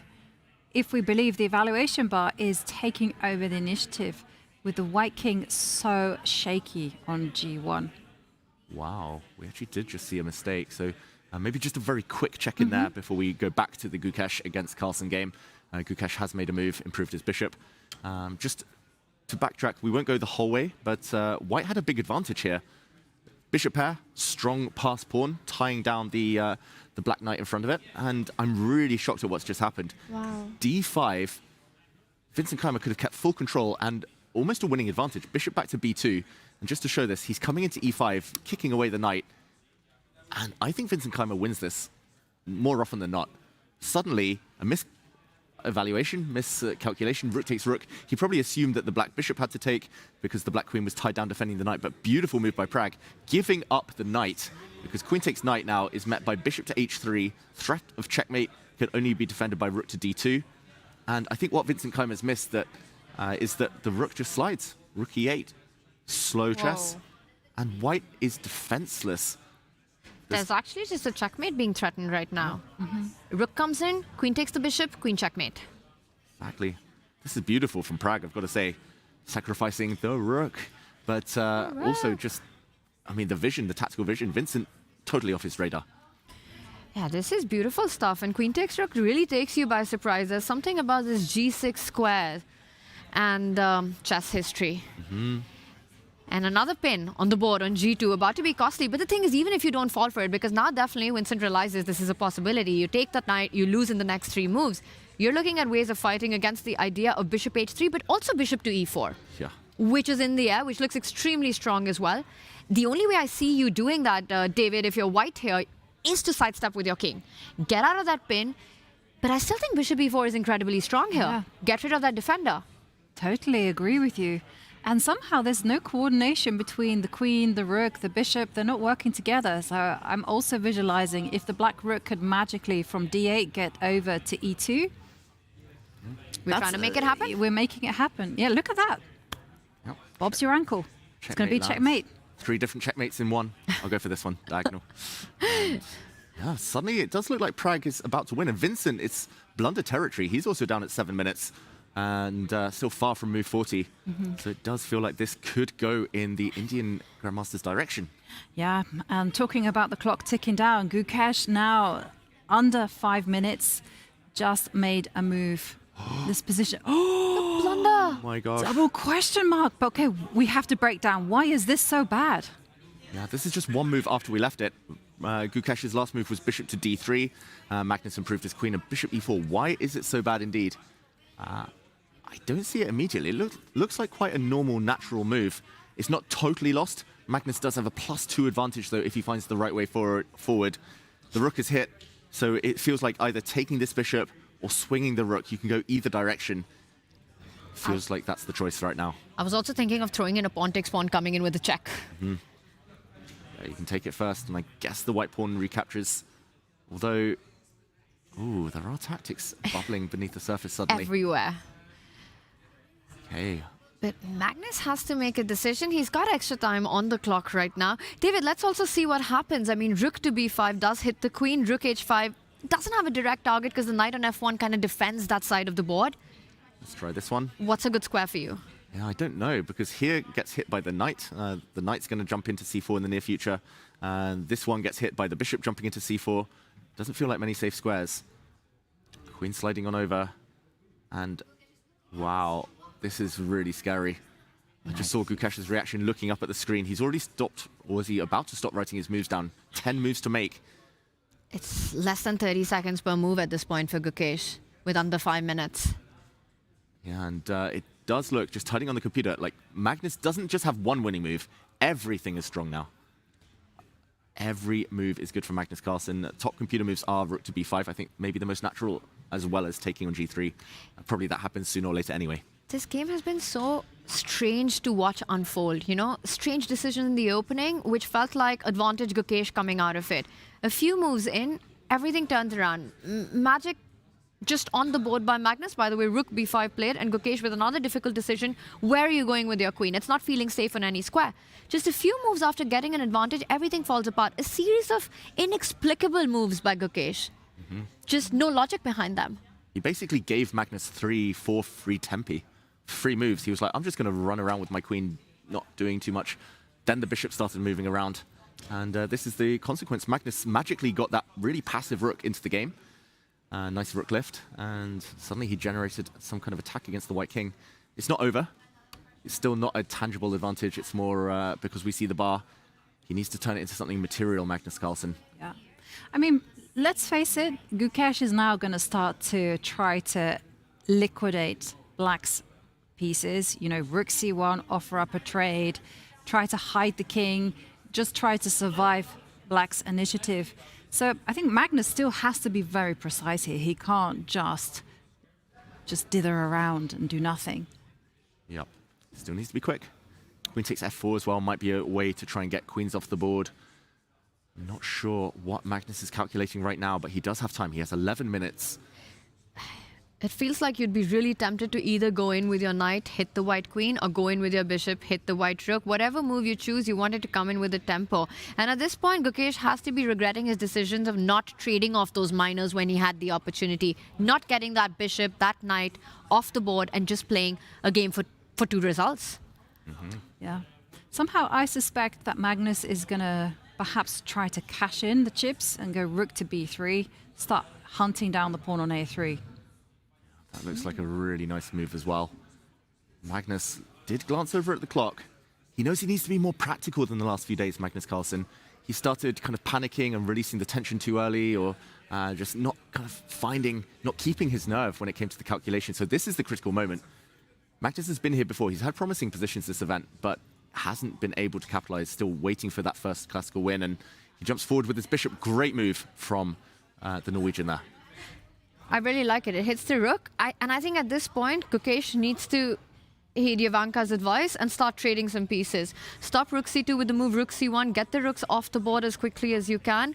There is a threat of knight takes bishop, rook infiltration there. But Gukesh has to play quickly. For Magnus, I saw that it said looking for his first classical win. If it comes today against the world champion before the rest day, I think we'll be looking at a completely different Norway chess starting from round 5. Yeah. Blue arrow appears. Magnus does find it, the most logical move, the best move. He takes the rook, and now, difficult decision. Gukesh takes with the queen, but now he's dropping the central pawn, dropping d4. It was a difficult choice, not the best move, but I think the most natural one. If he had taken with the rook, he would have had to go walkabout with his king. Yeah, no one wants to be doing that because the king is not going to survive for too long. So at least this way, Gukesh is going to hide the king on g2 and hope to survive. Hope to survive and hope to create some counterplay with his queen coming in on the 7th rank. Queen c7, and then you can see the makings of some ideas of some counterplay for Gukesh. Magnus is too quick, though. He's still writing down the moves. He's still got time. There we go. He's too quick with his attack, that is. Check. Takes the pawn. Pawn up for the world number 1. Now he just needs to get his bishop out the way. Give another check on the 2nd rank. That's going to be super scary for the white king. Magnus still in control, but can he finish it off? Magnus is up a pawn. He's the one on the initiative. He's the one on the hunt for the king, and he's up on the clock. The way the tournament's gone, he just cannot afford to bungle this one up. If Magnus doesn't win this, this is the biggest surprise so far, I think. The other positions that he lost were wild. He was never really better. But here, he's totally winning, Magnus Carlsen. I really like the idea of opening up the way for the rook, Jovanka, here. And dropping back with the bishop to c4 would stop the queen from getting into the game as well. Coming in with the threats, also eyeing that knight on f1. Yeah. Looks like a great move, Tanya. You can also take on g3. You can also, I think, do absolutely anything. Ooh. I would say maybe taking on g3 is the one to avoid, because the white queen is hitting h6 with a nasty check, and suddenly things turn around. So maybe that's the only one that Magnus should be avoiding right now, but also one of the most natural moves. He doesn't want to allow the queen to take the f4 pawn, so he's calculating Magnus. It's all about figuring out whether you can give up the f4 pawn. He reaches for the bishop and he falls all the way back to e6. Also really attractive because you're eyeing that h3 square. Rook b2, bishop h3, bishop g2 would be checkmate. Yep. That is a fantastic move. I don't really see what Gukesh even tries now. This just looks like a perfect mating net for Magnus Carlsen. The rook is coming check. The bishop is swooping in back to where it stood so well earlier in the game. The queen landing on f2 as well. Too many threats, too little time. And you can't even hold the door with rook to e2, holding the 2nd rank, because black at some point will deflect that rook, will be just taking this bishop. This is just, I think this was the key. Bishop back, and he's just winning, almost on the spot. Taking apart from the storyline of Magnus always wanting to assert domination against the younger generation, the storyline of how Norway chess has gone so far, Magnus looking for his first classical win. This is also a grudge match for Magnus Carlsen from what happened last year. Yes. Definitely. Definitely. Magnus likes his revenge. The only salvation that I can see is to hope to trade off the rook. So the queen for the rook and knight. So I'm thinking rook to d1. and then some rook b2 checks. And if queen sweeps into f2, you can take the rook, take the knight, and pray. Yep. Very creative. Give up the queen, take the knight. Because zero otherwise it's down. checkmate. Yeah. Might be the only way to actually keep the game going for Gukesh, but such a tough decision to give up your queen right now. 2 minutes. 2 minutes left. He's got 6 moves to make. And you know the world's watching if you're Gukesh right now. The way it's gone as well, spiraling so quickly after a really promising opening from Gukesh. And then it just felt like Gukesh never got any counterplay in. Magnus just outclassed him. Yeah. Ever since the opening. The accuracies are high for both players. Magnus up at nearly 98%, but Gukesh now down to 92%. That's enough. That's the margin at this level. A small dip, just 1 or 2 small inaccuracies, giving Magnus a few too many free moves earlier. And he's on the back foot. Rook b2 check, almost unstoppable. Yeah. He needs to move though. He needs to try something. What is the best practical try? We are at a loss. We can't see it. Maybe. But he has to at least make a move because now he's ticking down to almost a minute. For 6 moves, Jovanka. I think Gukesh either gets checkmated or flagged at this point. Yeah, maybe rook to d1, block any checks with rook to d2.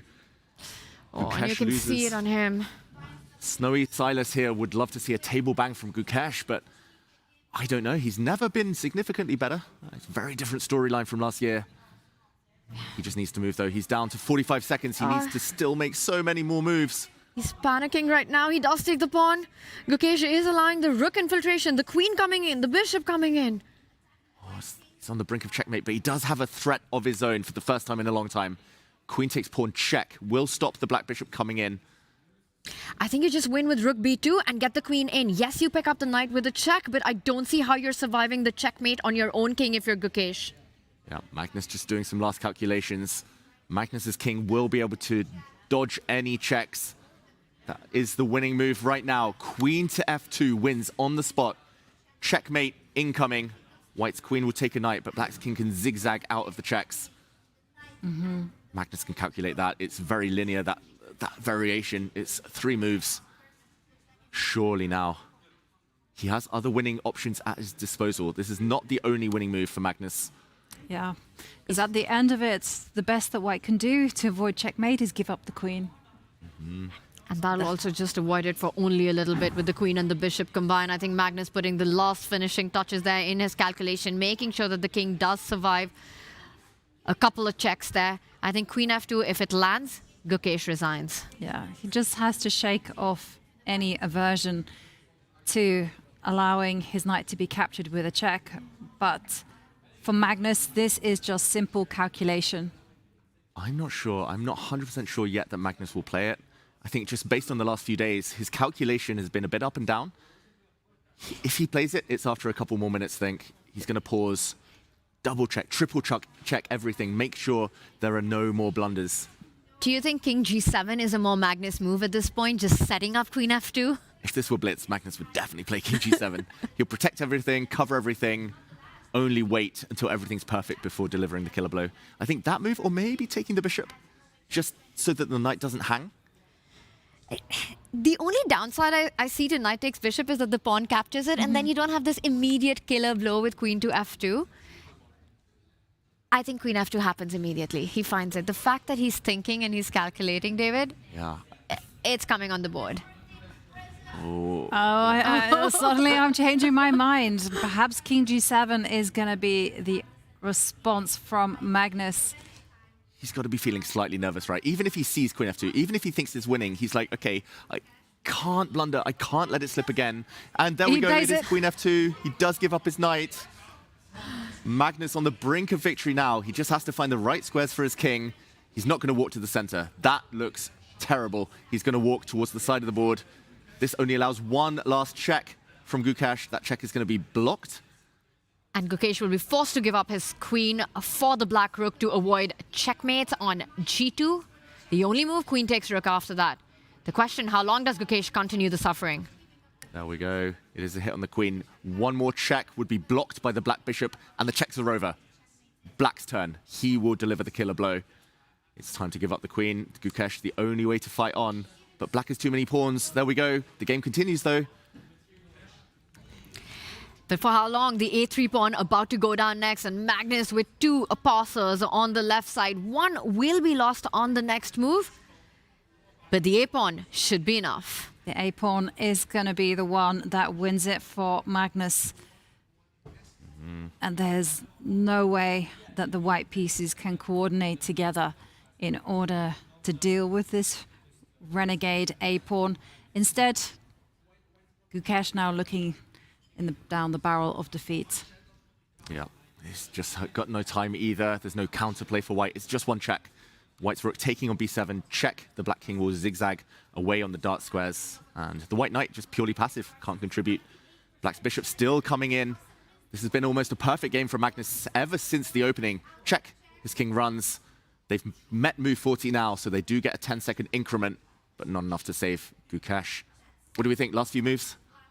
Definitely. The a-pawn, you're just not stopping it. 4 squares away from another queen arriving for Magnus Carlsen. I don't think Gukesh plays this on until the bitter end. He does push the g-pawn.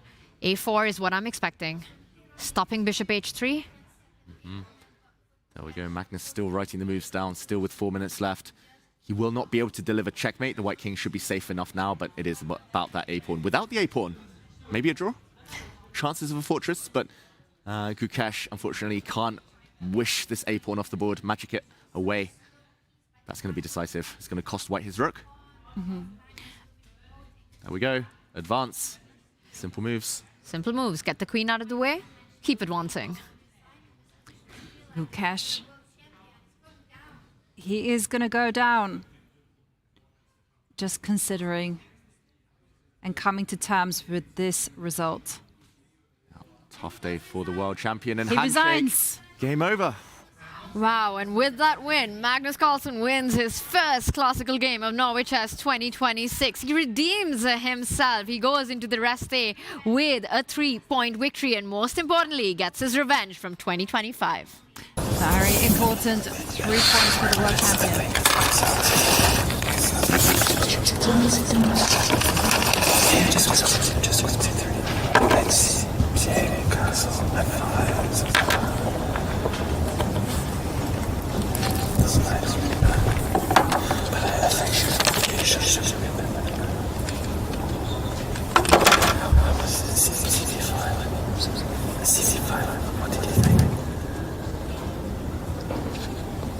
What did you think? King 7.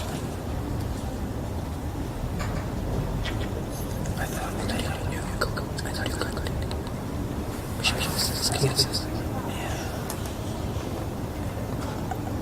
I thought maybe instead of bishop f6, you could take needed like h3 and then you4 bishop d3 and bishop. I think queen.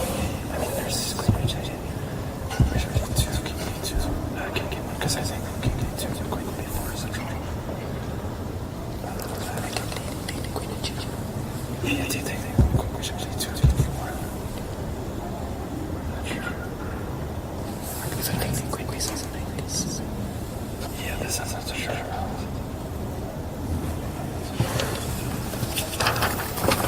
Players there sharing their thoughts, their analysis. And that's one of the great signs about chess. One of the great things is that you're able to just share your thoughts, your emotions, just after quite probably a painful loss for Gukesh and a nice victory for Magnus. I think that's a very inspiring thing to watch from the younger generation, as David, you're about to break down the action that happened and what the two were just discussing right now. Yeah, we won't go into too much detail. There's action elsewhere, but just to say, Magnus, we didn't even consider it. After knight b5, he spent ages and then moved his queen away. He was just asking Gukesh, what did you think about cb5? Taking this knight, queen takes c8, check, and he just wanted to discuss this position where the white queen has gobbled up some material, white is the exchange up, but black has an attack against the white king. White's only move would be to castle, and yeah, they had a discussion here. Computer says white's better. Magnus dodged it correctly, but fascinating to see how the mind of these two champions works.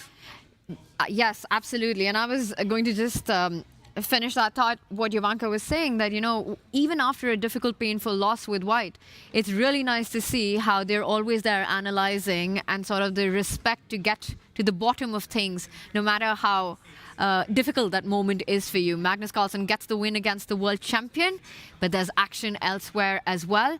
And I'm just going to finish that by saying Magnus Carlsen is back. He is back. And he goes into the rest day with a smile on his face.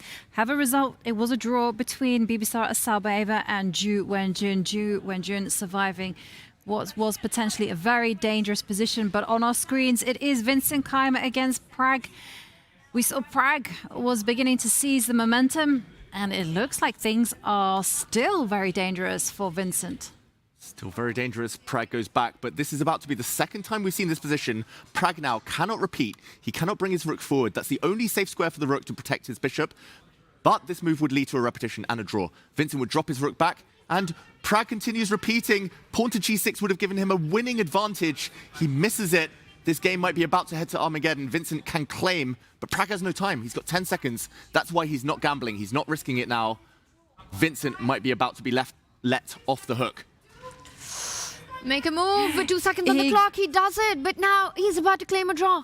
And it will be accepted by the arbiter. We go into our third Armageddon of the day. Third Armageddon it is. And wow, it was no time on the clock for Pragnanda as he had to make a crucial decision. This is what Armageddon, what Norway chess is all about. You don't get that extra time when you get past move 40. Instead, you get those 10-second bonuses, and it's not enough to assess the consequences clearly. And the player's just waiting for the arbiter to confirm it is a 3-move repetition.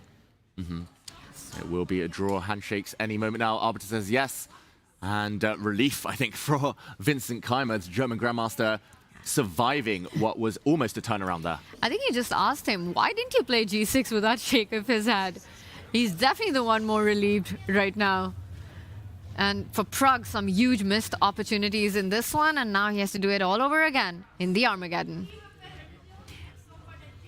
Keimer, though, has been struggling when it's gone down to the Armageddon. Yes, he's played 3 Armageddons and has lost 3 of them, which means we have 2 games outstanding in the Classical. We have Humpy Kuneru, Jujiner, and this one on our screen, Divya Deshmukh against Anna Muzhchuk. Now, Divya had that very promising position, but it looks like Anna Muzhchuk is escaping away with a draw. Yeah, Divya's had an advantage all game. She almost could have won on the spot earlier, but this does look like it will be a draw now. Here we go, last few moves, repetition. Divya can't play on. She's about to get checkmated. The White King is caught. 2 rooks matching the Queen here.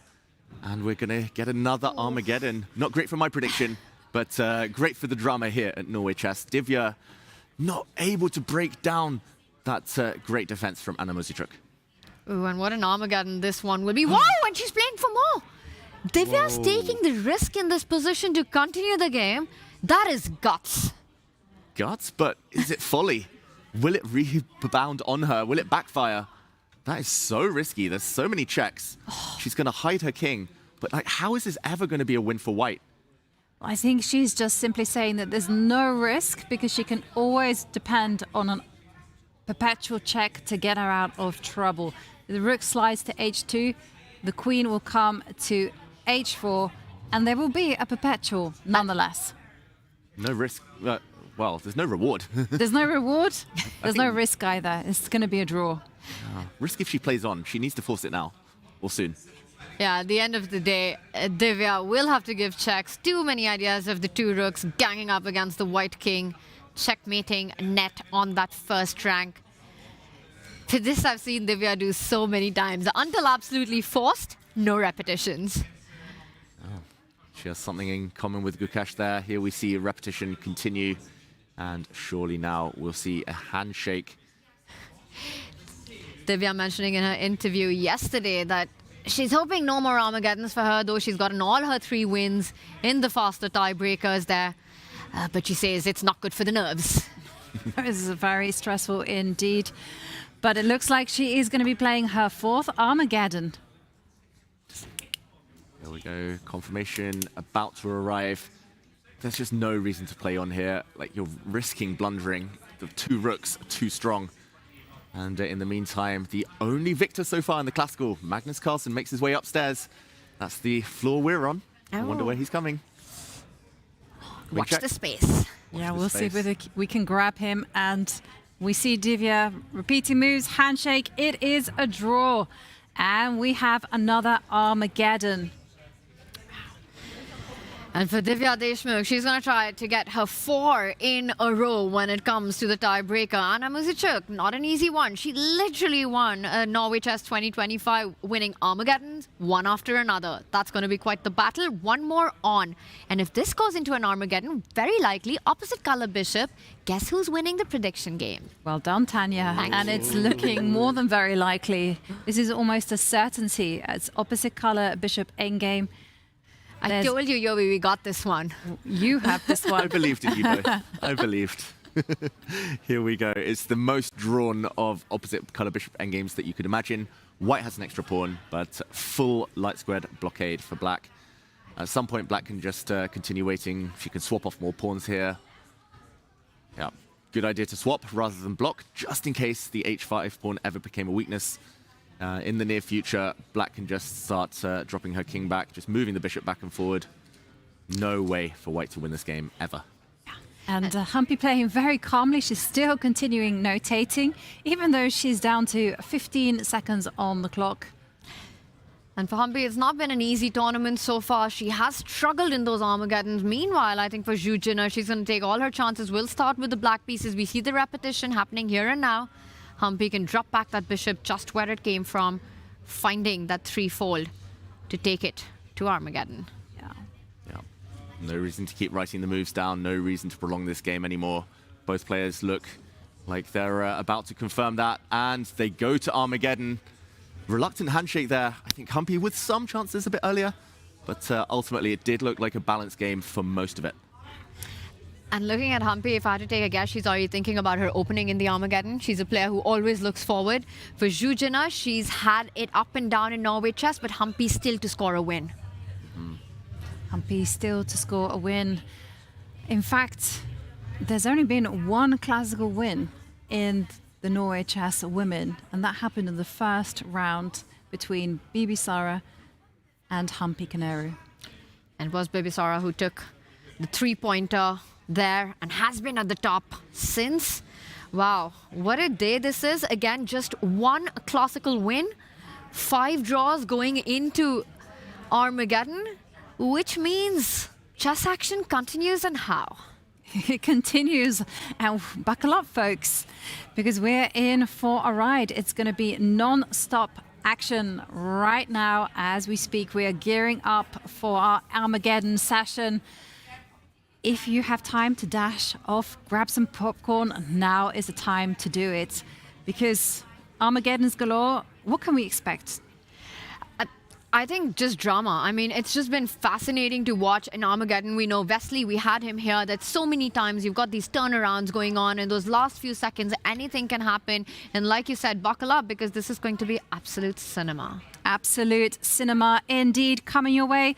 We're going to give you that time that is necessary for you to stock up on your drinks, your food. Grab the popcorn, because we are in for a wild ride. See you in a few minutes.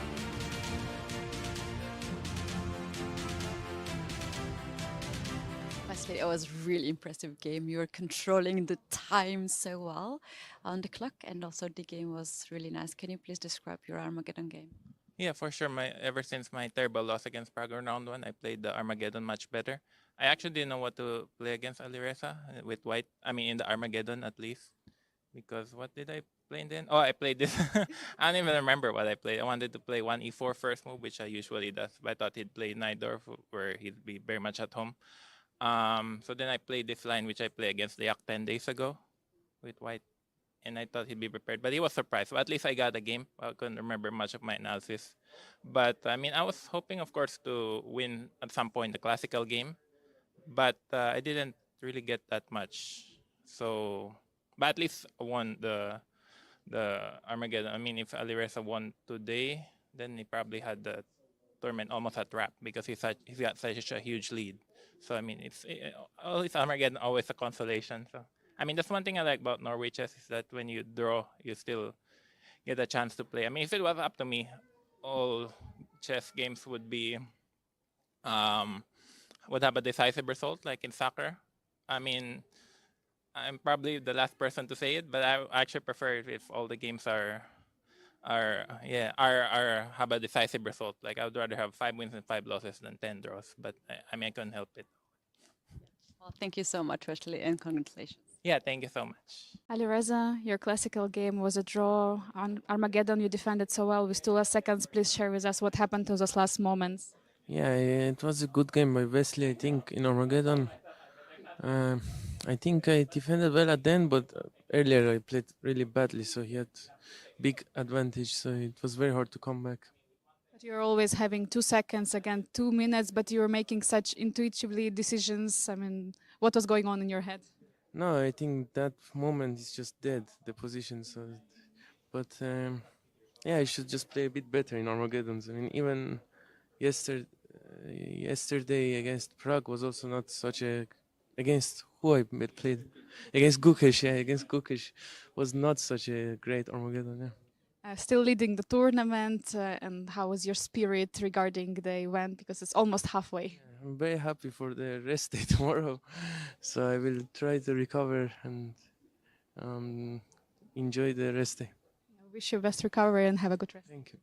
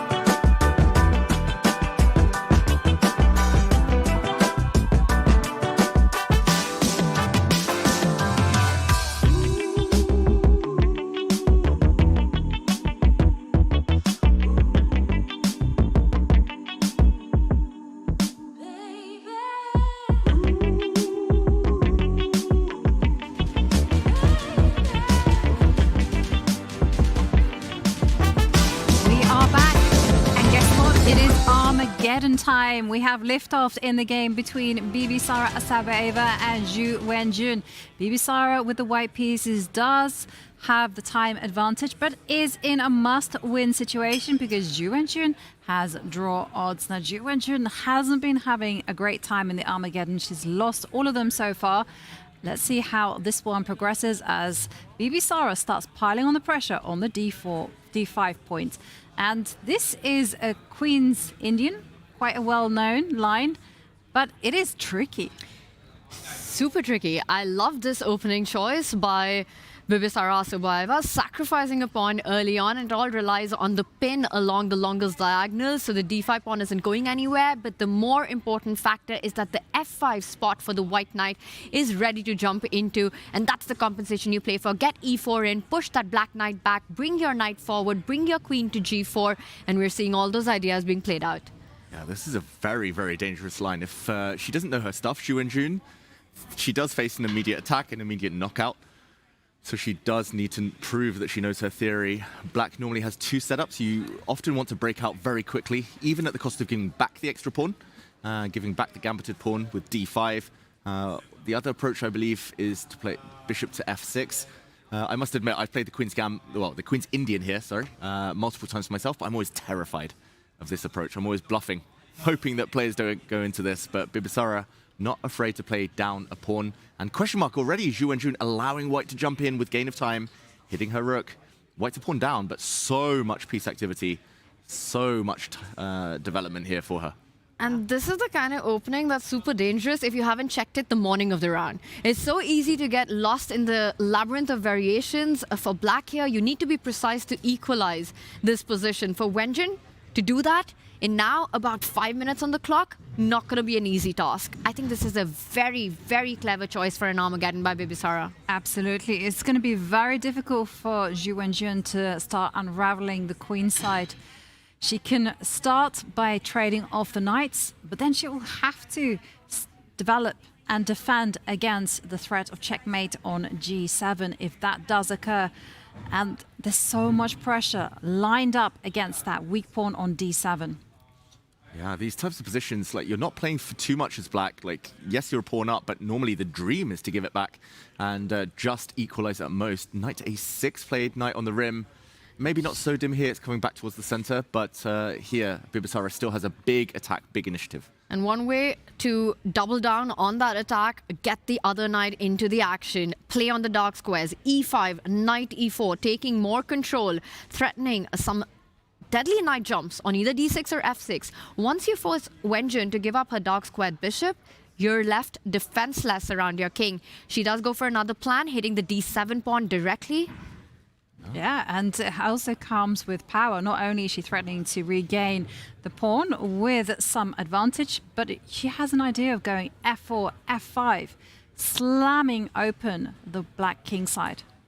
Oh, this is so scary for Zhu Wenjun, and she just has no time. She's already burned 2.5 minutes here of her start time. Yeah, she's going to be having to find only moves at some point in the near future. e5 still on the cards, f4, f5. Pawn hangs. I think the pawn is the least of the worries right now. In fact, Wenjun's probably hoping that you capture that pawn, you trade the queens, get them off the board. At least I'm not getting checkmated. Something is just not working for Zhu Wenjun so far here in Oslo. Yeah, same last year in Stavanger. Norway chess wasn't her best event. She was playing really passively, without much energy. Here, she's been letting chances slip. She was lucky to survive the classical game. It's got to be said between these two earlier. Zhu Wenjun was on the back foot, probably should have been punished. But here we go, c5. She does try to stop white pushing the e-pawn at least, but big mistake apparently, giving white a huge initiative. She's going to go for Yovi's idea. Now that e5 is out of the question, I love what you said, Yovi. f4, f5 coming in. It won't stop there. f6 will always be in the air. And the thing is, it's so incredibly hard to be black in this position with that knight on a6.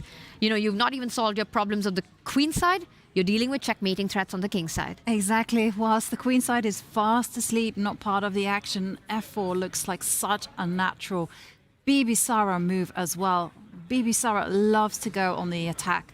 She does it with ease when she has the black pieces. Will she do it? She does play f4. The other Armageddon game, in the meantime, has begun. Credit to Bibisara for not playing queen takes d7, not regaining the pawn that she'd sacrificed. She's going for the attack, and we'll update everyone, of course, if there are any big developments on that board. In the meantime, this one is a really fascinating kind of anti-Grunfeld, Reti type of move order. And here, bishop takes bishop will be met by the black knight jumping in, sinking its teeth into a nice outpost with a check. And that knight is going to be hard to remove. White's king is going to be displaced as well. This is still well-known theory. I believe that White has a couple of moves here. You can take that bishop, but you can also give a check.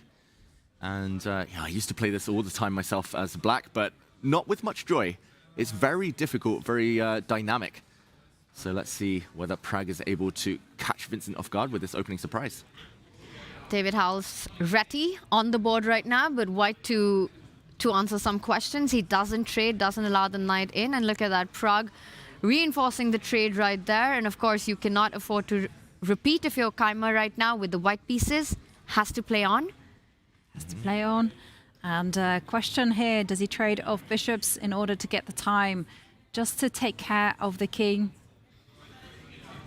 Or will he just slide that bishop back? And that's the tricky part about Armageddon, right? If you're White, you know bishop c4 is where you want to put your bishop. You're kind of caught off guard here. You want to play the move that feels objectively, subjectively the best, but you just can't do it. So you sometimes have to make less optimal decisions as White just to keep the game going. Yes, there's no way that you can just simply repeat the position. Instead, you just have to take the most practical choice. White has two approaches in Armageddon. We've mentioned this time and time again. You can play the long game. You can use the fact that black starts with less time and you keep it tense, or you can go immediately on the front foot and try to unsettle your opponent. Yeah, Vincent's been caught off guard here. According to the database, the chess.com database, a3 is by far the most popular move and probably the only way to satisfactorily dodge a repetition here. The idea is that if black takes the bishop, you take the knight. And it is still a bit scary for White because the black bishop will get into a nice outpost on d3, but better to have a bishop there than a knight. You can kind of play around it, chase it away a bit later on. And there's a lot of theory. Prag seems to know his stuff. He's only burned 15 seconds. Vincent has burnt nearly 3 minutes just to get here. Vincent surviving those final few moments of their classical game, coming out, taking it into the Armageddon from a very difficult position. For Prag, it was from a position of strength, but can he do it all over again right now? I think for Keimer, one idea that he has to try to implement on the board is go d4. Get that Sicilian d4 in to open up your bishop, to get your knight to the center of the board. Do you do it before going a3 or after going a3 is the question, and this one heats up. And in the meantime, it is looking like Bibisara is in cruise control here as she has a winning position against Zhu Wenjun. That is the winning blow. It's a simple skewer, hitting the queen, winning the rook behind it. She's material up. Black at the moment controls some of the dark squares, but the king is not safe at all. It's going to get checked in the near future. The white queen is also swooping in. This is a material and dynamic advantage. Bibisara, great game so far. Perfect game, but Zhu Wenjun, a shadow of herself right now. Yeah. And Bibisara showing us all why she is a 3-time Women's World Blitz champion. She won the first title when she was just 17 years old. Rook slams down, gives a check. And as David's indicating, now it's time for the queen to join in the fun. And it is more or less over for the Women's World Champion. Yeah, she throws in a check. Her only counterplay is this passed d-pawn, but it cannot really cross the barrier of the white queen. You can throw it away, but then you lose all counterplay for later. The white king can go either direction, step aside. Maybe she'll go towards the pawn just to keep an eye on it. But this is totally winning now. Checkmating attack incoming against the black king, but that knight also the target. When you're 22 years old and you've got 3 world championships under your belt when it comes to speed chess, that is talking about just how strong you are in those blitz territory. And Armageddon requires those skills so much with no increment. Right now, Bibisara calculating those lines. She does look up. I wonder if that was at the move counter a bit too early in the day to look up when that 1 extra second gets added. 11 moves to be precise. Yeah, she plays a good move. She dodges the check with her king going towards the passed pawn. That king can guard the pawn if it needs to.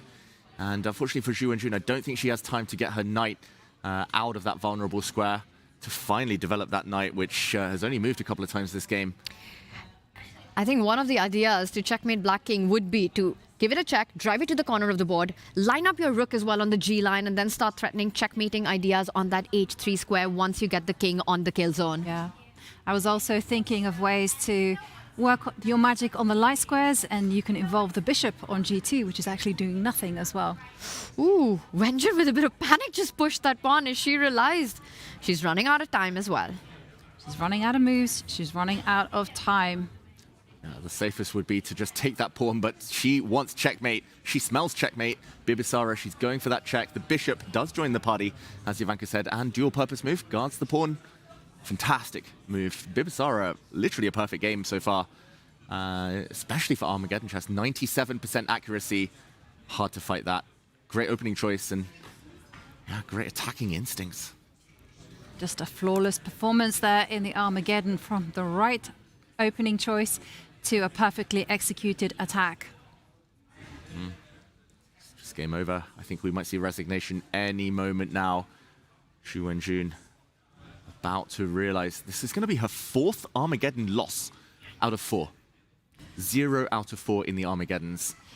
Yeah, the points that she has are all because she's managed to force them into the Armageddon, but no success so far. The knight comes out, and now can you start setting up those checkmating ideas? Give a check, take away the running away square on G7, line up your rook there. How are you fighting the 2 checkmating queen moves? Do you just resign? I don't see a way. And Queen H5, is that game over? It's game over, checkmate, handshake, and what a performance from Bibisara, tournament leader at the halfway mark, doing it in style. Doing it in style when you take down the women's world champion. With a flourish, well, Bibisara picks up 1.5 points. Very vital when you're leading Norway chess women. We move on to Vincent Keimer against Pragnanda, and Prag seems to have gotten a perfect opening as black. Not only has he narrowed the time advantage that white had, he has a good position as well. This is a dream position for black. Black's got the outposts. The very best, you swap off this queen and you go into a slightly worse or maybe maximum equal endgame. Black's knight is about to swing into some beautiful squares. White can't castle through the queen's vision here. Vincent burning all of his time advantage down on the clock and needs to win. This feels like Prag. All one-way traffic so far. One-way traffic indeed. It's been a dream Armageddon game, but for Vincent, this would be the 4th time he was struggling in Armageddon. He's not managed to find his stride at all. He just hasn't adjusted to the shift in format from going from classical, quickly switching up into the faster time plays, struggling every one of them. Now with the queens off the board and black needing only a draw to win the mini match, I think that's good news for Pragnananda. Also the D4 square is something that your knight can jump on. First he wants to finish development, connect his rooks. Does he go castle or slide up with his king to D7? He first places his rook behind the c-pawn, just making sure that there are no attacks, no discovered ideas against it. Yeah, this is the first time, though, in the game that, or at least since those first few moves, that Vincent has active ideas. I think Prag's been a bit careless in his move order. Apparently here, Vincent can attack the black pawn. The c5 pawn is sticking out right now, and when it's defended, he can break out. This might be the only opportunity he gets to move his knight across, then b4, boom. He doesn't go for it, he misses it, and he's just blundered Vincent Keimer, gives a handshake, he walks into a fork, and then a pin on the c-file. That was self-destruction. Prag takes the win. Ooh, and just like that, just when things were perhaps going Vincent's way, he falls and takes a tumble, and Prag is the one that walks away with 1.5 points. Complete collapse there by Vincent. A one-move blunder in an endgame where it just looked like for the first time in the game, Vincent could try for something more. He just hasn't adapted himself to the Norway chess format. No. Going into the rest day with a loss of this nature is going to hurt. There's going to be some re-evaluations being done by some of our players as we go into tomorrow's rest day. And Divya Deshmukh with the white pieces, she has gotten herself the reputation of being the queen of Armageddon. She's won all 3 of the games that she's played in Armageddon. Will she go for the 4th? Well, not if Anna Muzichuk has something to say. Oh, this is not a great position, though, for Divya. It's not her style of position either. It's very positional. Black has a beautiful knight on d4, Almost as good as Prag's knight ended up being on the final move there. I mean, the pawn's connected to it as well. Make sure that this piece is just immovable. And where white's pawn breaks, where's white activity? I mean, she can pretty much just wait here, and Muzichuk just put her bishop back on f8, just chill. Queen on f7, just do nothing. Or she can be more active about it, start trying to push forward with her b-pawn. There we go. She does try to nudge that knight back. I mean, I'm already looking at ideas like pushing the c-pawn ahead, but probably no Actually, there are tactics on the board. c4, you can't take it with your d-pawn. Discover checks, and there it is. Pawn takes pawn with the wrong one. Knight f3 would win material. Yeah, just to show that if the d-pawn takes, boom, discovered check. And then the queen would fall next. Black would be the exchange up and counting. So you cannot take that pawn. This is the live position.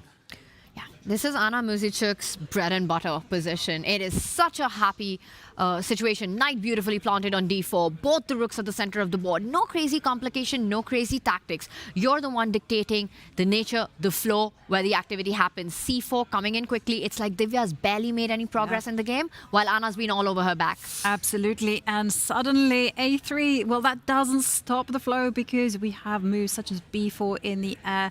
We also have, as David's pointing out, pawn takes pawn. It's up for grabs. It's free pawn to my eyes. It is, and she takes it. That is just, yeah, I mean, that's tantamount to, like, resignation, pretty much. Like, giving away a key pawn like that, still bad pieces. Divya, I think the opening choice was maybe not suiting her style, playing this slower reti. She needs to be more direct. She's had a lot of success playing on the front foot, asking big questions early, trying to attack Anna, but you can't beat Anna in a positional battle. She's just too experienced.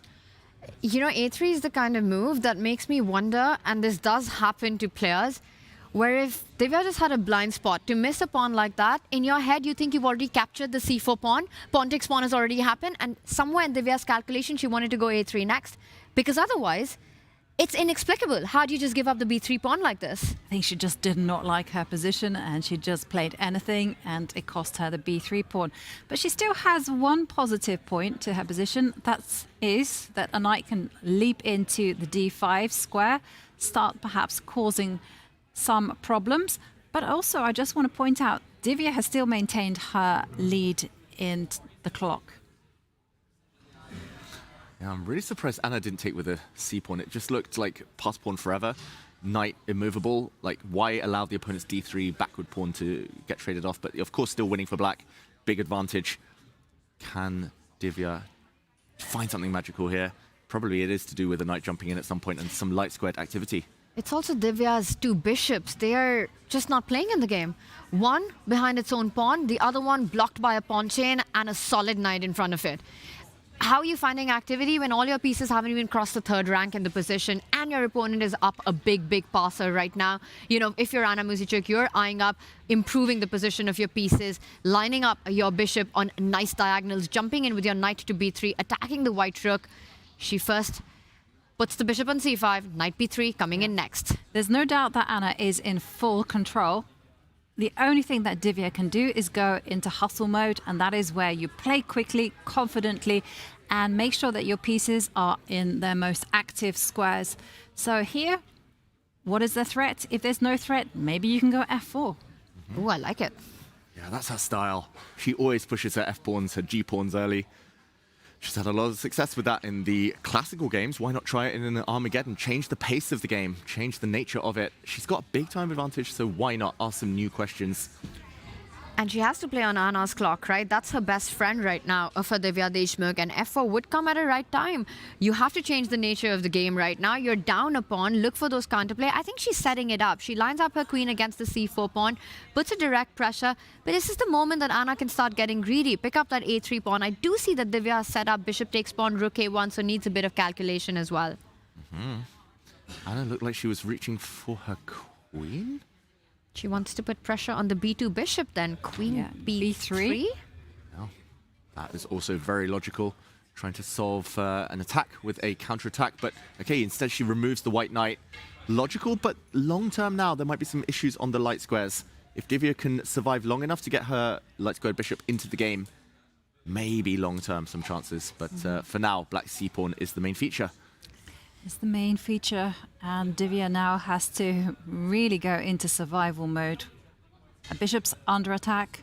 She has some choices. What is the best practical try? Is it to get active with bishop takes knight, rook b1, and then hope for the best?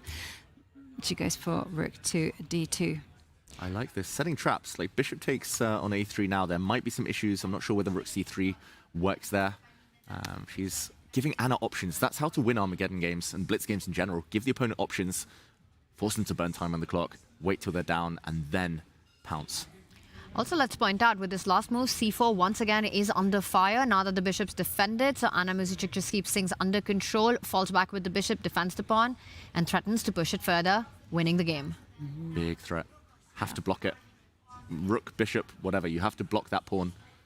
Have to stop it moving. That would end the game. 4 minutes left. And also always watch out for knight f3 check at the right time. You know, there are forking ideas, losing a very key bishop in the game. It has to be on the player's radar. Okay, what's Divya going to do? She would love to get time to start like pushing pawns, just tickling on the king side. Maybe bishop c3, great blockading move. And now queen takes a3 was my first instinct, but that would allow her to suddenly take the knight, suddenly take the c4 pawn, and the game changes.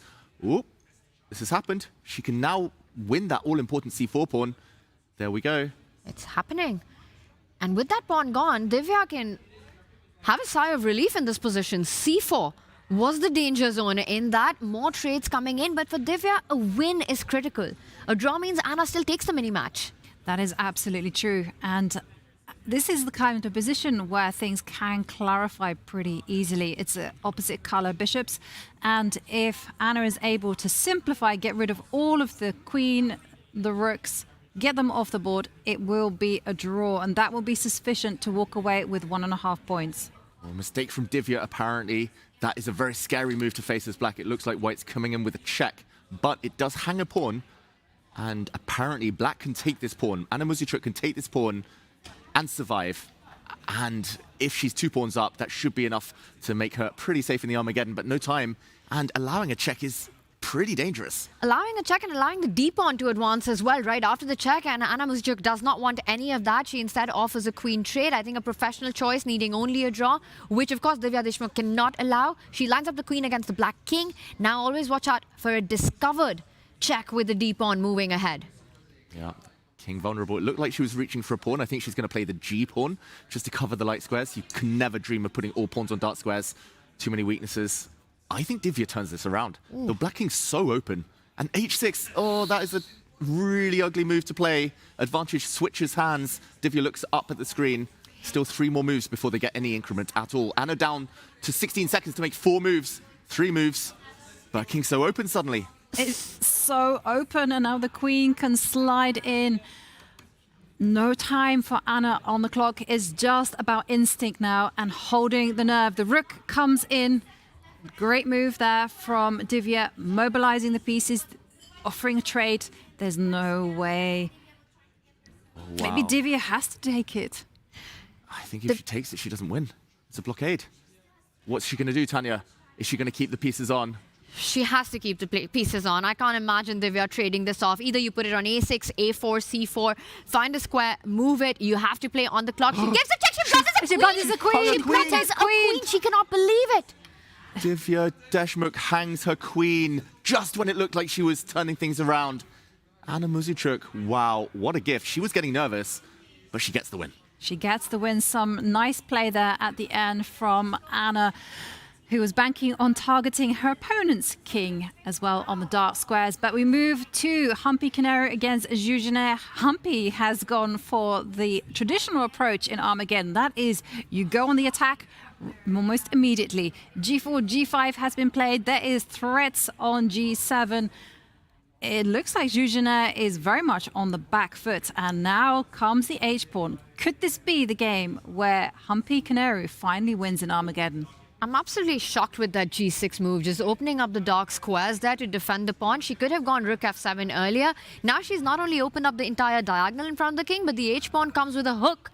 It's being screamed to get to h5 now that you're about to open up the entire board. Yeah, she has to play d4. There we go. Not just for the connect 4, but mainly to blunt the white bishop, the white queen on that beautiful diagonal. Zhuzhiner knows that the flank attacks that Humpy's going for, queenside, kingside, have to be met by central breaks. And now Humpy's piece trapped in the center, so she has to take the pawn. She's going to go up a pawn right now, grabs it with the knight. Some more trades coming in, but white's king in the center, so it's game on. And also, Humpy has lost her time advantage as well. So still, this is very much anyone's game.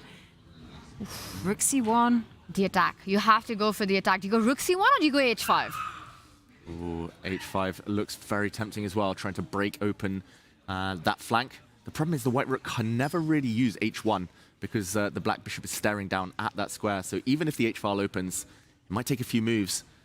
Can white deliver that killer blow? If not, then it might just be tempi that she might want to spend elsewhere. Bishop c4, it's worth pointing out, can be blocked by the black bishop as well. And yeah, the white king, where's it going? Does she risk castling? Although, I don't know, maybe there's just no time. The black bishop might step in. Yeah. Well, black's plan is quite simple. It's to play bishop to g7, get rid of that beautiful bishop, and then start targeting the white king in the middle of the board. Humpy, do you think this is her type of position? No. She went for the attack. She's risking quite a lot. Yes, she's a pawn up, but she's still down before on the technical time. phase. And Humpy does not like playing with an unsafe king. If her king had been nested on b1 or something, I think that this is Humpy's type of game. The king is there on e1. There's too much risk for her. And now, ticking down to 2 minutes, 11 seconds, she castles queenside. Yeah, a5. a5, great move, trying to break open that flank as soon as the king has committed. I just had a feeling. I knew she would castle somehow. Like we said earlier, she doesn't like playing with an unsafe king, and the king isn't safe here, but it definitely wasn't safe in the center either. And now, apparently, h5, blue arrow. She has to get on with it. She has to go for the attack, but she's pushing pawns in front of her own king, and that's a tactical mistake. Bishop takes a3. It's a deflection that Zhu Jin's about to play. She's about to see it, forcing the white queen away from the defense of her bishop. Turn around. Humpy now is not even a pawn up, and she's about to face a scary attack against her open king. It's not just the pawn has been dropped, but the entire king is completely defenseless. The rook coming in and Humpy trying to defend laterally with her own rook blocking on c3, but it's not going to be enough. You're going to double down on it. And this just feels like the moves are about to flow. Bishop e4, line up the pieces at the center of the board, give the checks on the c line. Don't see Humpy surviving this one. And all of that missed because of the move b5. Had to be on the 5, but the other side of the board. Yeah. Rook c7 now. You got to defend. Rook takes rook, a big threat. Do you use your own king to defend itself? Step it up. Has to be that. And opposite side castling, it's a race. Like, never touch pawns on your own, in front of your own king unless you really have to. That was her downfall. The black queen is so strong right now. The black queen is the MVP. It's the best piece in the position. And there, the final one joins the attack, joins the party from that d5 square. And the thing is, Humpy's just paralyzed. Her attack hasn't gotten going, and every piece has to defend the c3 square. Humpy goes in with the queen, but can't you just pick up the rook on c3 now? Rook takes rook. That's another one-move blunder. The rook is hanging. That's just checkmate. This is game over. Zhu Jin is not going to miss this one. White has no checks. There are no ghosts. Rook takes rook. Humpy has blundered. This game is about to come to a halt. It's just checkmate. Pawn takes rook. Queen takes c3. Queen takes pawn. And handshake. Humpy resigns. Humpy resigns, and Zhu Jin, she nails it. She moves. She wins 1.5 points and wins in Armageddon. Fantastic performance by Zhu Jin in Norway chess so far. I will point out she's lost only a single game. She's had good results. She's taken those wins in the Armageddon to Bibisara, losing in the Classical. And this one, she does get her first Armageddon win against a former world rapid champion. And she kind of did it from a difficult position, getting that one opportunity and then never letting it go. Perfect on her attack on Humpy's king. Perfect play there from Zhu Jin. And after a dramatic day where we saw Magnus Carlsen defeat with the black pieces Gukesh in the Classical, everyone else, well, it was Armageddon time. But those Armageddons were wild. Yeah, I mean, the mistakes, they did show the nerves, the tension that are inherent to this format. And I guess the rest day has come at a good time. Some of the players may be a bit tired, hanging queens, hanging checkmate at the end there. But yeah, I mean, the twists and turns, keeping us on the edge, trying new things in the opening. It's always been a lot of fun to watch. And I think that's why we love Norway chess, right? Because it just is incredibly exciting. You'll have a winner with every match at the end of the day. But I have to say today, going into the rest day, the happiest man in the building has to be Magnus Carlsen. Yeah, the most relieved man. It's been a tough start, but a win with black suddenly has a lot of whites in the second half of the event. It's the win, and it's also this feeling, right? You're playing against Gukesh. You know that even though in the standings you're at the bottom of the leaderboard, it's the world's eyes on you. It is the marquee matchup. It's the headliner of the day. With everything, with the history behind them, you want to prove yourself. You haven't gotten a single classical game in. Is that going to be more pressure or more motivation? Magnus is a big stage player. He doesn't know about pressure. It's only extra motivation for him. He is a big moment man. He always rises to the occasion. And let's have a look at what the standings are in this cross table.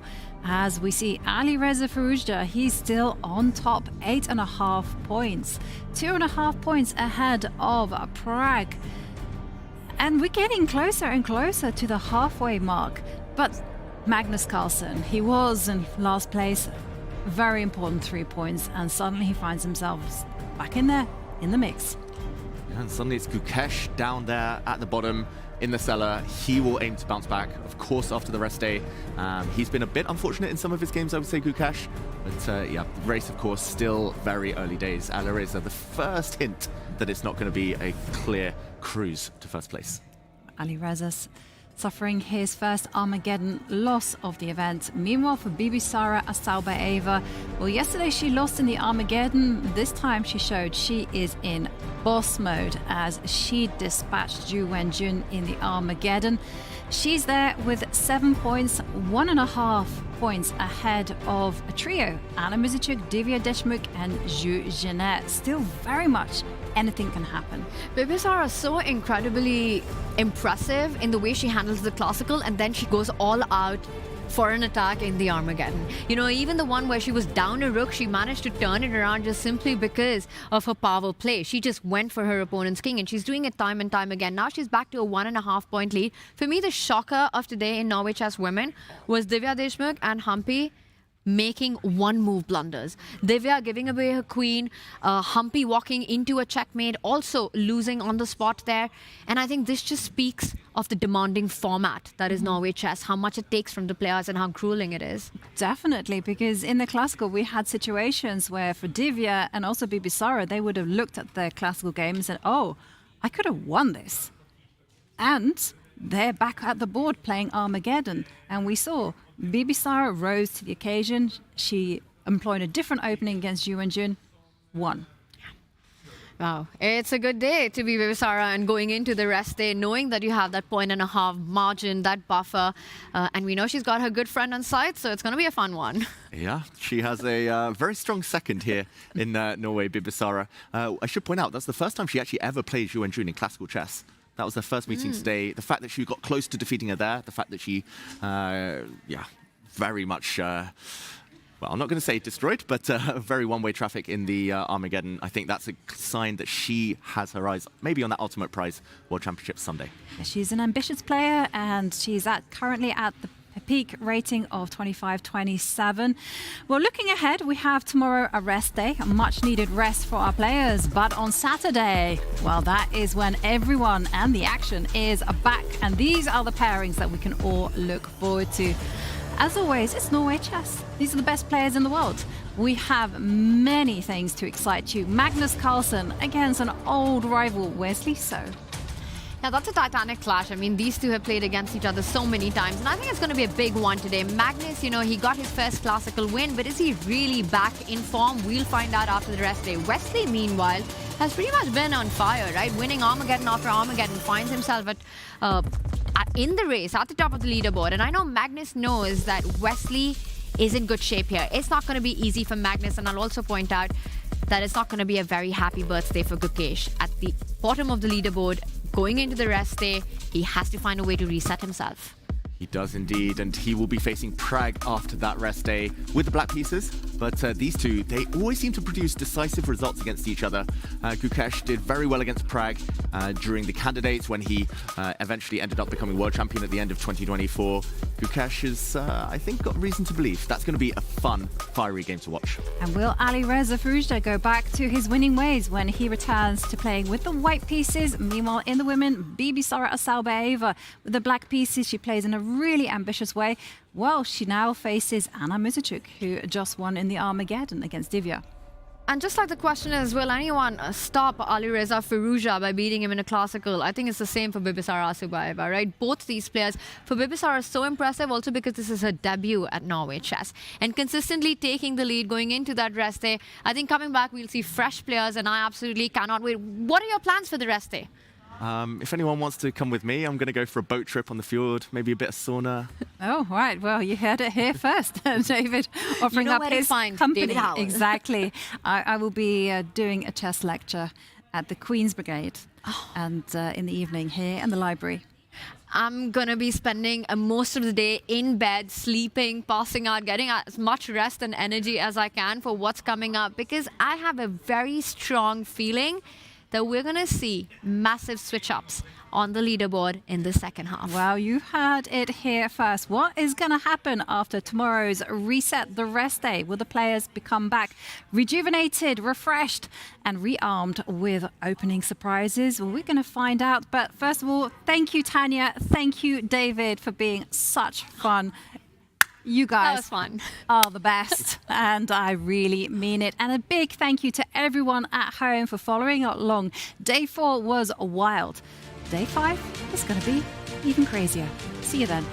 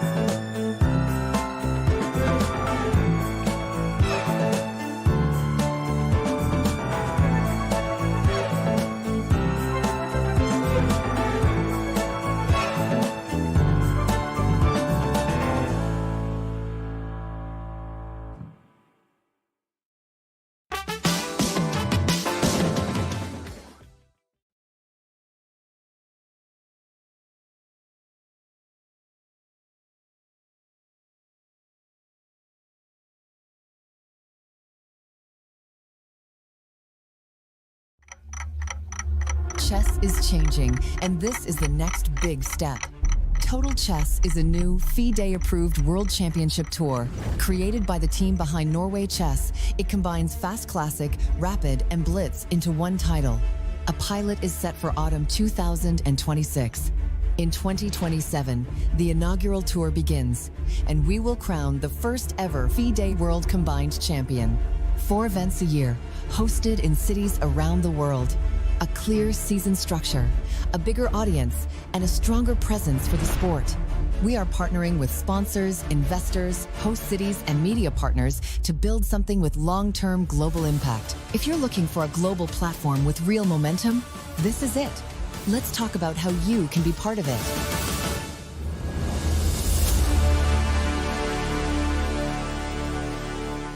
What I like about chess, there is actually a lot of similarities with the football as well, you need to plan your moves a bit ahead.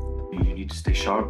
You can't lose 1 second of focus. If you do, you might get punished. You have to sometimes surprise the opponent. Chess, I have a lot to learn. In life, I have a lot to learn. So everything in life, you can always get better and you can always improve. Total Chess can turn chess into an even bigger sport for new audiences.